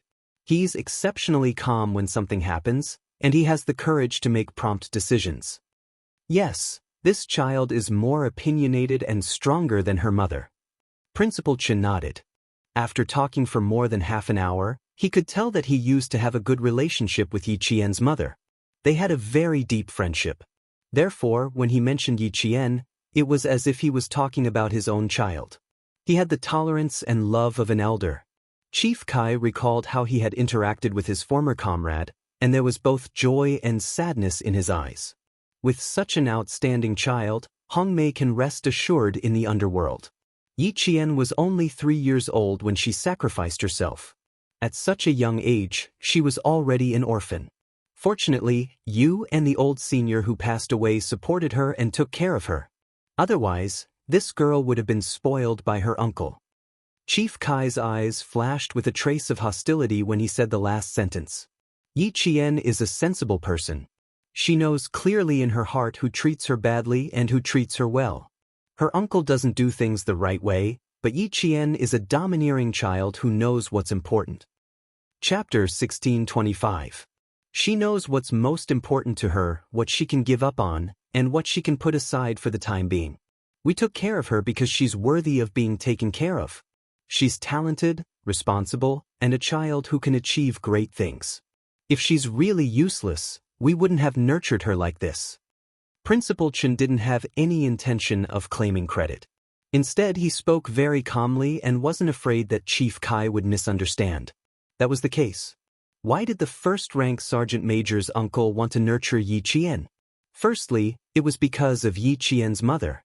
Secondly, it was because Yi Qian had matured and was no longer as weak and incompetent as before. Thirdly, it was because of her ability and talent. It was the same for him. If it wasn't for Yi Qian's ability and talent, he wouldn't have risked his identity being exposed to nurture her. At the time, that was indeed what he thought. However, the more he interacted with Yi Qian, the more he felt that she had a rare and precious quality. She had a clear distinction between good and evil, and she had a righteous heart. She never complained about being tired during training. Even if her body hurt, she would grit her teeth and persevere. As long as one interacted with Yi Qian for a long time, they would know that she was a good girl who deserved to be doted on.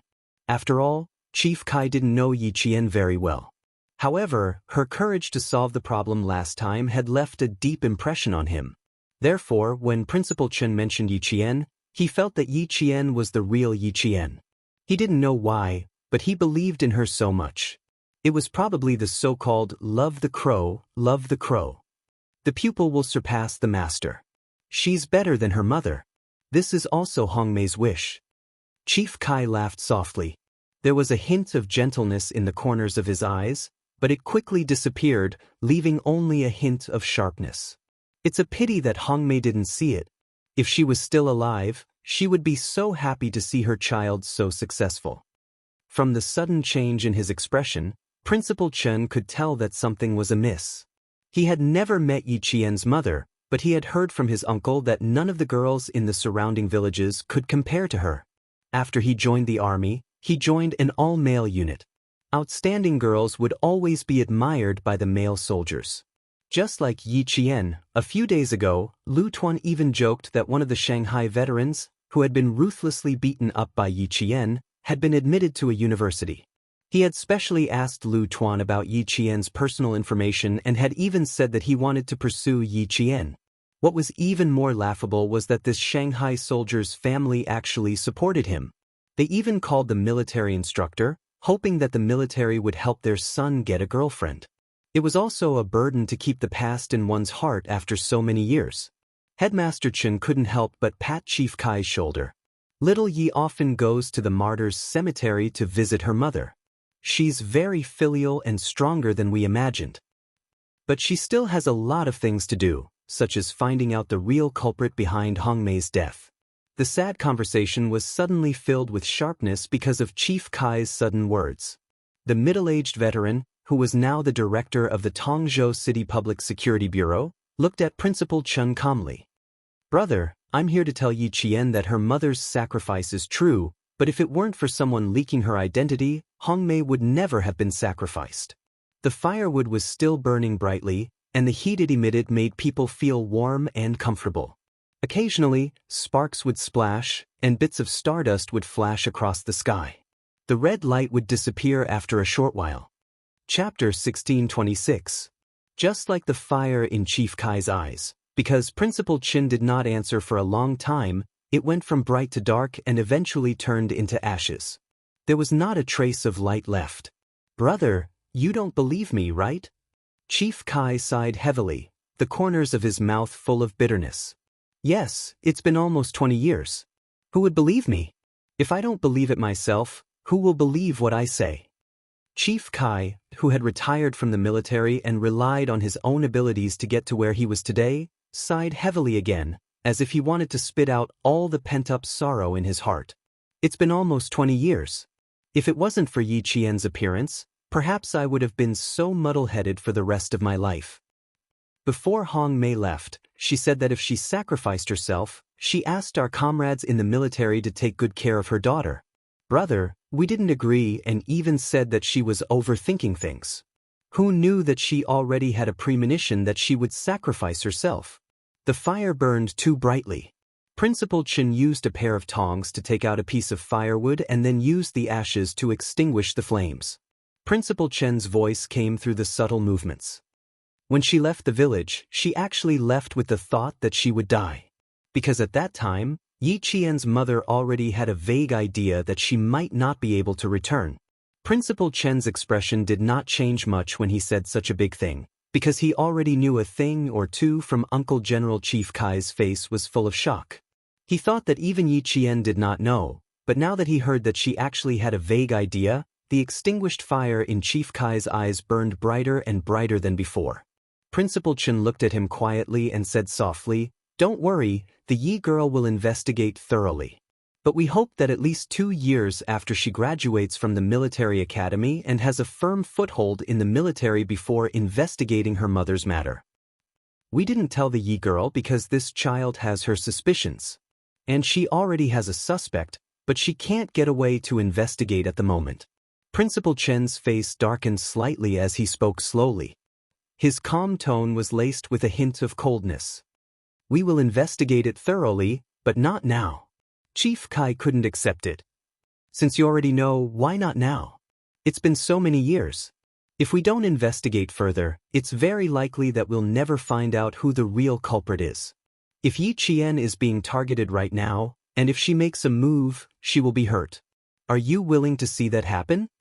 Principal Chen's words made the sharpness in Chief Kai's eyes suddenly sink, forcing him to suppress all of his anger. After taking a deep breath, he asked, "It seems that the real culprit is already in a very high position. In the 3rd year after Hong Mei's death, a group of our comrades retired. In September, we wrote a letter to the town, and in early October, we received a reply saying that Yi Qian had died young after falling into the water. At the end of December, we sent a retired comrade to Fujian town to investigate personally. He also received news that Yi Qian had died young.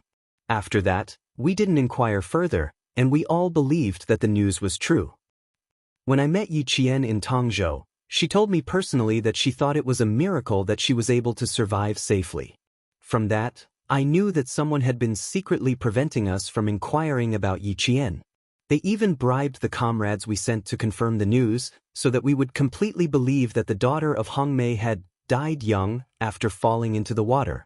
Then, brother, you said that Yi Qian is being targeted right now, and if she makes a move, she will be hurt. This is the thing that our old comrades don't want to see the most. The real culprit is preventing us from meeting Yi Qian because they're afraid that we'll tell Yi Qian about Hong Mei's death back then." Chapter 1627. The more he spoke, the colder Chief Kai's expression became. Principal Chen frowned as he listened. He didn't expect Yi Qian's mother's comrades to have come to Fujian town.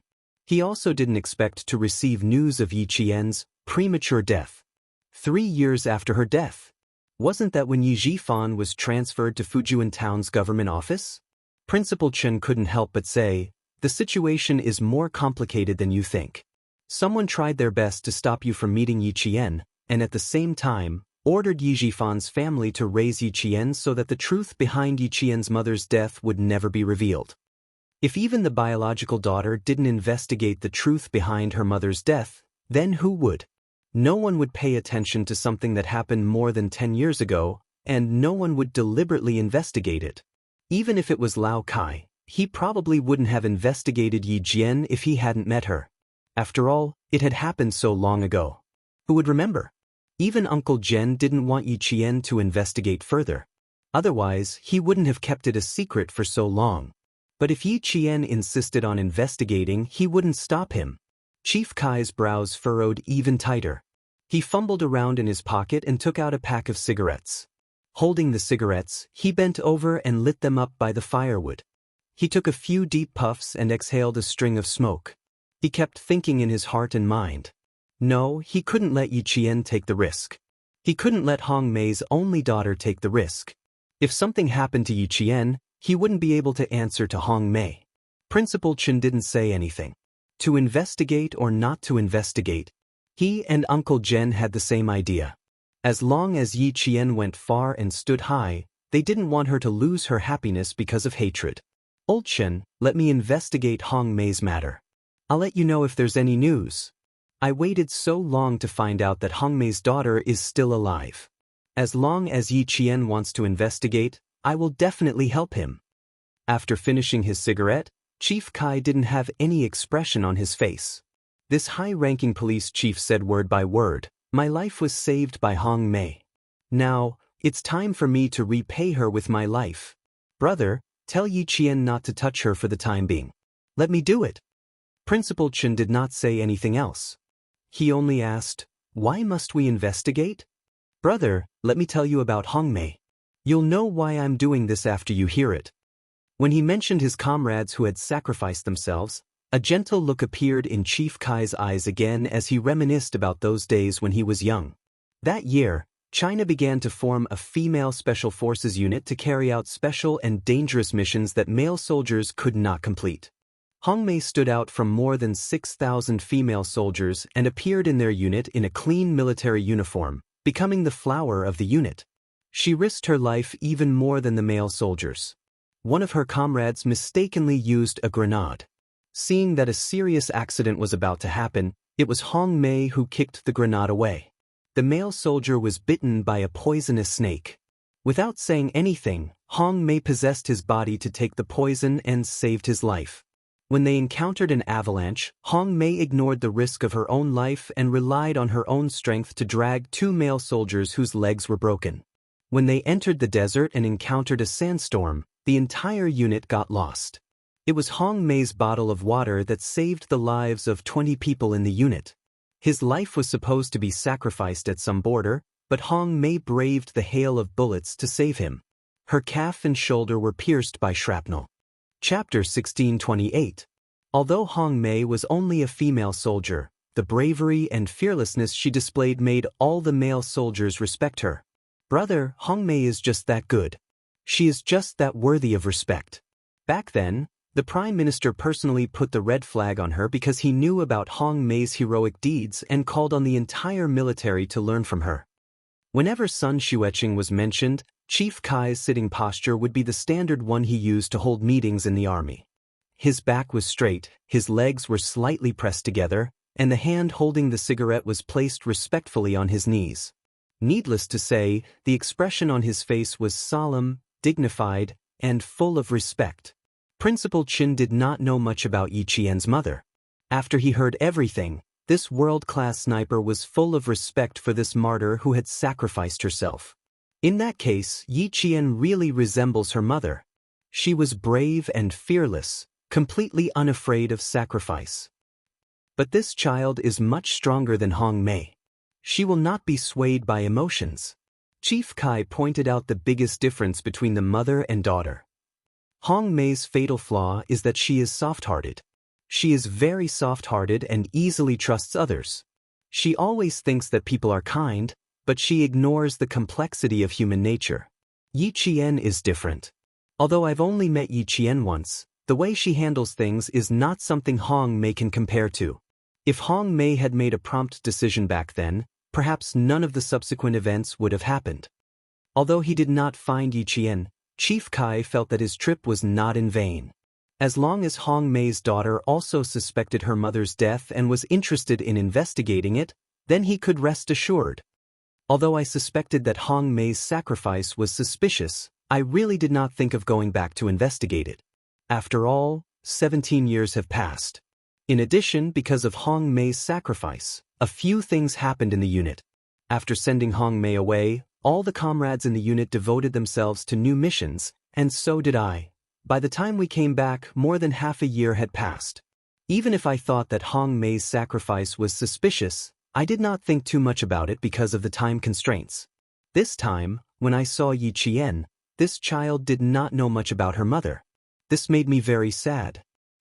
Her mother is so outstanding and dedicated her life to the country, but her child doesn't even know what kind of soldier she is. This shouldn't be. In order to let Yi Qian understand her mother better, I went back to my old unit, but I found that there was no more information about Hong Mei in my old unit. I asked the young soldiers.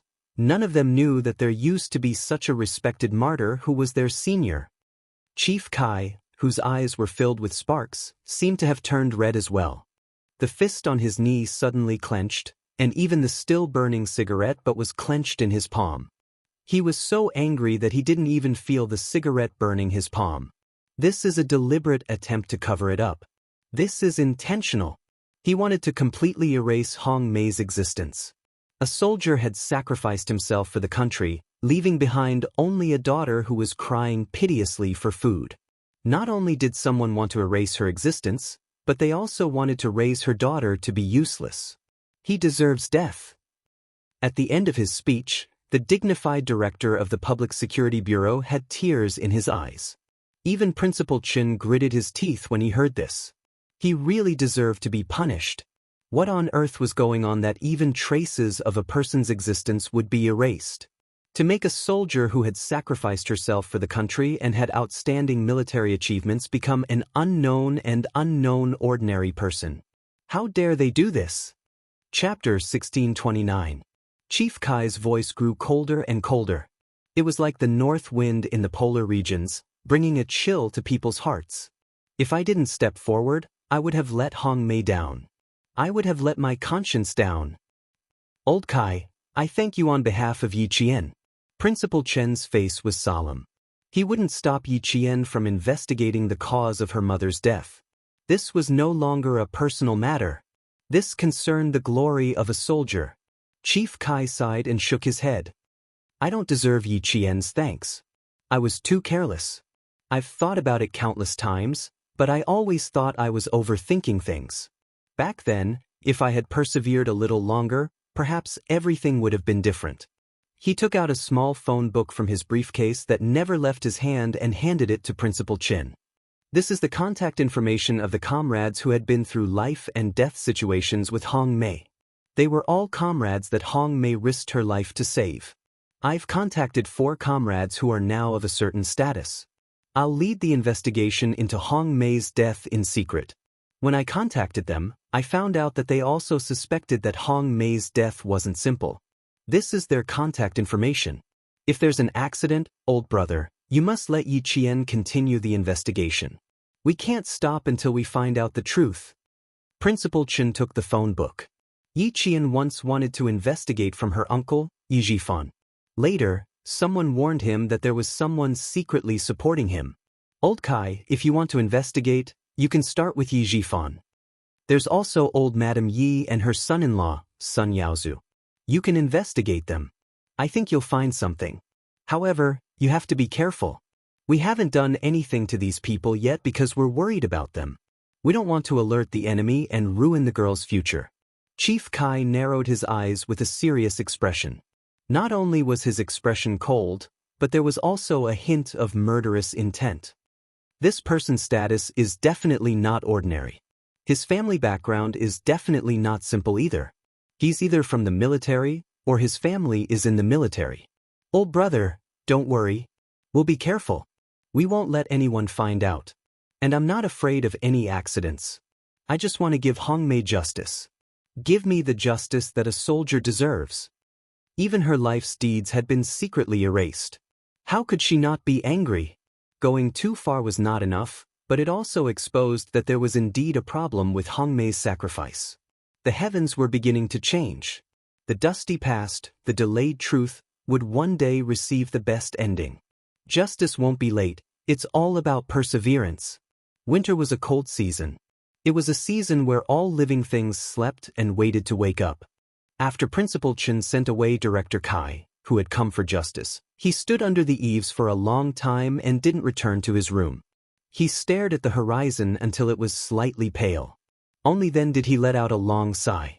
Uncle, I'm sorry, I have to go back on my words. She will no longer stop Yi Qian from finding out the truth behind her mother's sacrifice, and she will no longer hide the past from you. Yi Qian, she must know the truth, and she must help martyr Sun Xueqing regain the glory that a soldier deserves. It finally snowed in the mountains in December, ushering in the first snowfall of the year. It started to flutter around 5:30 a.m., and by 6 o'clock a.m., it had turned into a heavy snowfall. Yi Qian and the others finally put on the winter clothes and winter pants in their luggage. Originally, they had planned to travel with ease, but now, they looked extra bloated and seemed to affect their agility. Everyone, check your equipment, count your bullets, and confirm your shooting positions. Following the orders of the two team leaders, the bloated team members moved nimbly and quickly checked each other's equipment. Chapter 1630. Next up was the 300-meter time limit of 100 shots. Everyone only had 3 minutes to check, count the bullets, equip their equipment, and confirm the shooting target. They had to complete this quickly. No one spoke. The north wind that blew over even contained a murderous aura that made people feel fearful. The forest was filled with the sound of click, click, click as they checked the guns. Yi Qian listened to the familiar sound that made her blood boil. Her lips curled into a faint smile. She liked this kind of sound. It was so bright and lively. She liked the moment when the bullet was shot out of the barrel. She felt as if the sound of her bullet was running around her heart. Listening to it made her feel as if her whole body was filled with power. Check complete. Check complete. Check complete. In less than 3 minutes, the divided team members reported one by one. Li Jinyan, who was leaning against Yi Qian, lowered his head slightly. His cold voice melted the north wind and sounded even colder. Synchronized with the front. Behind me, you have to finish firing 10 bullets before me. According to the calculation of 0.15 seconds per bullet, you need to finish changing the magazine within 15 seconds. At the same time, you need to exchange rifles with me. Yes, I will calculate the time and the number of bullets fired. Yi Qian nodded. Her calm voice was filled with confidence. I will control the time. Don't worry. Yi Qian was no stranger to working with the Devil King again. With the gun in her hand, in her heart and in her eyes, there was only the gun in her hand. When she aimed at the target and pulled the trigger, she could feel the gun violently colliding with the back of the bullet case. The gunpowder gas expanded within the bullet case at that moment. The burning gunpowder produced gas, and with a deadly force, propelled the bullet. Bang! The gunshot rang out. The bullet case flew out of the magazine. The first bullet was fired. Yes, just like that. The crosshair and the notch were placed parallel to each other. The bottom line of the target formed a 3-point line. Without any hesitation, she pulled the trigger. The bullet passed through the center of the target. The bullet case flew out in a perfect trajectory and landed on a rock. With a ding sound, the first bullet was fired, shooting at a distance of 300 meters. Some people said that it was a blind shot within the range of a light machine gun. It was a form of suppressive fire. But for a sniper, even if she was holding a rifle, she only had one goal: to shoot accurately. This was what Uncle Chen had taught her. A sniper's bullet should not be wasted. She had to ensure that every bullet was accurate. She had to complete the shooting mission with a 100% success rate. She remembered every single word that Headmaster Chen had said to her. She would never forget it, and she would carry it out one by one. The second bullet has been fired. Li Jinyan knew that he would be stunned for a second. There was a time limit of 100 shots within 300 meters. He could complete the shooting while walking. Everyone knew that the further the shooting distance, the harder it was to achieve accuracy. She had only aimed at the target when she was checking the gun. Then she directly fired the first shot. Chapter 1631. Everyone was still pushing forward and aiming. She didn't even move a step and finished her first shot at 300 meters. The 5.8 mm rifle they were carrying was developed by China. The first time it appeared was when Hong Kong returned. The initial velocity of the bullet was 930 meters per second, the combat firing rate was 40 rounds per minute, and the continuous firing rate was 100 rounds per minute. The direct firing distance was 375 meters, and the effective firing range was 400 meters. The maximum firing range was 600 meters. A rifle with a combat firing rate of 40 rounds per minute would have amazing firepower if it was shot blindly. However, at a distance of 300 meters and without a scope, one would have to rely on one's own vision to complete accurate shooting. At the very least, one would have to have a preliminary aiming action.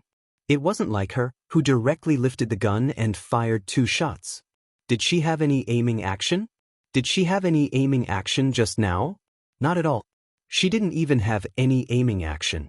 Not only did she complete the shooting, she also completed the shooting accurately. Li Jinyan quickly caught up with her speed. The two of them pushed forward and completed the shooting quickly. This was a limited time shot. The rifle in his hand was an air-conductive automatic type with a rotating lock. It could fire in single and continuous bursts. The theoretical rate of fire was 650 points per minute, and the firing rate was 100 rounds per minute.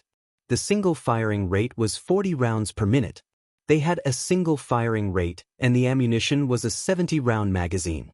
Because they still had to exchange their rifles, they had to complete a 300-meter shooting within 4 minutes. Accurate shooting required fast hands and sharp eyes. The 70-round magazine had to be changed twice, and the rule was that they had to complete the change when they had 50 rounds. It had to be said that such a rule was extremely harsh. However, the training of the Special Forces was harsh. If you couldn't complete the mission, you couldn't be considered a Special Forces soldier. If you wanted to become an excellent Special Forces soldier, you had no other choice. Yi Qian never chose. She would only face it. Facing the harsh training that could allow you to escape unscathed on the battlefield in the future, facing all kinds of seemingly impossible missions, she had no other choice. 40 rounds completed. Devil, it's your turn. Yi Qian reminded Li Jinyan, who was beside him, as he advanced 20 meters within a minute. Next, Yi Qian finished firing 50 shots. Yi Qian quickly changed the magazine and loaded it with a click. Li Jinyan finished firing 50 shots and took the rifle from Yi Qian's hands on time. There wasn't the slightest pause during the entire process. The two of them worked together as if they had been comrades for many years. Their cooperation was flawless. Yi Qian took the automatic rifle from his hands and changed the magazine again, completing the recoil resistance and correcting actions. Then, he caught up to Li Jinyan's shooting speed and the number of bullets he fired. In the command center, the technicians handed over the data of the two men's reload to the senior generals of the two armies. The major general of the army took the data and looked at it. His furrowed brows relaxed a little. He turned to the Navy commander and said, "Not bad, there is only a 0.5-second interval. Complete control and complete shooting within 10 seconds. I didn't expect the two of them to cooperate so well. They can even calculate the number of bullets fired by each other to achieve consistency in their shooting." The smile on the Navy commander's face was not just a little deep, it was very deep, and he was also very satisfied. Looking at the combined data of the two men, the Navy commander laughed and joked, "They are so perfect that they are like lovers."